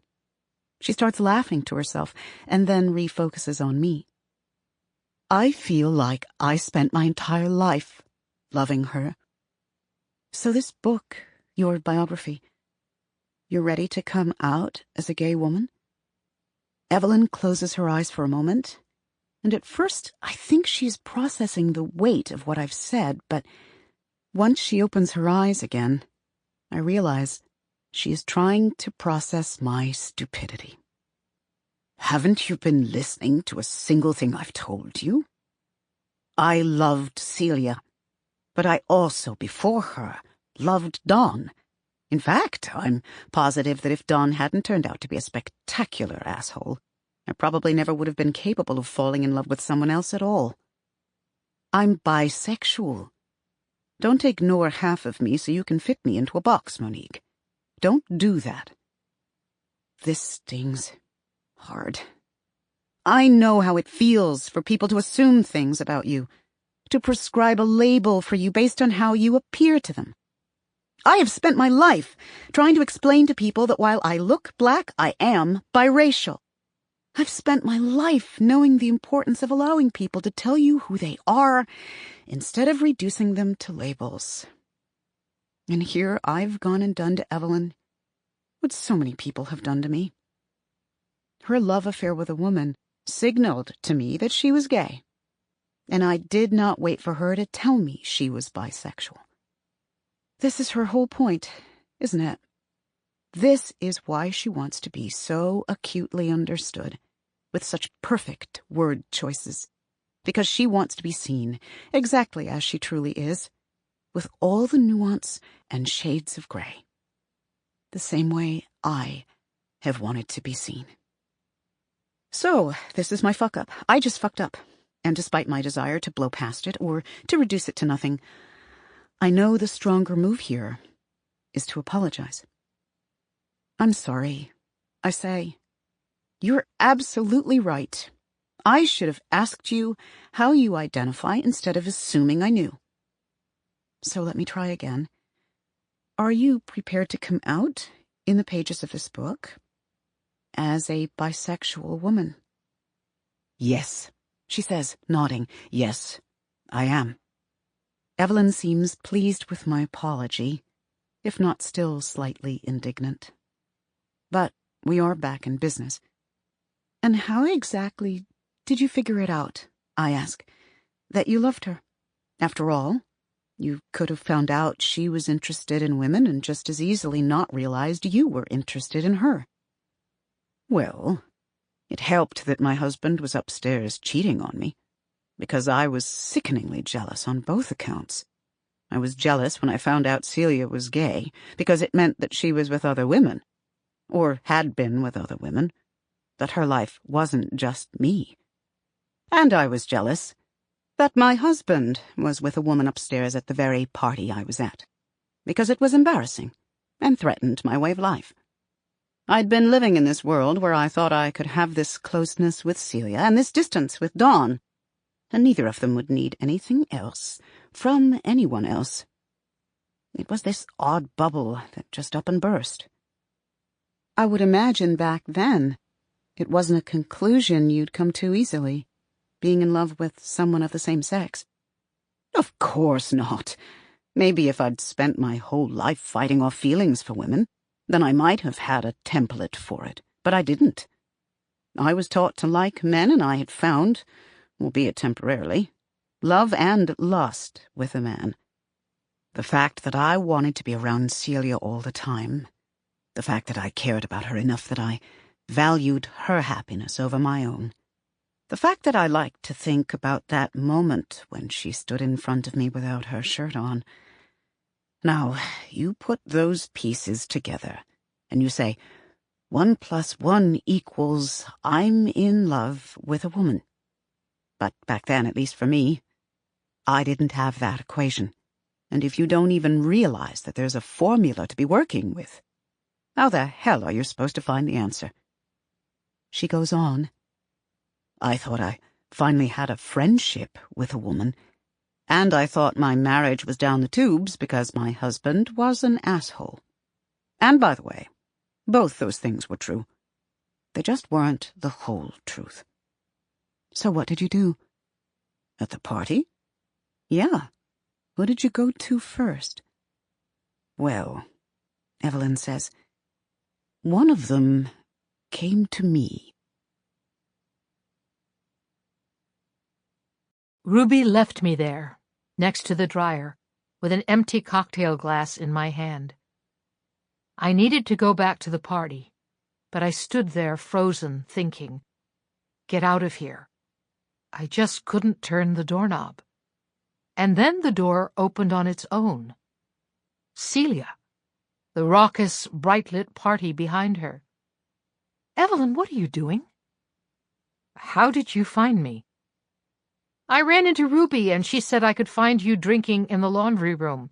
I thought it was a euphemism. It wasn't. I can see that. Do you sleep with women? I asked. Celia, shocked, shut the door behind her. What are you talking about? Ruby says you're a lesbian. Celia looked over my shoulder. Who cares what Ruby says? Are you? Are you going to stop being friends with me now? Is that what this is about?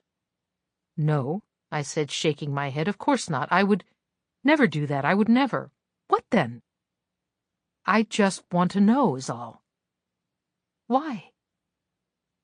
Don't you think I have the right to know? Depends. So you are? I asked. Celia put her hand on the doorknob and prepared to leave. Instinctively, I leaned forward and grabbed her wrist. What are you doing? She said. I liked the feel of her wrist in my hand. I liked the way her perfume permeated the whole tiny room. I leaned forward and kissed her. I did not know what I was doing. And by that I mean that I was not fully in control of my movement, and that I was physically unaware of how to kiss her. Should it be the way I kissed men, or should it be different somehow? I also did not understand the emotional scope of my actions. I did not truly understand their significance or risk. I was a famous woman, kissing a famous woman, in the house of the biggest studio head in Hollywood, surrounded by producers and stars, and probably a good dozen people who ratted to Sub Rosa magazine. But all I cared about in that moment was that her lips were soft, her skin was without any roughness whatsoever. All I cared about was that she kissed me back, that she took her hand off the doorknob and instead put it on my waist. She smelled floral, like lilac powder, and her lips felt humid. Her breath was sweet, spiked with the taste of cigarettes and creme de menthe. When she pushed herself against me, when our chests touched and her pelvis grazed mine, all I could think was that it wasn't so different, and yet it was different entirely. She swelled in all the places Don went flat. She was flat in the places Don swelled. And yet that sense that you can feel your heart in your chest, that your body tells you it wants more, that you lose yourself in the scent, taste, and feel of another person, it was all the same. Celia broke away first. We can't stay in here, she said. She wiped her lips on the back of her hand. She took her thumb and rubbed it against the bottom of mine. Wait, Celia, I said, trying to stop her. but she left the room, shutting the door behind her. I closed my eyes, unsure how to get a handle on myself, how to quiet my brain. I breathed in. I opened the door and walked right up the steps, taking them 2 at a time. I opened every single door on the 2nd floor until I found who I was looking for.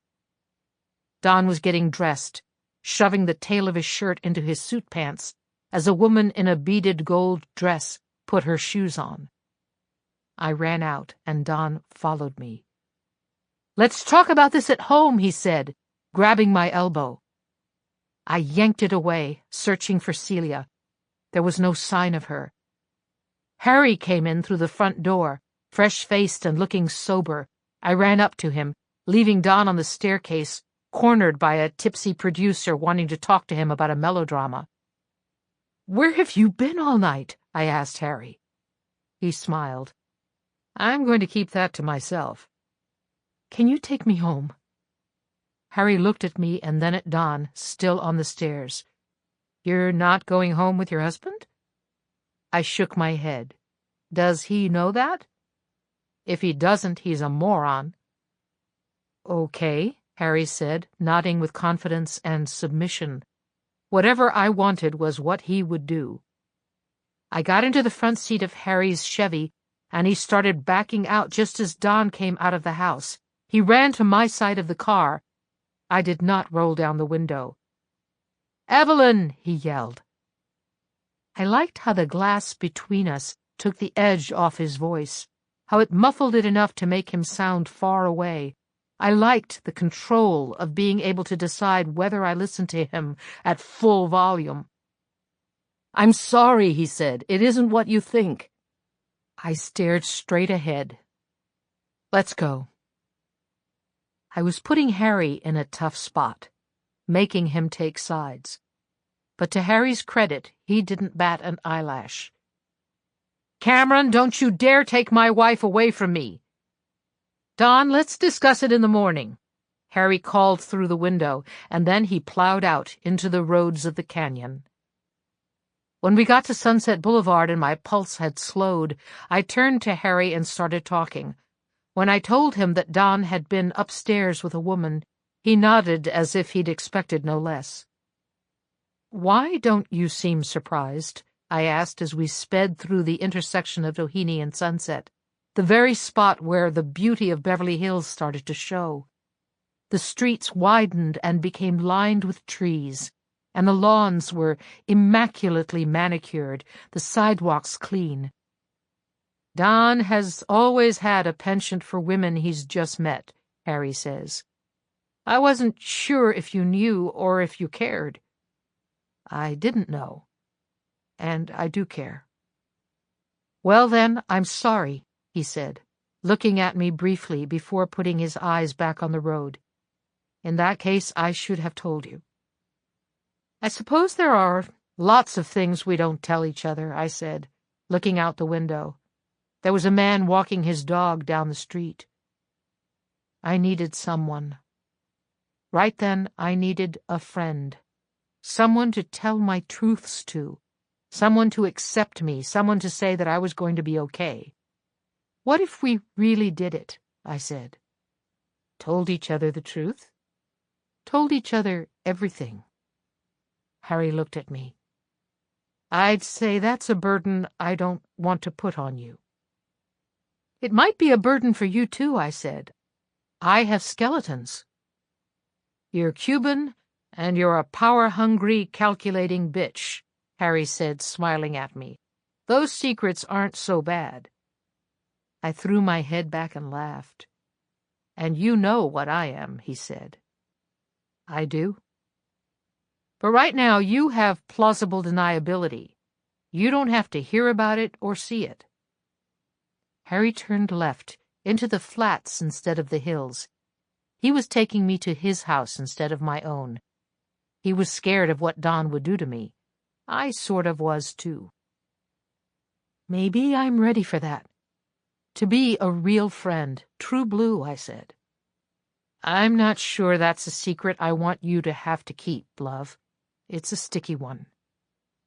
I think that secret's much more common than either of us is pretending, I said. I think maybe all of us have at least a little bit of that secret within us.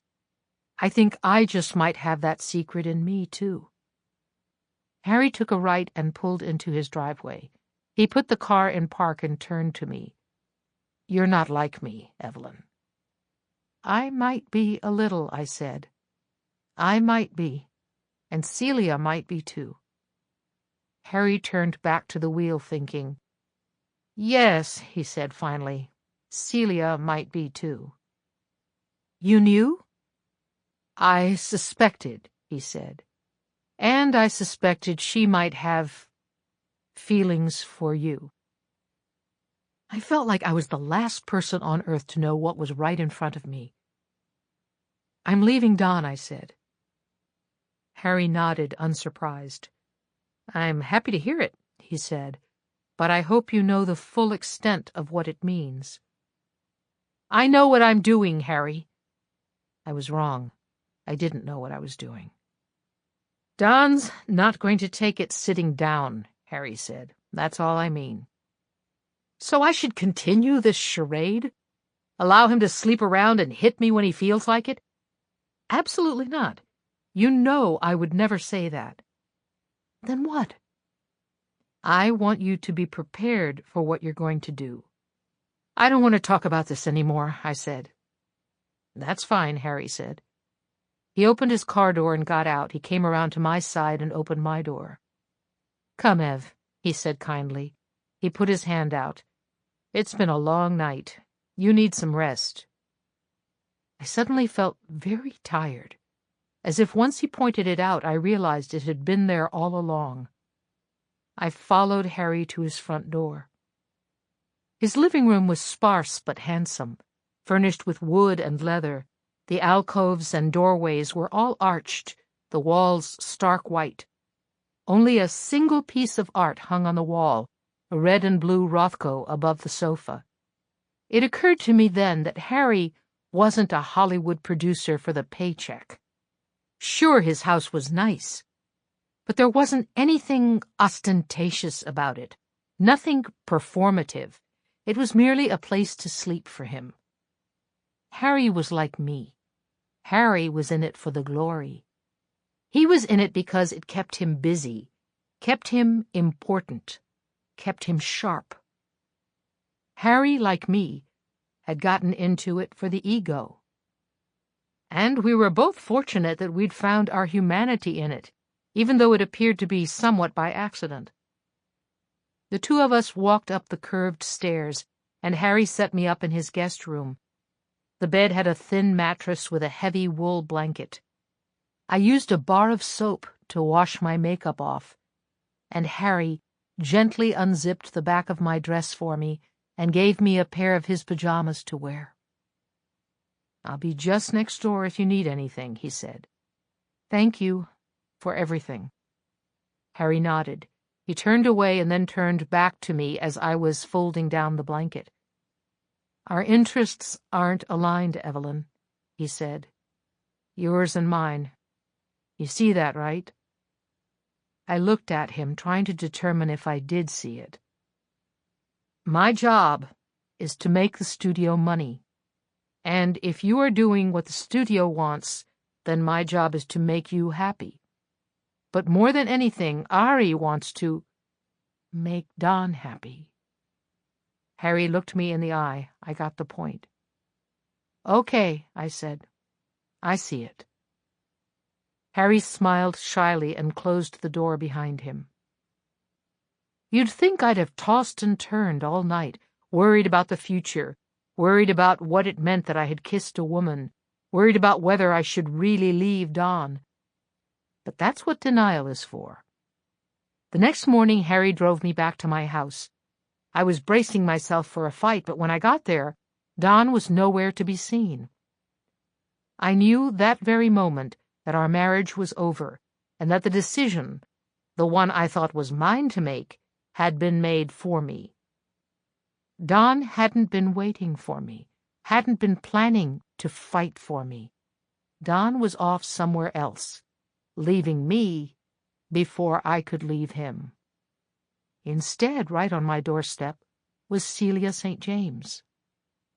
Harry waited in the driveway until I made my way up to her. I turned and waved for him to go. When he was gone, and my beautiful tree-lined street was as quiet as you'd expect in Beverly Hills at just past 7 in the morning, I took Celia's hand and led her inside. "I'm not a," Celia said when I shut the door behind us. There was a girl in high school, my best friend, and she and I don't want to hear about it," I said. "Okay," she said. I'm not, there's nothing wrong with me." "I know there's nothing wrong with you." She looked at me, looking to understand exactly what I wanted from her, exactly what she should confess. "Here is what I know," I said. "I know that I used to love Don." "I know that," she said defensively. "I know you love Don. I've always known that."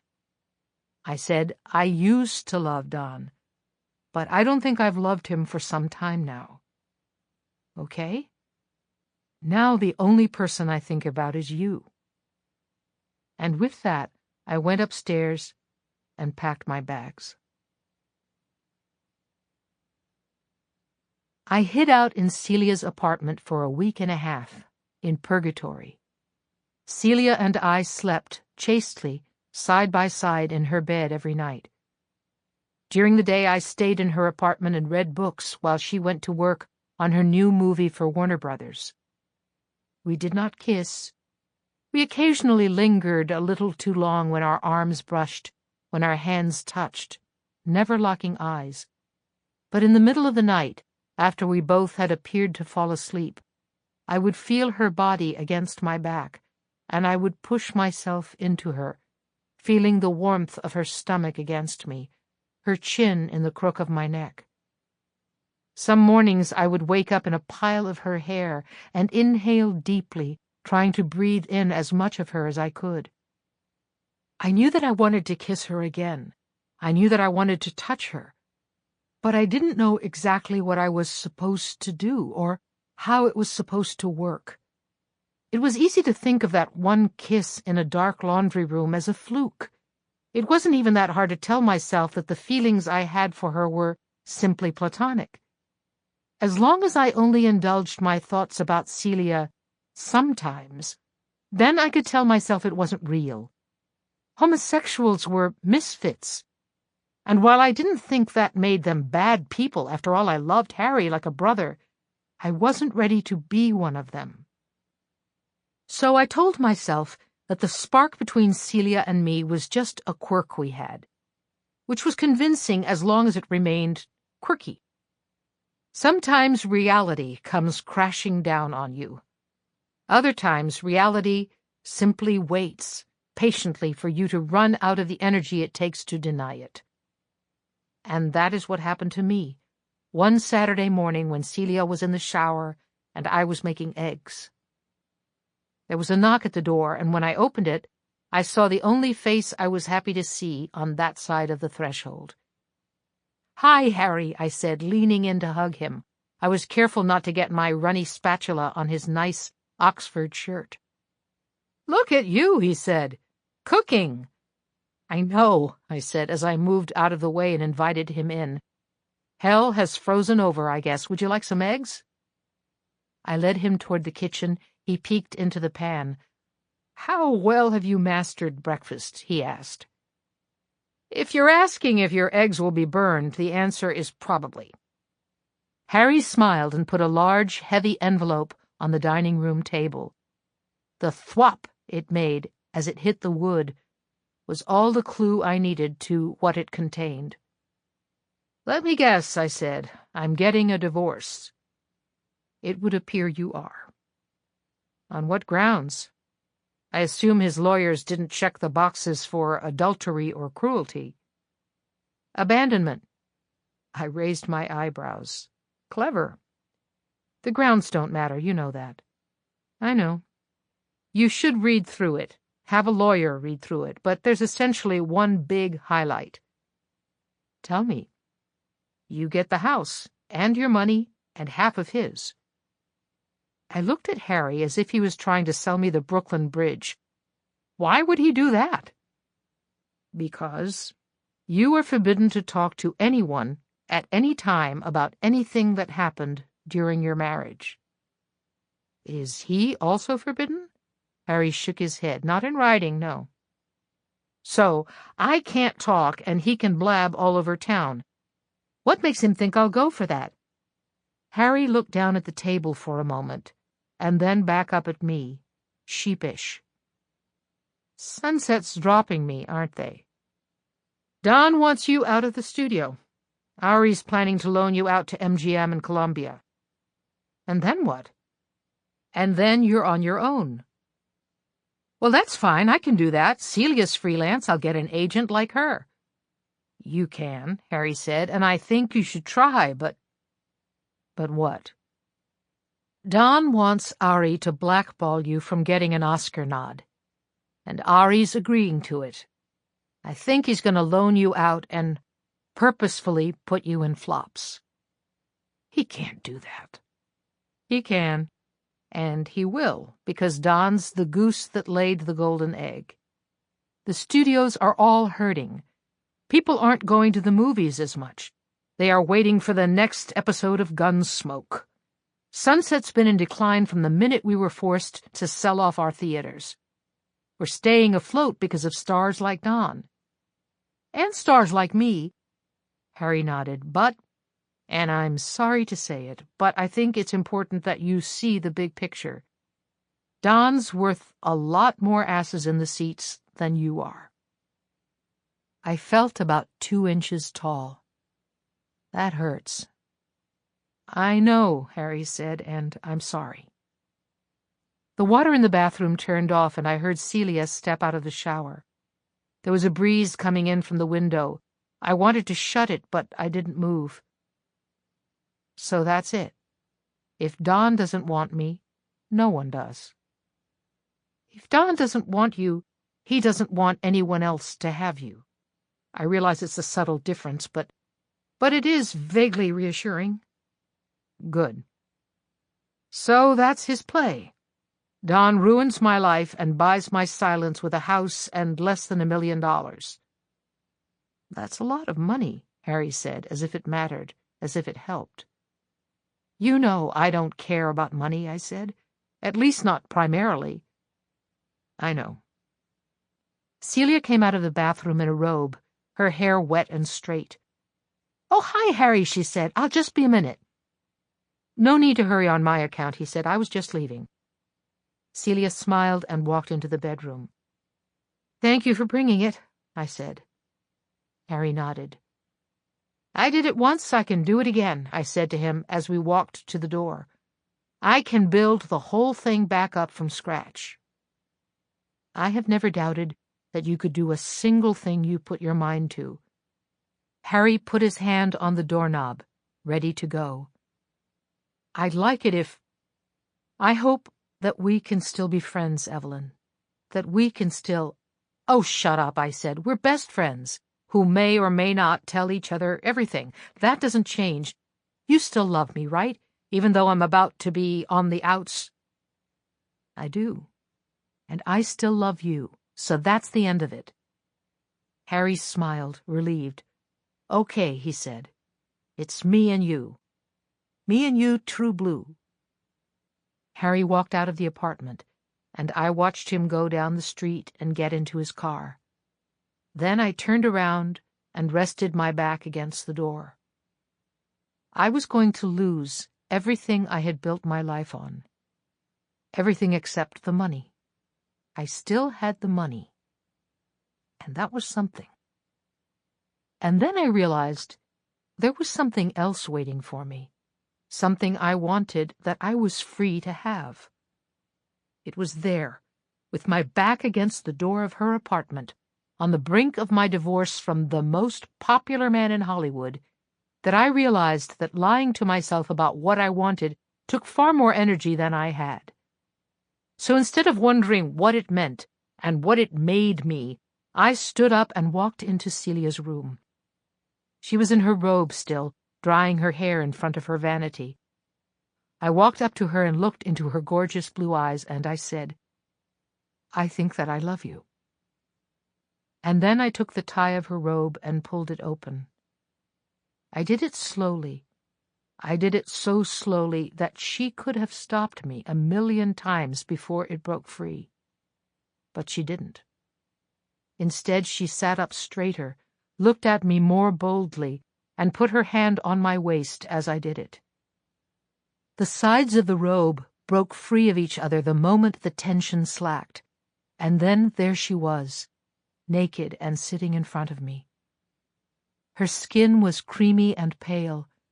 Her breasts were fuller than I'd anticipated, her nipples pink, her flat stomach rounded just the littlest bit underneath her belly button. And when my eyes moved down to her legs, she parted them just the littlest bit. Instinctively I kissed her. I put my hands on her breasts, touching them the way I wanted to, and then the way I liked my own to be touched. When she moaned, I throbbed. She kissed my neck and the top of my chest. She pulled my shirt off over the top of my head.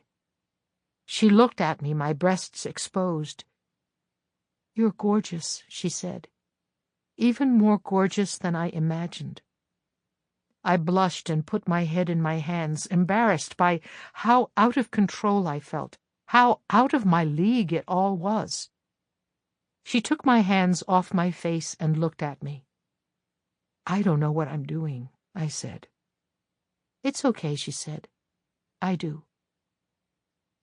That night, Celia and I slept nude, holding each other. We no longer pretended to touch by accident. And when I woke up in the morning with her hair in my face, I inhaled loudly and proudly. Within those 4 walls, we were unashamed. Sub Rosa, December 30th, 1959.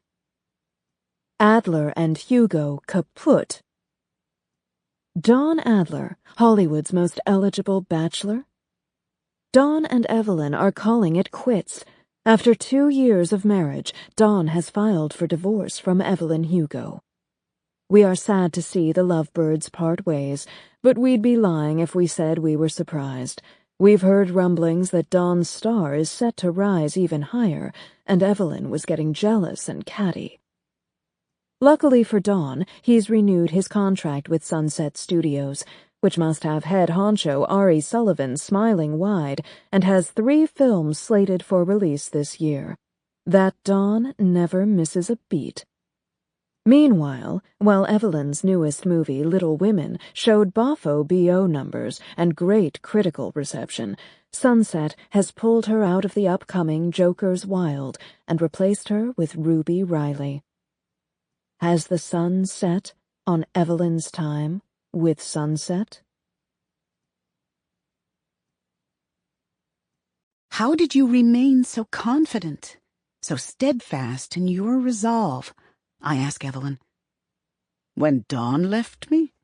Or when my career went down the tubes? Both, I guess, I say. I mean, you had Celia, so it's a little different, but still. Evelyn cocks her head slightly. Different from what? I say, lost in my own thoughts. You said I had Celia, so it was a little different. Evelyn clarifies. Different from what? Sorry, I say. I was in my own head. I have momentarily let my own relationship problems seep into what should be a one-way conversation. Evelyn shakes her head. No need to be sorry, just tell me, different from what? I look at her and realize that I've opened a door that can't really be shut. From my own impending divorce. Evelyn smiles, almost like the Cheshire Cat. Now things are getting interesting, she says. It bothers me, her cavalier attitude toward my own vulnerability. It's my fault for bringing it up. I know that. But she could treat it with more kindness. I've exposed myself. I've exposed a wound. Have you signed the papers? Evelyn asks. Perhaps with a tiny heart above the I in Monique. That's what I would do. I guess I don't take divorce as lightly as you, I say. It comes out flatly. I consider softening, but I don't. No, of course not, Evelyn says kindly. If you did at your age, you'd be a cynic. But at your age? I ask. With my experience? A realist. That, in and of itself, is awfully cynical, don't you think? Divorce is loss. Evelyn shakes her head. Heartbreak is loss. Divorce is a piece of paper. I look down to see that I've been doodling a cube over and over with my blue pen. It is starting to tear through the page. I neither pick up my pen nor push harder. I merely keep running the ink over the lines of the cube. If you are heartbroken right now, then I feel for you deeply, Evelyn says. That I have the utmost respect for. That's the sort of thing that can split a person in two. But I wasn't heartbroken when Dawn left me. I simply felt like my marriage had failed. And those are very different things. When Evelyn says this, I stop my pen in place. I look up at her, and I wonder why I needed Evelyn to tell me that. I wonder why that sort of distinction has never crossed my mind before. On my walk to the subway this evening, I see that Frankie has called me for the second time today. I wait until I've ridden all the way to Brooklyn, and I'm heading down the street toward my apartment to respond. It's almost 9 o'clock, so I decide to text her. Just getting out of Evelyn's now. Sorry it's so late. Want to talk tomorrow? I have my key in the front door when I get Frankie's response. Tonight is fine. Call as soon as you can. I roll my eyes. I should never bluff Frankie. I put my bag down. I pace around the apartment. What am I going to tell her? The way I see it, I have two choices. I can lie and tell her everything's going fine, that we're on track for the June issue, and that I'm getting Evelyn to talk about more concrete things. Or I can tell the truth, and potentially get fired. At this point, I'm starting to see that getting fired might not be so bad. I'll have a book to publish in the future, one for which I'd most likely make millions of dollars. That could, in turn, get me other celebrity biography opportunities. And then, eventually, I could start finding my own topics, write about anything I want with the confidence that any publisher would buy it. But I don't know when this book will be sold.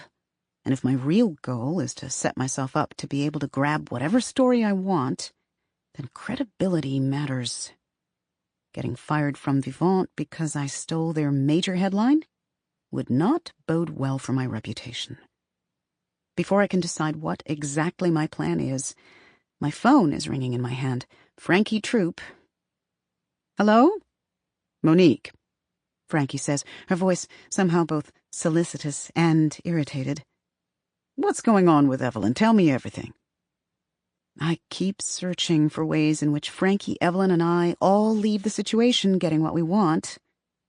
But I realize suddenly that the only thing I can control is that I get what I want. And why shouldn't I? Really? Why shouldn't it be me who comes out on top? Frankie? Hi. I'm sorry I haven't been more available. That's fine, Frankie says, as long as you're getting good material.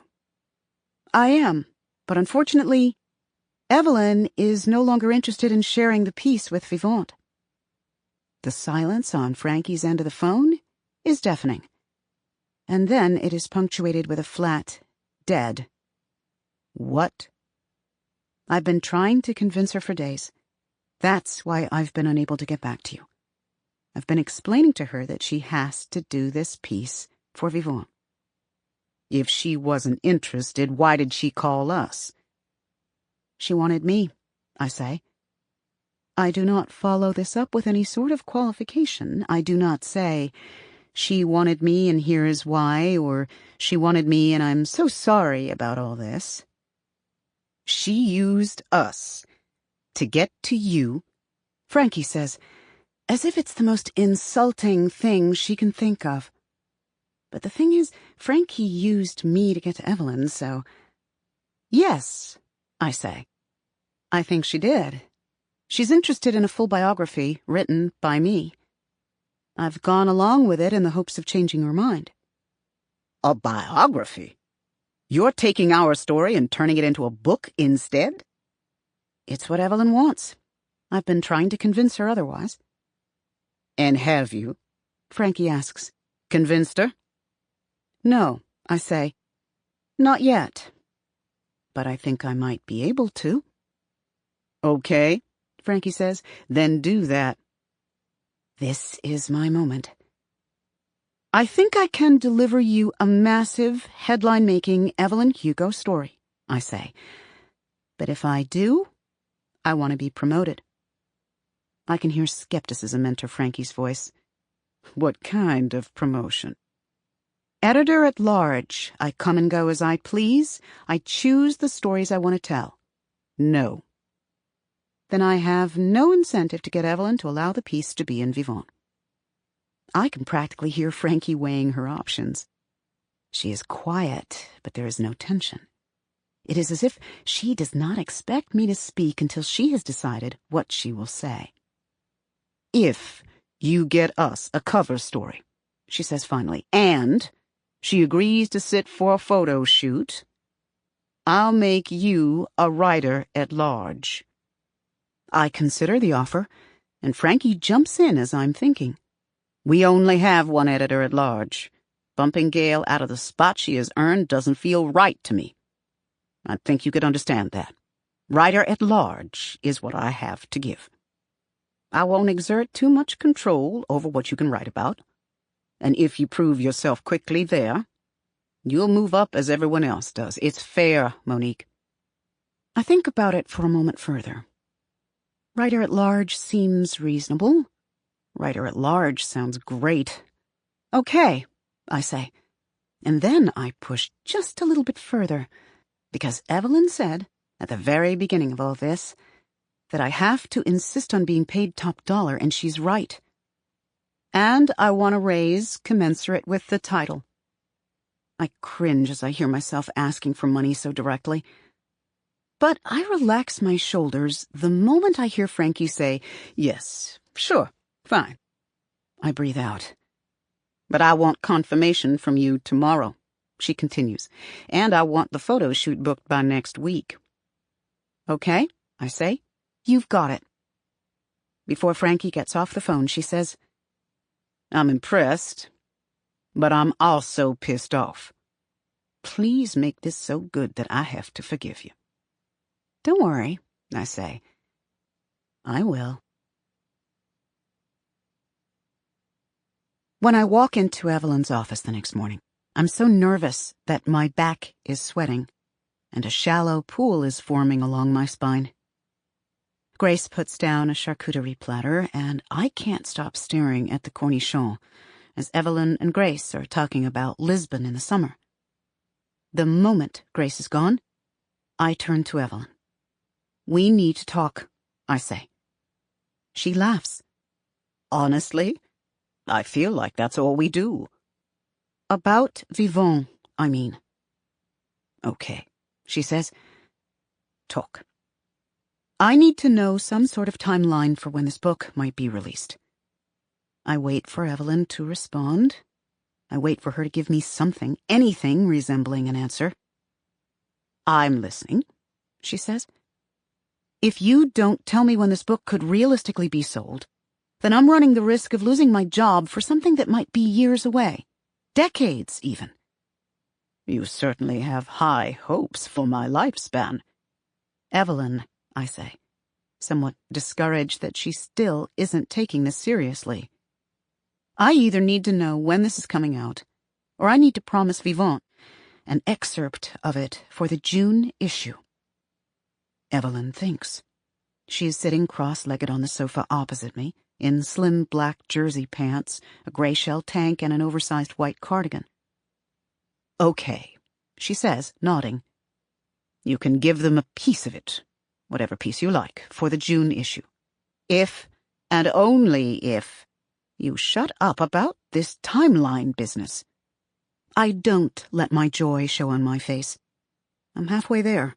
I can't rest until I'm done. I have to push her. I have to ask and be willing to be told no. I have to know my worth. After all, Evelyn wants something from me. She needs me. I don't know why or what for, but I know I wouldn't be sitting here if that weren't the case. I have value to her. I know that. And now I have to use it, just as she would if she were me. So here we go. You need to sit for a photo shoot for the cover. No. It's non-negotiable. Everything is negotiable. Haven't you gotten enough? I've agreed to the excerpt. You and I both know how valuable new images of you would be. I said no. Okay, here we go. I can do this. I just have to do what Evelyn would do. I have to Evelyn Hugo. You agree to the cover photo, or I'm out. Evelyn sits forward in her chair. Excuse me? You want me to write your life story. I want to write your life story. But these are my terms. I'm not going to lose my job for you. And the way I keep my job is I deliver an Evelyn Hugo feature with a cover. So you either persuade me to lose my job over this, which is only possible if you tell me when this book is being sold, or you do this. Those are your options. Evelyn looks at me, and I get the impression that I am more than she bargained for. And I feel good about that. There's a smile forming that is hard to keep in. You're having fun with this, aren't you? She says. I'm trying to protect my interests.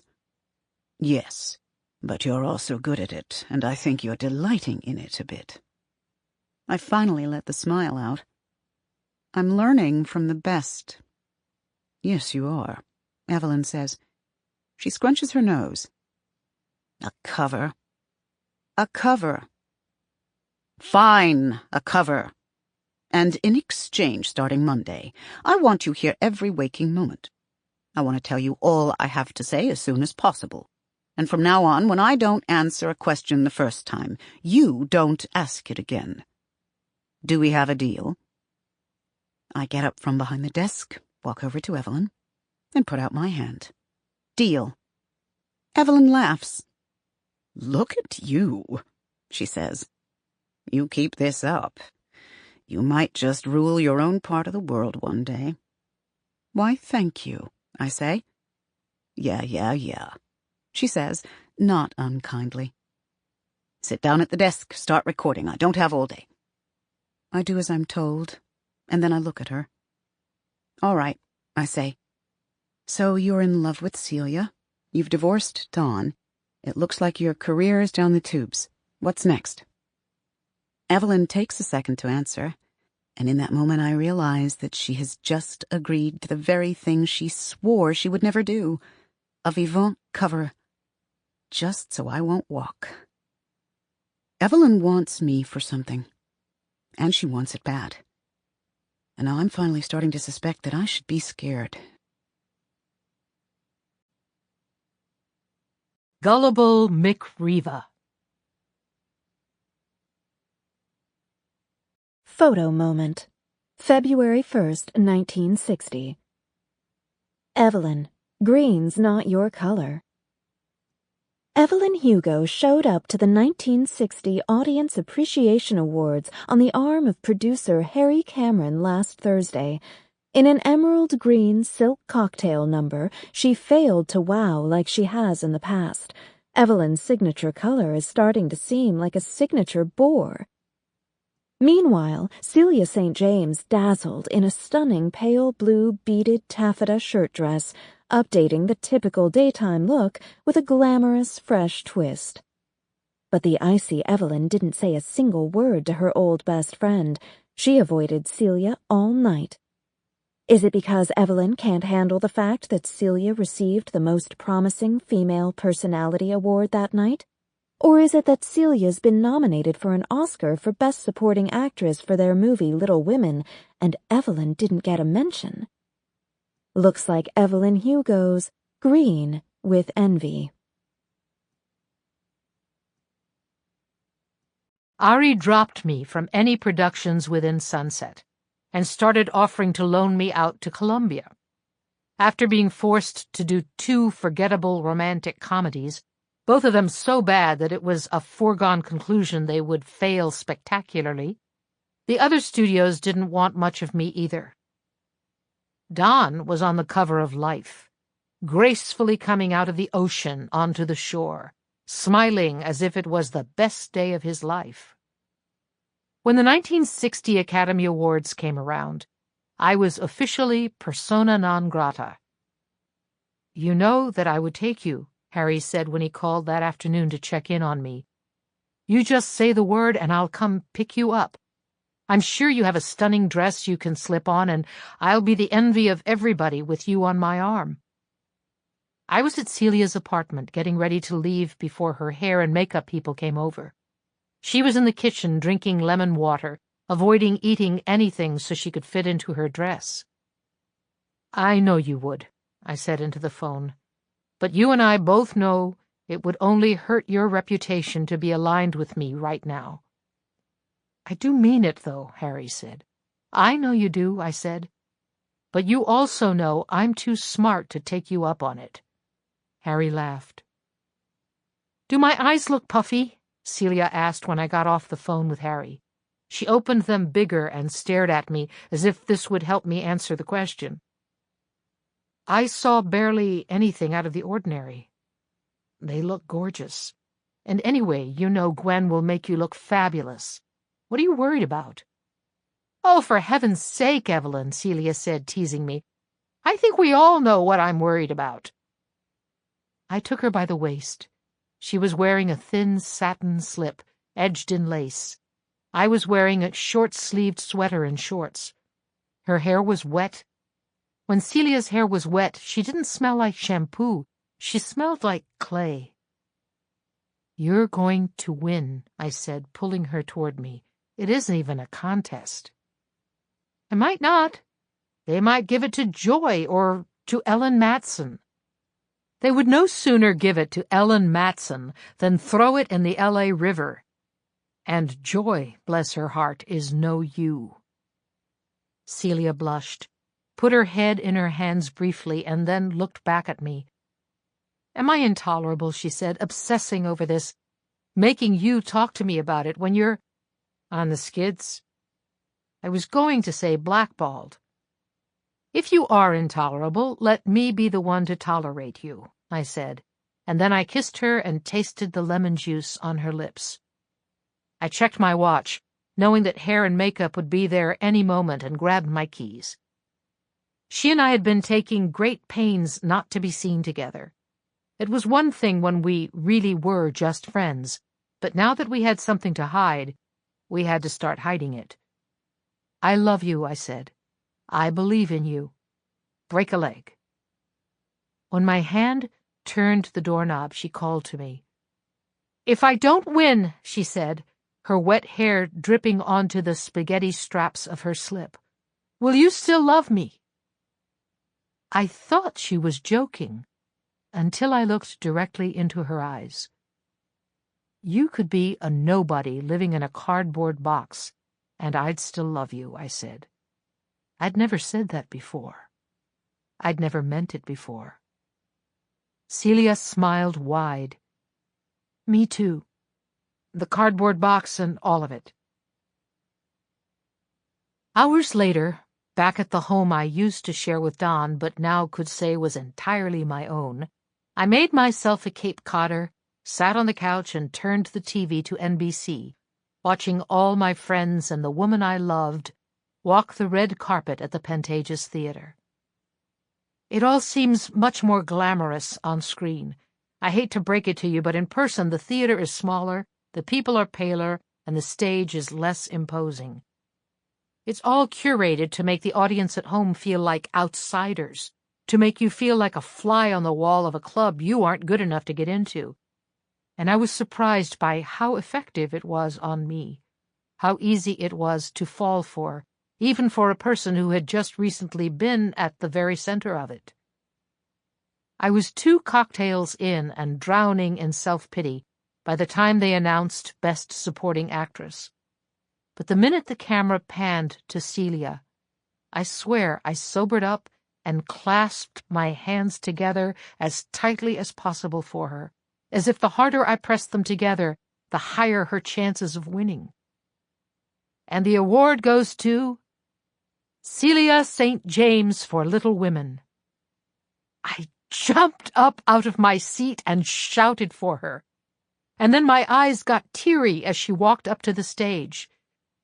As she stood there behind the microphone, holding the statuette, I was mesmerized by her fabulous boat-neck dress, her sparkling diamond and sapphire earrings, and that absolutely flawless face of hers. Thank you to Ari Sullivan and Harry Cameron. Thank you to my agent, Roger Colton, to my family, and to the amazing cast of women that I felt so lucky to be a part of, to Joy and Ruby, and to Evelyn Hugo. Thank you. When she said my name, I swelled with pride and joy and love. I was so goddamn happy for her. And then I did something mortifyingly inane. I kissed the television set.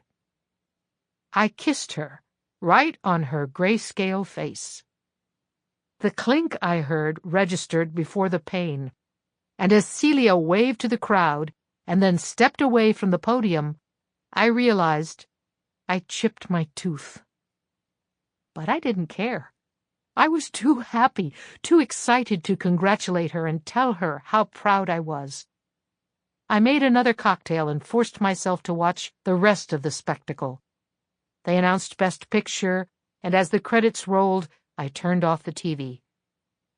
I knew that Harry and Celia would be out all night, so I shut off the lights and went upstairs to bed. I took off my makeup, I put on cold cream, I turned down the covers. I was lonely, living all alone. Celia and I had discussed it and came to the conclusion that we could not move in together. She was less convinced of this than I was, but I was steadfast in my resolve.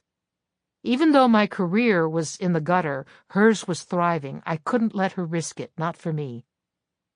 My head was on the pillow, but my eyes were wide open when I heard someone pull into the driveway. I looked out the window to see Celia slipping out of a car and waving good night to her driver. She had an Oscar in her hand. "You look comfortable," Celia said once she'd made her way to me in the bedroom. "Come here," I said to her. She'd had a glass or 3. I loved her drunk. She was herself but happier, so bubbly I sometimes worried she'd float away. She took a running start and hopped into the bed. I kissed her. "I'm so proud of you, darling." "I missed you all night," she said. The Oscar was still in her hand, and I could tell it was heavy. She kept allowing it to tip over onto the mattress. The space for her name was blank. "I don't know if I was supposed to take this one," she said, smiling, "but I didn't want to give it back." "Why aren't you out celebrating? You should be at the sunset party." "I only wanted to celebrate with you." I pulled her closer to me. She kicked off her shoes. "Nothing means anything without you," she said. "Everything that isn't you is a pile of dog shit." I tossed my head back and laughed. "What happened to your tooth?" Celia asked. "Is it that noticeable?" Celia shrugged. "I suppose not. I think it's just that I've memorized every inch of you." Just a few weeks ago I had lain naked beside Celia and let her look at me, look at every part of my body. She had told me she wanted to remember every detail. She said it was like studying a Picasso. "It's embarrassing," I told her now. Celia sat up, intrigued. "I kissed the television screen," I said. "When you won, I kissed you on the TV, and I chipped my tooth." Celia laughed so hard she cackled.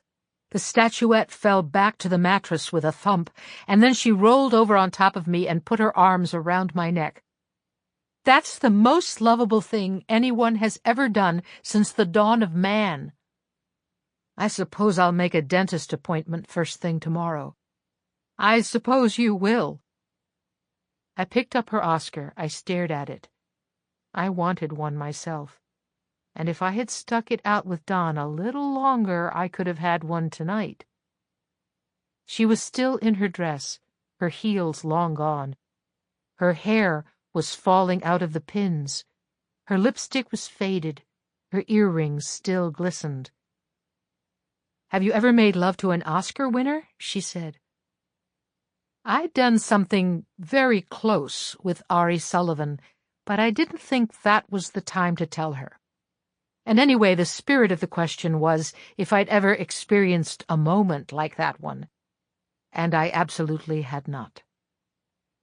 I kissed her and felt her hands on my face, and then I watched as she stepped out of her dress and into my bed. Both of my movies flopped. A romance Celia did sold out theaters. Don starred in a hit thriller movie. Ruby Riley's reviews for Joker's Wild called her stunningly perfect and positively incomparable. I taught myself how to make meatloaf and iron my own slacks. And then I saw Breathless. I left the theater, went straight home, called Harry Cameron and said, "I have an idea. I'm going to Paris." Celia was shooting a movie on location in Big Bear for 3 weeks. I knew that going with her wasn't an option, nor was visiting her on the set. She insisted she would come home every weekend, but it felt too risky. She was a single girl, after all. I was afraid the prevailing wisdom erred too close to the question, what do single girls have to go home to? So I decided it was the right time to go to France. Harry had some connections to filmmakers in Paris. He made a few calls on the sly for me. Some of the producers and directors I met with knew who I was. Some of them were clearly seeing me just as a favor to Harry. And then there was Max Girard, an up-and-coming new wave director who had never heard of me before. "You are une bombe," he said. We were sitting in a quiet bar in the Saint-Germain-des-Prés neighborhood of Paris. We huddled in a booth in the back. It was just after dinner time, and I hadn't had a chance to eat. Max was drinking a white Bordeaux. I had a glass of claret. "That sounds like a compliment," I said, taking a sip. "I don't know if I have before met a woman so attractive," he said, staring at me. His accent was so thick that I found myself leaning in to hear him. "Thank you." "You can act?" he said. "Better than I look." "That cannot be so." "It is." I saw Max's wheels start turning. "Are you willing to test for a part?" I was willing to scrub a toilet for a part. "If the part is great," I said. Max smiled. "This part is spectacular. This part is a movie star part." I nodded slowly. You have to restrain every part of your body when you are working hard not to look eager. "Send me the pages and we'll talk," I said, and then I drank the last of my wine and stood up.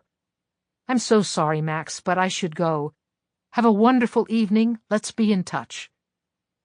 There was absolutely no way I was going to sit at a bar with a man who hadn't heard of me and let him think I had all the time in the world.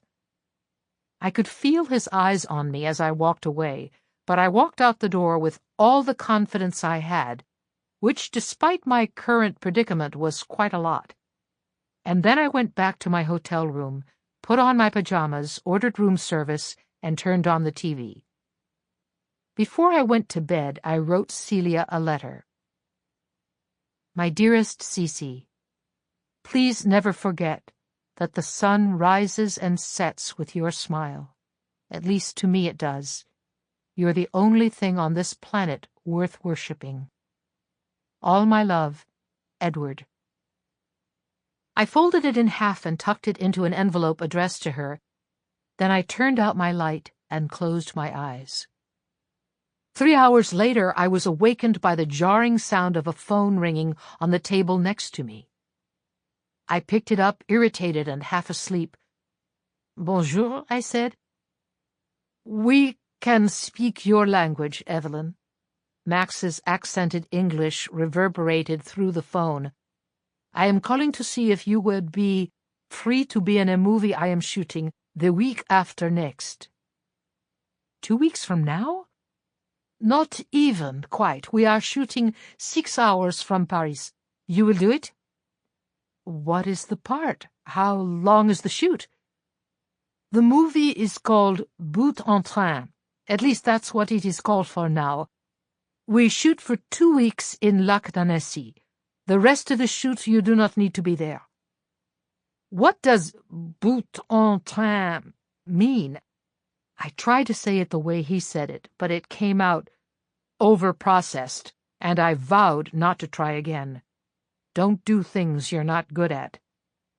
It means the life of the party. That is you. A party girl? Like someone who is the heart of life. And my character?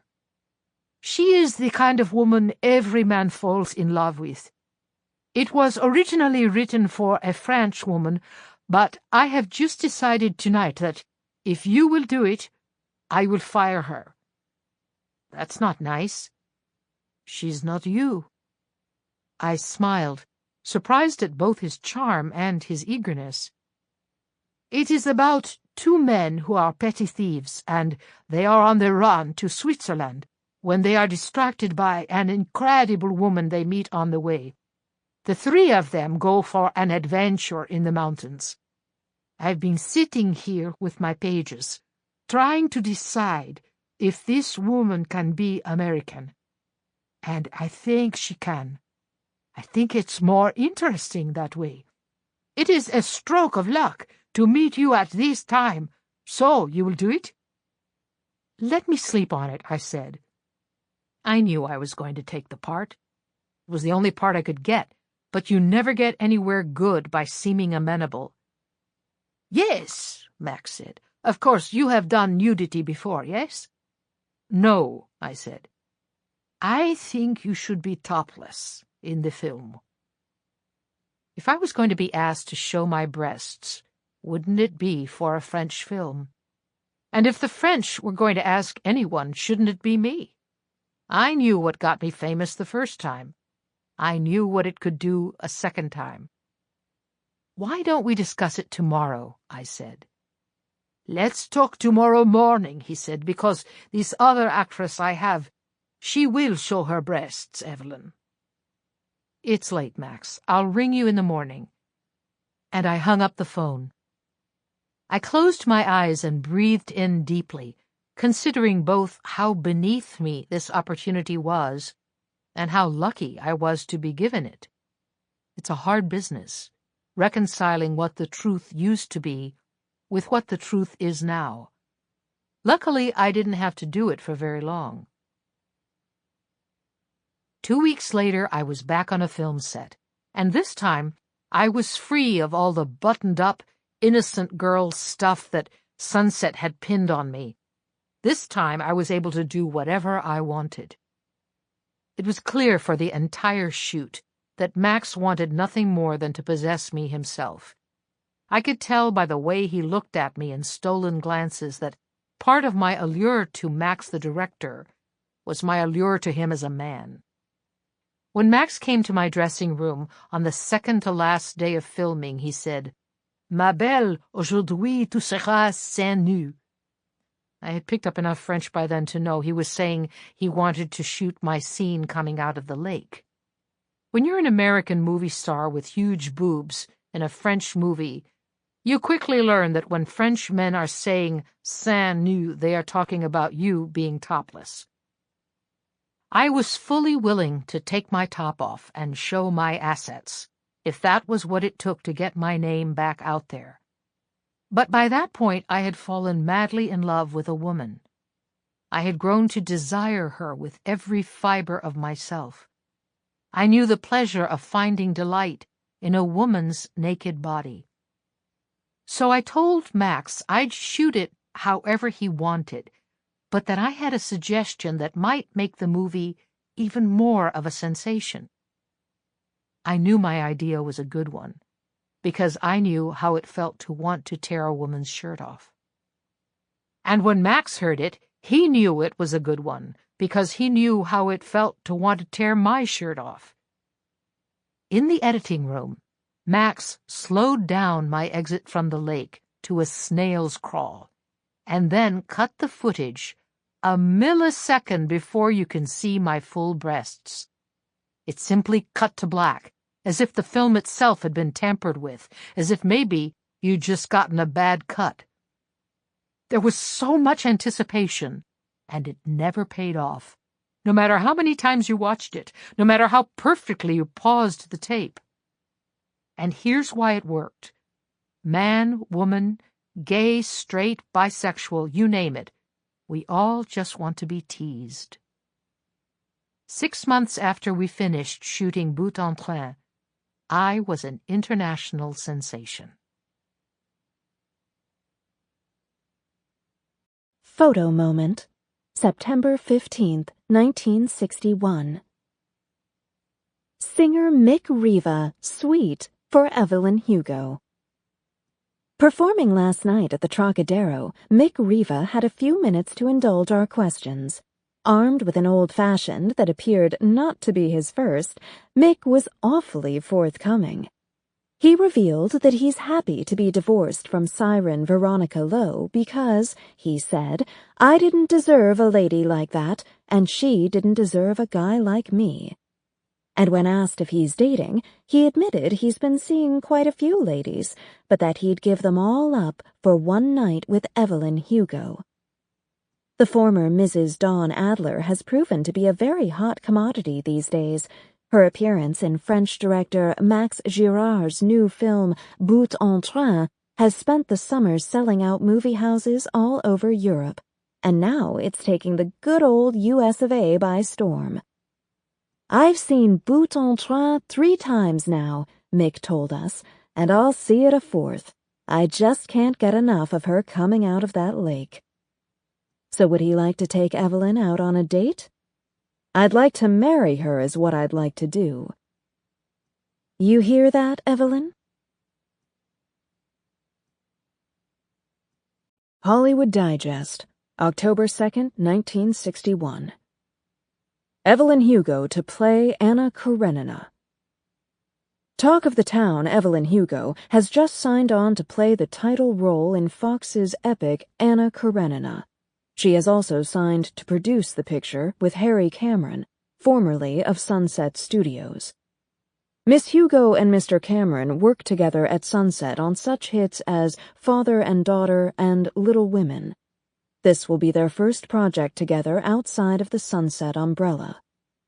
Mr. Cameron, who has made a name for himself in the biz for his great taste and even greater business acumen, is said to have left Sunset over differences with none other than studio head Ari Sullivan. But it appears Fox is eager to be in business with both Miss Hugo and Mr. Cameron, as they have ponied up a substantial fee and a stake in the box office. Everyone has been watching to see what Miss Hugo's next project will be.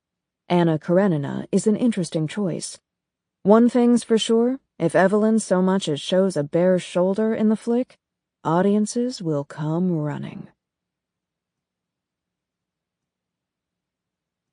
Sub Rosa, October 23rd, 1961. Dawn Adler and Ruby Riley, engaged? Mary and Roger Adler threw a party this past Saturday that was said to have grown a bit out of control. The guests who showed up were surprised to learn that it wasn't just a party for Dawn Adler. It was to announce the engagement of Dawn and none other than Sunset Studios' reigning queen, Ruby Riley. Dawn and Ruby have become close after Dawn's divorce from bombshell Evelyn Hugo almost 2 years ago. Apparently, Dawn admitted he had eyes for Ruby way back when she and Evelyn were shooting Little Women together.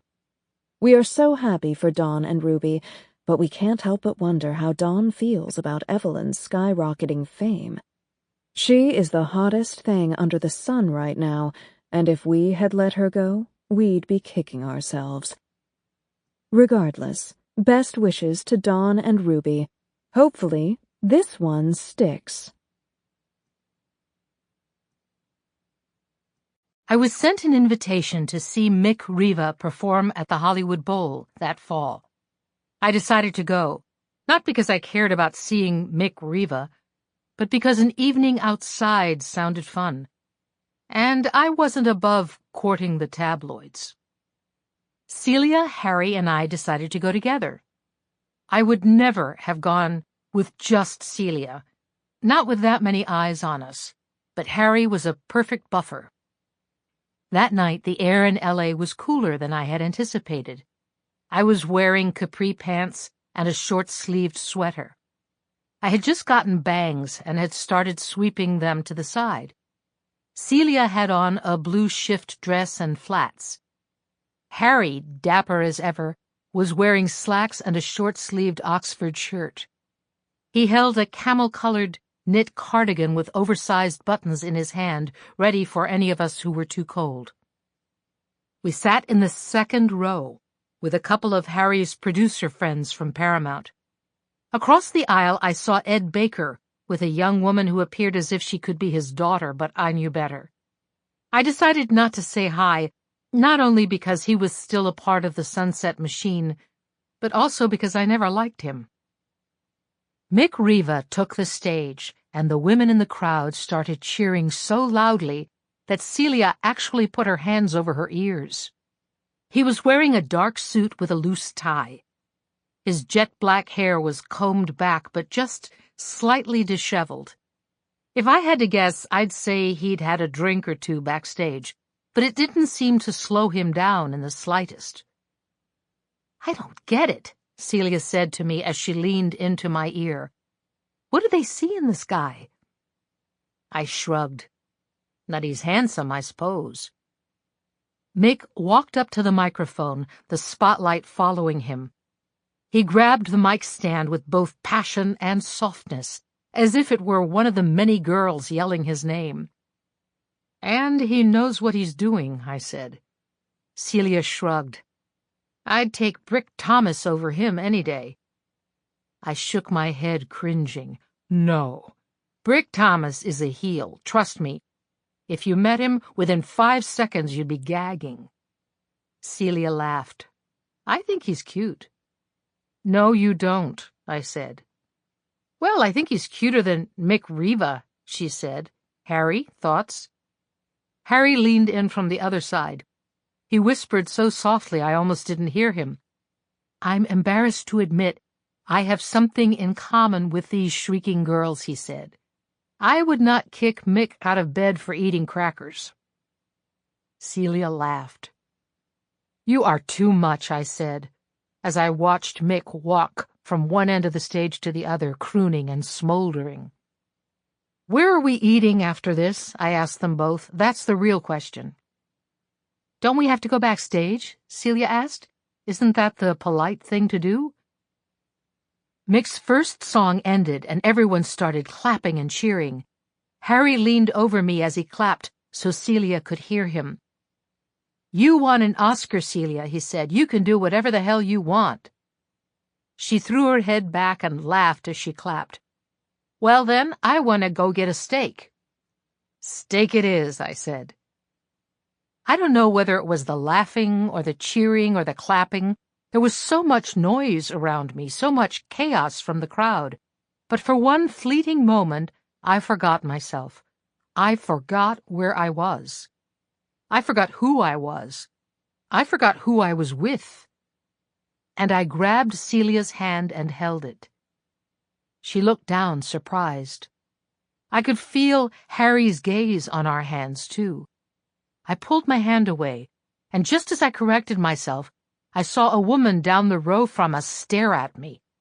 She looked to be in her mid-30s, with a patrician face, small blue eyes, and perfectly applied crimson lipstick. Her lips turned down as she looked at me. She had seen me. She had seen me hold Celia's hand, and she had seen me pull it back. She knew both what I had done and that I had not meant for her to have seen it. Her small eyes got smaller as she stared at me. And any hope I had that she did not realize who I was went right out the window when she turned to the man next to her, probably her husband, and whispered in his ear. I watched as his gaze moved from Mick Riva to me. There was a subtle disgust in his eyes, as if he was unsure if what he suspected was true, but that the thought in his head made him nauseated, and it was my fault for putting it there. I wanted to slap both of them across their faces and tell them that what I did was none of their business. But I knew I couldn't do that. It wasn't safe to do that. I wasn't safe. We weren't safe. Mick hit an instrumental part in the song and started walking toward the very front of the stage, talking to the audience. Reflexively, I stood up and cheered for him. I jumped up and down. I was louder than anyone there. I wasn't thinking clearly. I just wanted to make the two of them stop talking to each other or to anyone else. I wanted the gossip game of telephone that had started with that woman to end with that man. I wanted it all to be over. I wanted to be doing something else. So I cheered as loudly as I could. I cheered like the teenage girls in the back. I cheered as if my life depended on it, because maybe it did. "Do my eyes deceive me?" Mick said from the stage. He had his hand over his brow, shading the spotlight from his eyes. He was looking right at me. Or is that my dream woman right there in the front? Sub Rosa, November 1st, 1961. Evelyn Hugo and Celia St. James slumber parties. How close is too close? Girl next door, Celia St. James, with her Oscar win and her trail of hits, has been a longtime friend of honey-blonde sexpot Evelyn Hugo. But lately, we're starting to wonder if these two aren't up to something. Insiders are saying the two are quite a pair of thespians. Sure, plenty of girlfriends go shopping together and share a drink or two, but Celia's car is parked outside Evelyn's home, the one she used to share with none other than Mr. Don Adler every night. All night. So what's happening behind those walls? Whatever it is, it certainly doesn't sound like it's on the straight and narrow. "I'm going out on a date with Mick Riva." "Like hell you are." When Celia was angry, her chest and her cheeks flushed. This time they'd grown red faster than I'd ever seen. We were in the outdoor kitchen of her weekend home in Palm Springs. She was grilling us burgers for dinner. Ever since the article came out, I'd refused to be seen with her in Los Angeles. The rags didn't yet know about her place in Palm Springs, so we would spend weekends there together and our weeks in L.A. apart. Celia went along with the plan like a put-upon spouse, agreeing to whatever I wanted because it was easier than fighting with me. But now, with the suggestion of going on a date, I'd gone too far. I knew I'd gone too far. That was the point, sort of. "You need to listen to me," I said. "You need to listen to me!" She slammed the lid of the grill shut and gestured to me with a pair of silver tongs. "I'll go along with any of your little tricks that you want, but I'm not getting on board with either of us dating." "We don't have a choice." "We have plenty of choices." "Not if you want to keep your job. Not if you want to keep this house. Not if you want to keep any of our friends. Not to mention that the police could come after us." You are being paranoid. I'm not, Celia, and that's what's scary. But I'm telling you, they know. One article in one tiny paper thinks they know. That's not the same thing. You're right. This is still early enough that we can stop it. Or it will go away on its own. Celia, you have 2 movies coming out next year, and my movie is all anyone is talking about around town. Exactly. Like Harry always says, that means we can do whatever we want. No, that means we have a lot to lose. Celia, angry, picked up my pack of cigarettes and lit one. So that's what you want to do? You want to spend every second of our lives trying to hide what we really do, who we really are? It's what everyone in town is doing every day. Well, I don't want to. Well, then, you shouldn't have become famous. Celia stared at me as she puffed away at her cigarette. The pink of her lipstick stained the filter. You're a pessimist, Evelyn, to your very core. What would you like to do, Celia? Maybe I should call over to Sub Rosa myself? Call the FBI directly? I can give them a quote. Yep, Celia St. James and I are deviants. We aren't deviants. I know that, Celia, and you know that, but no one else knows that.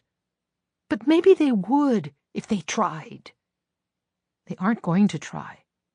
Do you get that? No one wants to understand people like us. But they should. There are lots of things we all should do, sweetheart, but it doesn't work that way. I hate this conversation. You're making me feel awful. I know, and I'm sorry. But the fact that it's awful doesn't mean it's not true.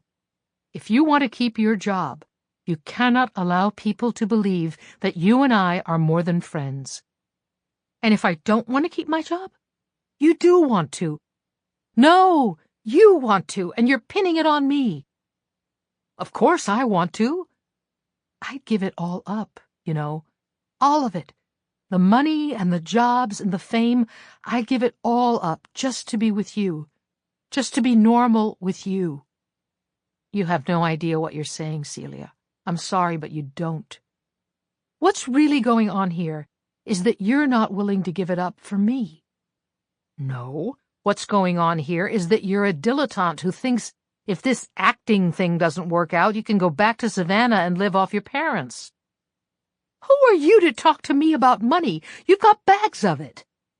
Yeah, I do, because I worked my ass off and was married to an asshole who knocked me around, and I did that so I could be famous, so I could live the life we're living, and if you think I'm not going to protect that, you've lost your mind. At least you're admitting this is about you. I shook my head and pinched the bridge of my nose. Celia, listen to me. Do you love that Oscar? The very thing you keep on your nightstand and touch before you go to sleep? Don't. People are saying, given how early you won it, you're the kind of actress who could win multiple times. I want that for you. Don't you want that? Of course I do. And you're going to let them take that away just because you met me? Well, no, but listen to me, Celia. I love you. And I can't let you throw away everything you have built and all your incredible talent by taking a stand when no one will stand with us. But if we don't try, no one is going to back us, Celia. I know how it feels to be shut out of this town. I'm just finally making my way back in. I know you're probably picturing some world where we go up against Goliath and win, but that's not going to happen. We'd tell the truth about our lives, and they'd bury us. We could end up in prison or in a mental hospital. Do you get that? We could be committed. It's not that far-fetched. It happens. Certainly you can count on the fact that no one would return our calls, not even Harry. Of course Harry would. Harry's one of us. Which is precisely why he could never be caught talking to us again. Don't you get it? The danger is even higher for him. There are actually men out there who would want to kill him if they knew. That's the world we live in. Anyone who touched us would be examined. Harry wouldn't be able to withstand it. I could never put him in that position. To lose everything he's worked for? To quite literally risk his life? No, we'd be alone, two pariahs. But we'd have each other, and that's enough for me. She was crying now, the tears streaking down her face and carrying her mascara with them. I put my arms around her and wiped her cheek with my thumb. I love you so much, sweetheart, so much. And it's in part because of things like that. You're an idealist and a romantic, and you have a beautiful soul, and I wish the world was ready to be the way you see it. I wish that the rest of the people on Earth with us were capable of living up to your expectations, but they aren't. The world is ugly, and no one wants to give anyone the benefit of the doubt about anything. When we lose our work and our reputations, when we lose our friends and eventually what money we have, we will be destitute. I've lived that life before, and I cannot let it happen to you. I will do whatever I can to prevent you from living that way. Do you hear me? I love you too much to let you live only for me. She heaved into my body, her tears growing inside her. For a moment I thought she might flood the backyard. I love you, she said. I love you too, I whispered into her ear. I love you more than anything else in the entire world. It's not wrong, Celia said. It shouldn't be wrong to love you. How can it be wrong? It's not wrong, sweetheart, it's not, I said. They are wrong. She nodded into my shoulder and held me tighter. I rubbed her back. I smelled her hair. It's just that there's not much we can do about it, I said. When she calmed down, she pulled away from me and opened the grill again. She did not look at me as she flipped the burgers. So what is your plan? She said.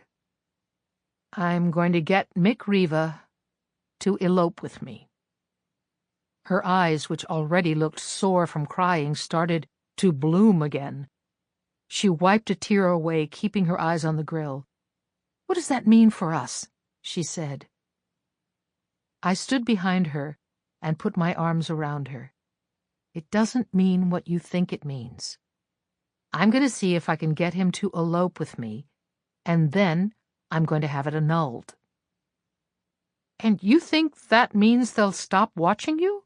No, I know it means they will only watch me more, but they will be looking for other things. They will call me a tart or a fool. They will say I have terrible taste in men. They will say I'm a bad wife. I am too impulsive. But if they want to do any of that, they'll have to stop saying I'm with you. It won't fit their story anymore. I get it, she said, grabbing a plate and taking the burgers off the grill. Okay, good, I said. You'll do whatever you have to do, but this is the last I want to hear about it, and I want it to be over and done with as soon as possible. Okay. And when it's over, I want us to move in together. Celia, we can't do that.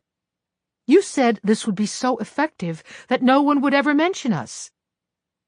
The thing is, I wanted us to move in together too. I wanted it very much. Okay, I said. When it's over, we'll talk about moving in together. Okay, she said, then we have a deal. I put my hand out to shake hers, but she waved it away. She didn't want to shake on something that sad, that vulgar. And if it doesn't work with Mick Riva? She asked. It's going to work. Celia finally looked up at me.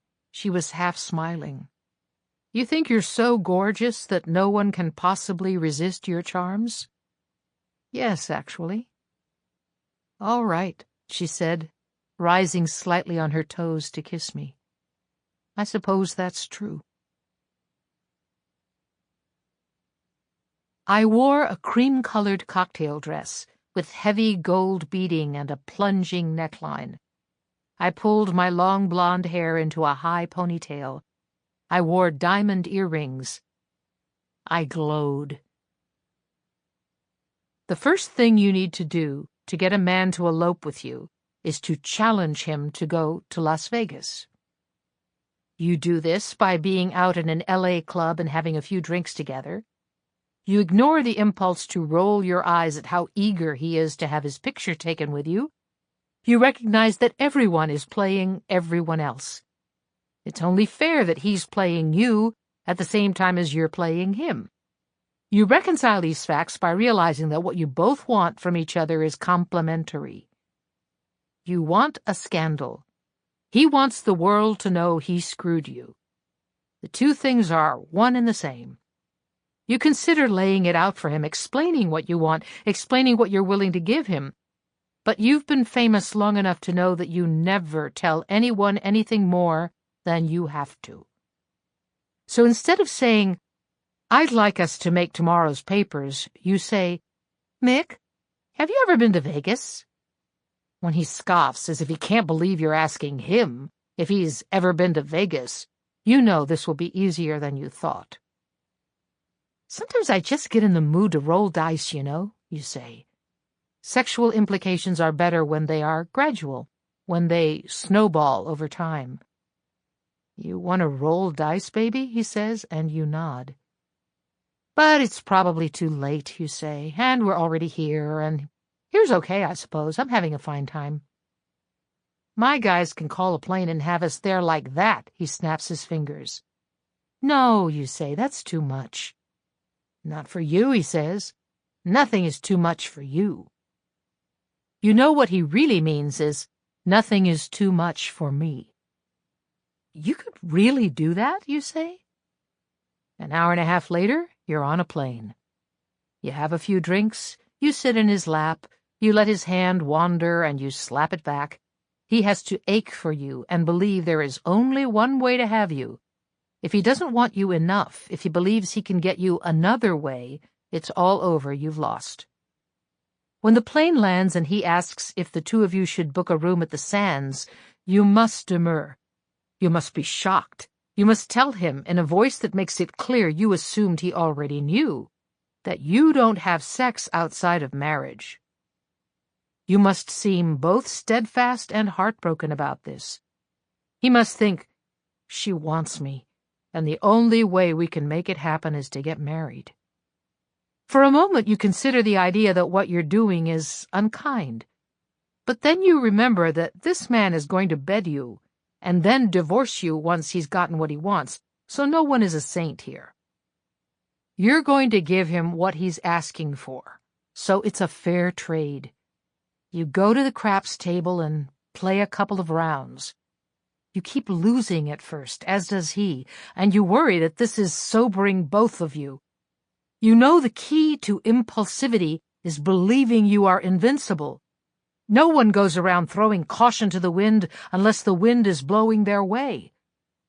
You drink champagne because it makes everything seem celebratory. It makes tonight seem like an event. When people recognize the two of you, you happily agree to get your picture taken with them. Every time it happens, you hang on to him.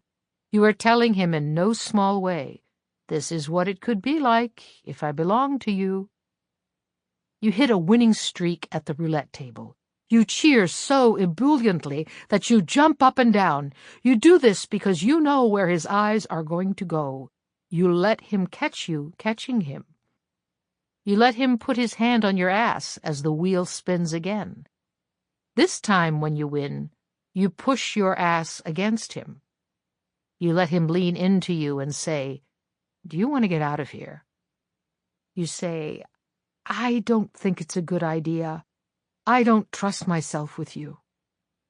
You cannot bring up marriage first. You already said the word earlier. You have to wait for him to say it. He said it in the papers. He will say it again, but you have to wait. You cannot rush it.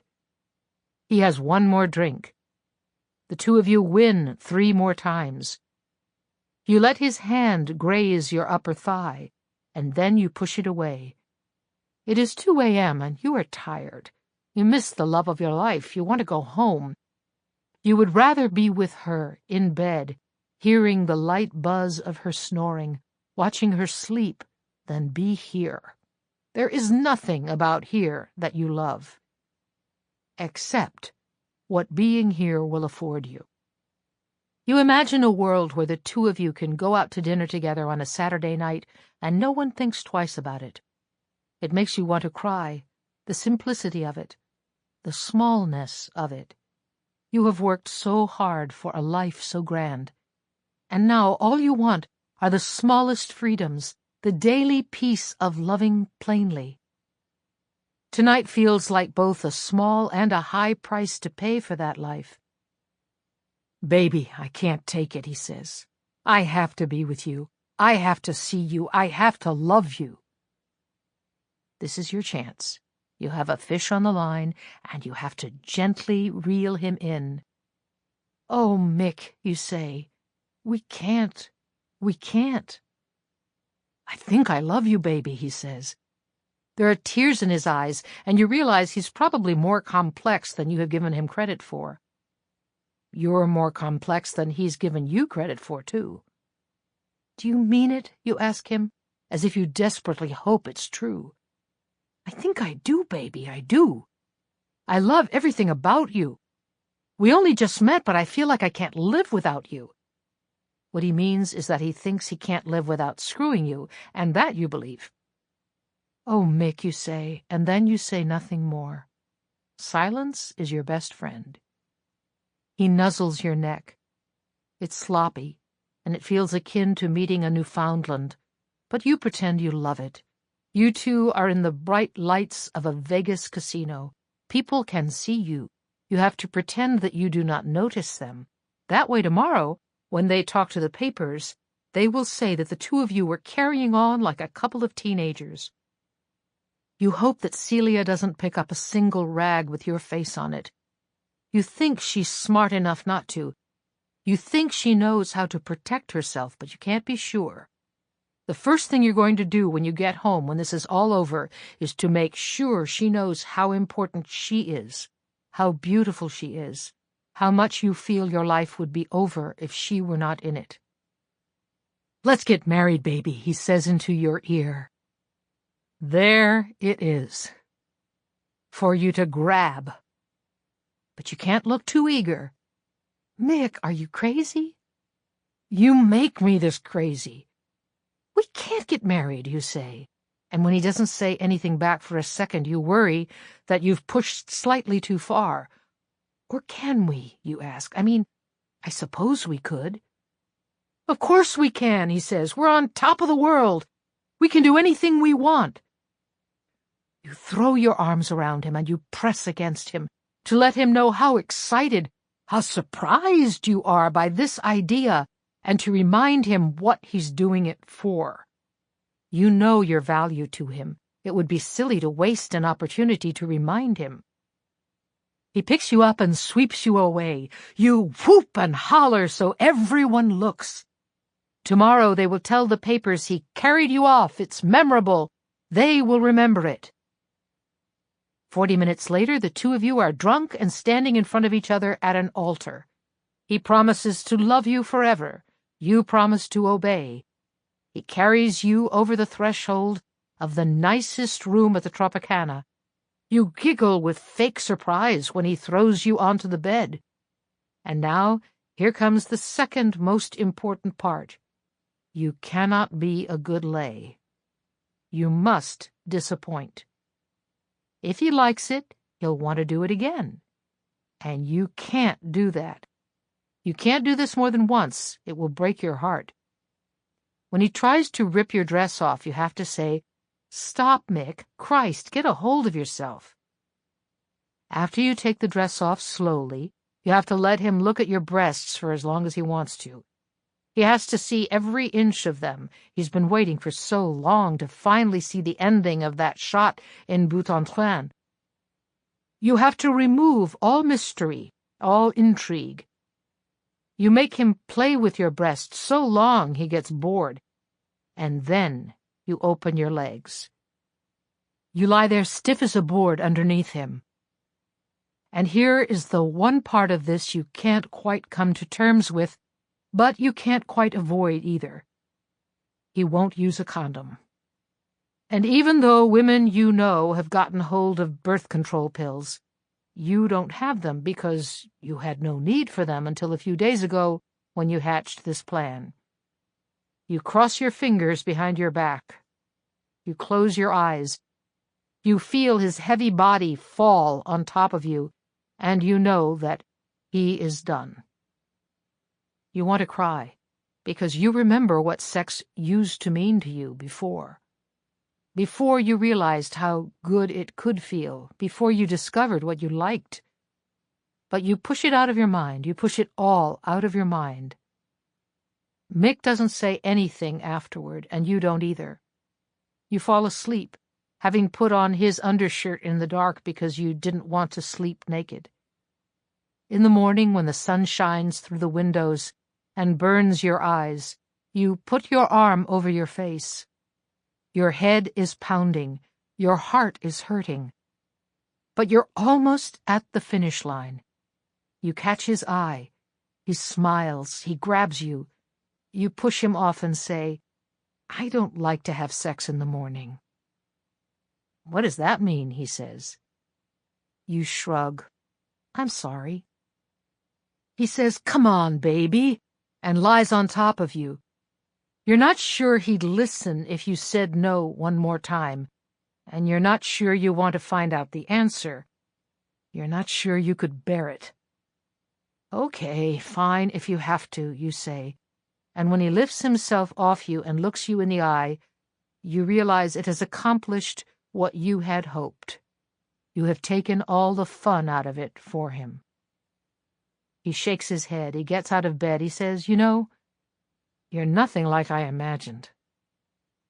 It doesn't matter how gorgeous a woman is to a man like Mick Riva. She's always less attractive after he's had sex with her. You know this. You allow it to happen. You do not fix your hair. You pick at the mascara flakes on your face. You watch Mick step into the bathroom. You hear him turn on the shower. When he comes out, he sits down next to you on the bed. He is clean. You have not bathed. He smells like soap. You smell like booze. He is sitting up. You are lying down. This, too, is a calculation. He has to feel like the power is all his. "Honey, I had a great time," he says. You nod. "But we were so drunk." He speaks as if he's talking to a child. "Both of us. We had no idea what we were doing." "I know," you say. "It was a crazy thing to do." "I'm not a good guy, baby," he says. "You don't deserve a guy like me. I don't deserve a girl like you. It's just so unoriginal and laughably transparent, feeding you the same line he fed the papers about his last wife." "What are you saying?" you ask. You put a little spin into it. You make it sound like you might start crying. You have to do this because it is what most women would do. And you have to appear to him the way he sees most women. You have to appear to have been outsmarted. "I think we should call our people, baby. I think we should get an annulment." "But Mick," he cuts you off, and it makes you mad because you really did have more to say. "It's better this way, honey. I'm afraid I can't take no for an answer." You wonder what it must be like to be a man, to be so confident that the final say is yours. When he gets up off the bed and grabs his jacket, you realize there's an element of this that you hadn't accounted for. He likes to reject. He likes to condescend. When he was calculating his moves last night, he was thinking of this moment, too. This moment where he gets to leave you. So you do something you hadn't rehearsed in your mind. When he gets to the door and turns to you and says, "I'm sorry it didn't work out between us, baby, but I wish you all the best," you pick up the phone on the side of the bed and throw it at him. You do it because you know he'll like it. Because he's given you everything you came for. You should give him everything he came for. He ducks and frowns at you as if you're a small deer he has to leave in the forest. You start crying, and then he's gone. And you stop. And you think, if only they gave out Oscars for this shit. Photo moment.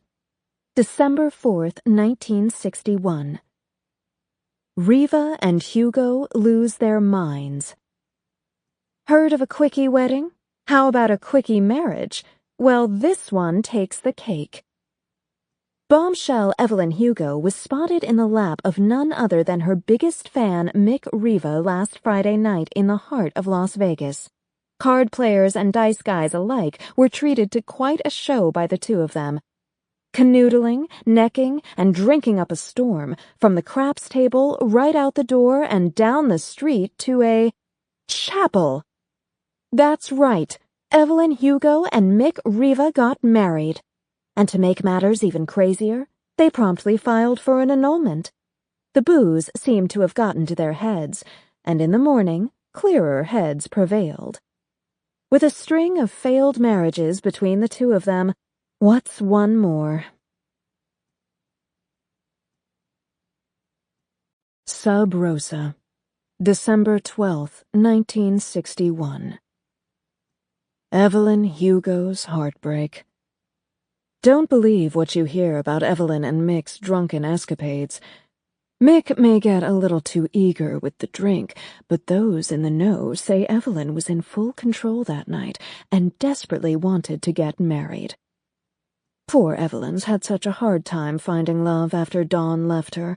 It's no wonder she would throw herself into the arms of the first handsome man to come along. And we're hearing she's inconsolable since he left her. It seems like Evelyn was no more than a night of fun to Mick, but she really thought they had a future together.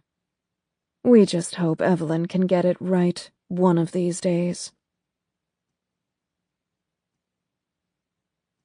For 2 months, I was living in near bliss. Celia and I never talked about Mick, because we didn't have to. Instead, we could go wherever we wanted, do whatever we wanted. Celia bought a second car, a boring brown sedan, and left it parked in my driveway every night without anyone asking questions. We would sleep cradling each other, turning off the light an hour before we wanted to fall asleep, so that we could talk in the darkness. I would trace the lines of her palm with my fingertips in the mornings to wake her up. On my birthday, she took me out to the polo lounge. We were hiding in plain sight. Fortunately, painting me as some woman who couldn't keep a husband sold more papers for a longer period of time than outing me. I'm not saying the gossip columnists printed what they knew to be a lie. I'm simply saying they were all too happy to believe the lie I was selling them. And of course that's the easiest lie to tell, one you know the other person desperately wants to be true. All I had to do was make sure that my romantic scandals felt like a story that would keep making headlines. And as long as I did that, I knew the gossip rags would never look too closely at Celia. And it was all working so goddamn beautifully, until I found out I was pregnant. "You are not," Celia said to me. She was standing in my pool in a lavender polka dot bikini and sunglasses. "Yes," I said, "I am." I had just brought her out a glass of iced tea from the kitchen. I was standing right in front of her, looming over her in a blue cover-up and sandals. I'd suspected I was pregnant for 2 weeks. I'd known for sure since the day before, when I went to Burbank and saw a discreet doctor Harry had recommended. I told her then, when she was in the pool and I was holding a glass of iced tea with a slice of lemon in it, because I couldn't hold it in any more. I am and have always been a great liar, but Celia was sacred to me, and I never wanted to lie to her. I was under no illusions about how much it had cost Celia and me to be together, and that it was going to continue to cost us more. It was like a tax on being happy. The world was going to take 50% of my happiness, but I could keep the other 50%. And that was her, and this life we had. But keeping something like this from her felt wrong, and I couldn't do it. I put my feet into the pool next to her and tried to touch her, tried to comfort her. I expected that the news would upset her, but I did not expect her to hurl the iced tea to the other side of the pool, breaking the glass on the edge, scattering shards in the water. I also did not expect her to plunge herself under the surface and scream. Actresses are very dramatic. When she popped back up, she was wet and disheveled, her hair in her face, her mascara running, and she did not want to talk to me. I grabbed her arm, and she pulled away. When I caught a glimpse of her face and saw the hurt in her eyes, I realized that Celia and I had never really been on the same page about what I was going to do with Mick Riva. "You slept with him?" she said. "I thought that was implied," I said. "Well, it wasn't." Celia raised herself up out of the pool and didn't even bother to dry off. I watched as her wet footprints changed the color of the cement around the pool, as they created puddles on the hardwood, and then started dampening the carpet on the stairs. When I looked up at the back bedroom window, I saw that she was walking back and forth. It looked like she was packing. "Celia, stop it," I said, running up the stairs. "This doesn't change anything." By the time I got to my own bedroom door, it was locked.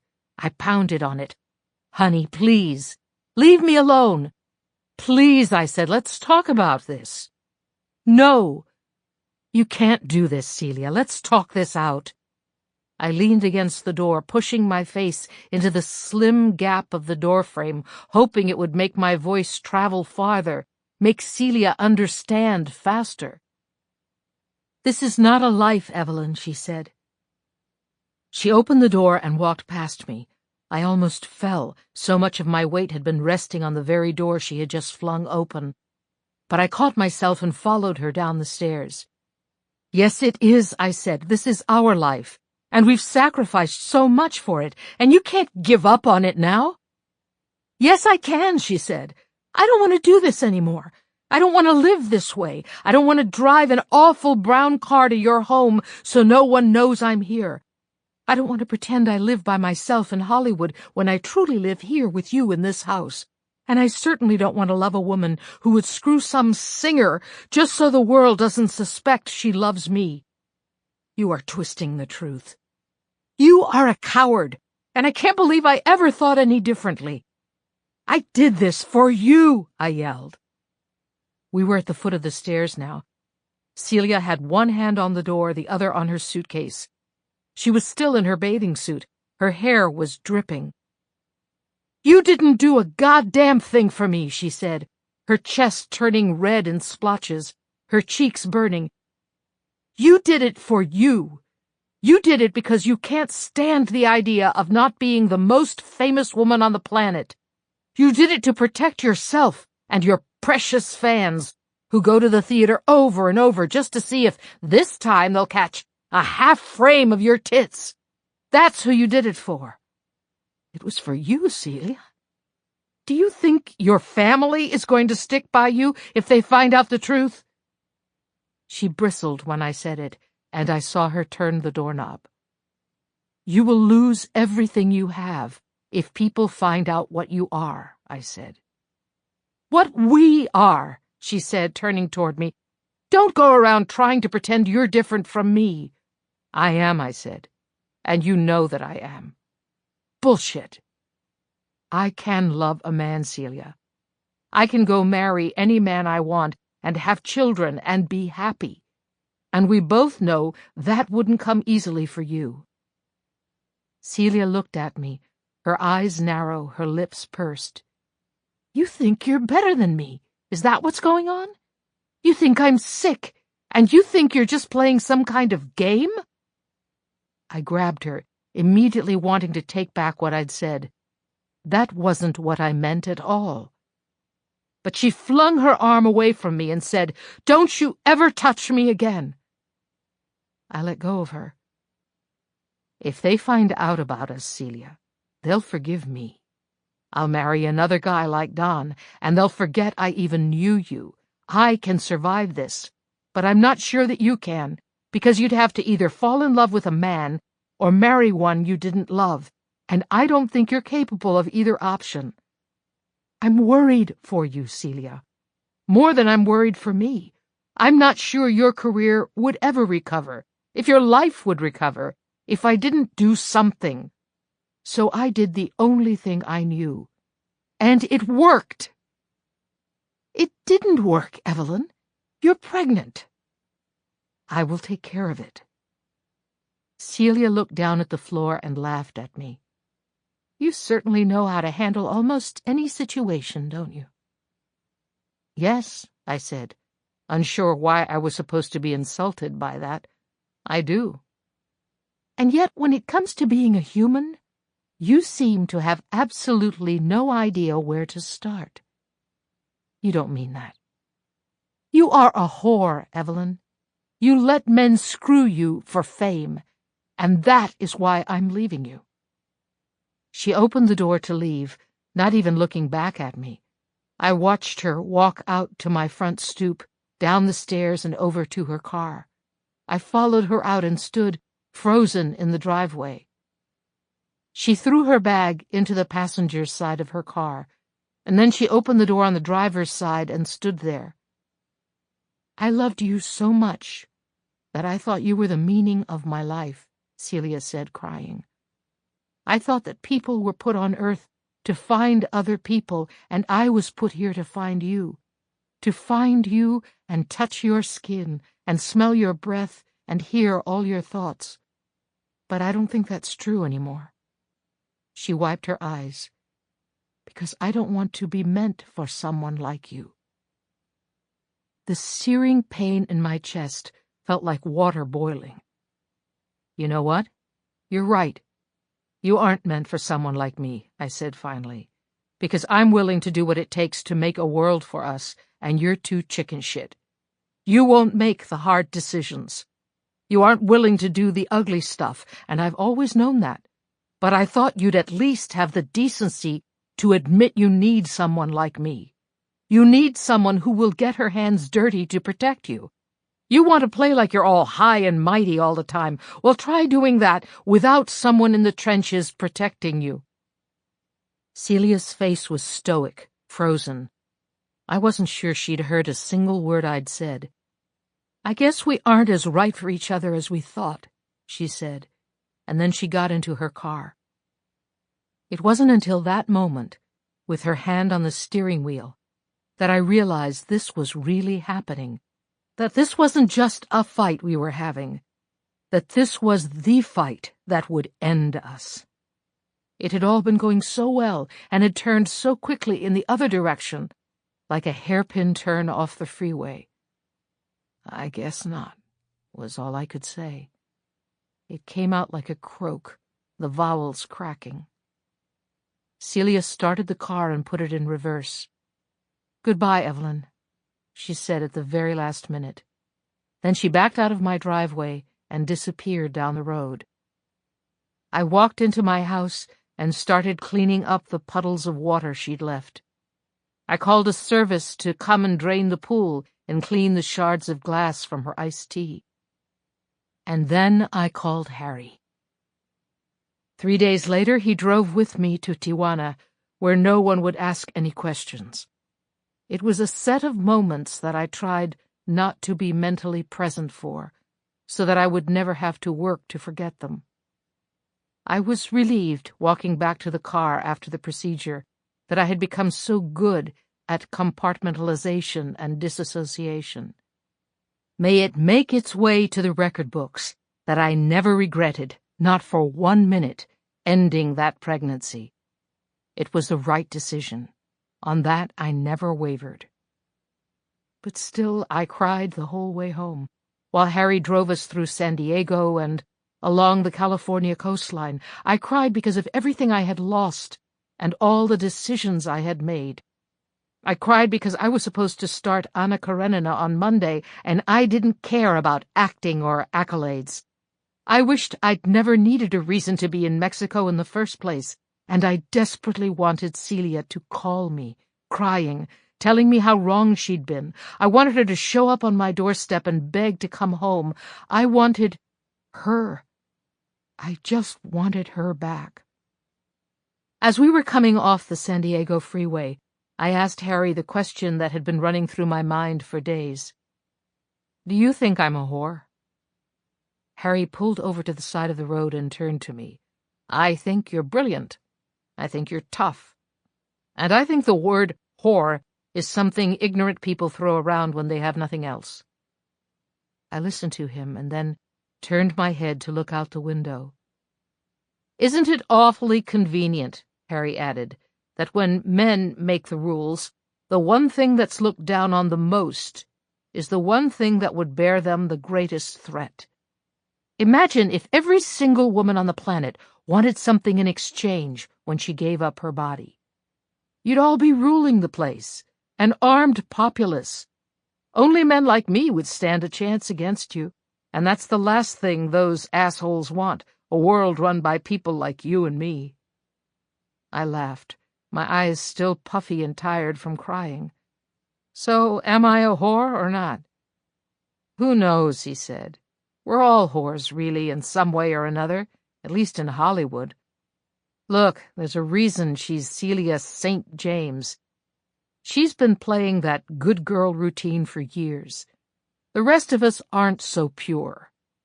But I like you this way. I like you impure and scrappy and formidable. I like the Evelyn Hugo who sees the world for what it is, and then goes out there and wrestles what she wants out of it. So, you know, put whatever label you want on it, just don't change. That would be the real tragedy. When we got to my house, Harry tucked me into bed and then went downstairs and made me dinner. That night he slept in the bed next to me, and when I woke up, he was opening the blinds. Rise and shine, little bird, he said. I did not speak to Celia for 5 years after that. She did not call. She did not write. And I could not bring myself to reach out to her. I knew how she was doing only from what people said in the papers and what sort of gossip was running around town. But that first morning, as the sunlight shone on my face and I still felt exhausted from the trip to Mexico, I was actually okay. Because I had Harry. For the first time in a very long time, I felt like I had family. You do not know how fast you have been running, how hard you have been working, how truly exhausted you are, until someone stands behind you and says, "It's okay. You can fall down now. I'll catch you." So I fell down, and Harry caught me. You and Celia didn't have any contact at all? I ask. Evelyn shakes her head. She stands up and walks over to the window and opens it a crack. The breeze that streams in is welcome. When she sits back down, she looks at me, ready to move on to something else, but I'm too baffled. How long were the two of you together by that point? 3 years, Evelyn says. Just about. And she just left? Without another word? Evelyn nods. Did you try to call her? She shakes her head. I didn't know yet that it is okay to grovel for something you really want. I thought that if she didn't want me, if she didn't understand why I did what I did, then I didn't need her. And you were okay? No, I was miserable. I was hung up on her for years. I mean, sure, I spent my time having fun, don't get me wrong. But Celia was nowhere in sight. In fact, I would read copies of Sub Rosa because Celia's picture was in them, analyzing the other people with her in the photos, wondering who they were to her, how she knew them. I know now that she was just as heartbroken as I was, that somewhere in her head She was waiting for me to call her and apologize. But at the time, I just ached all alone. "Do you regret that you didn't call her?"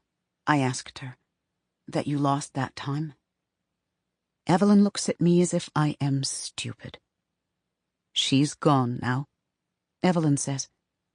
"The love of my life is gone, and I can't just call her and say I'm sorry and have her come back. She's gone forever. So yes, Monique, that is something I do regret. I regret every second I didn't spend with her. I regret every stupid thing I did that caused her an ounce of pain. I should have chased her down the street the day she left me. I should have begged her to stay. I should have apologized and sent roses and stood on the top of the Hollywood sign and shouted, 'I'm in love with Celia St. James!' and let them crucify me for it. That's what I should have done. And now that I don't have her, and I have more money than I could ever use in this lifetime, and my name is cemented in Hollywood history, and I know how hollow it is, I am kicking myself for every single second. I chose it over loving her proudly. But that's a luxury. You can do that when you're rich and famous. You can decide that wealth and renown are worthless when you have them. Back then, I still thought I had all the time I needed to do everything I wanted. That if I just played my cards right, I could have it all. You thought she'd come back to you, I say. I knew she'd come back to me, Evelyn says. And she knew it too.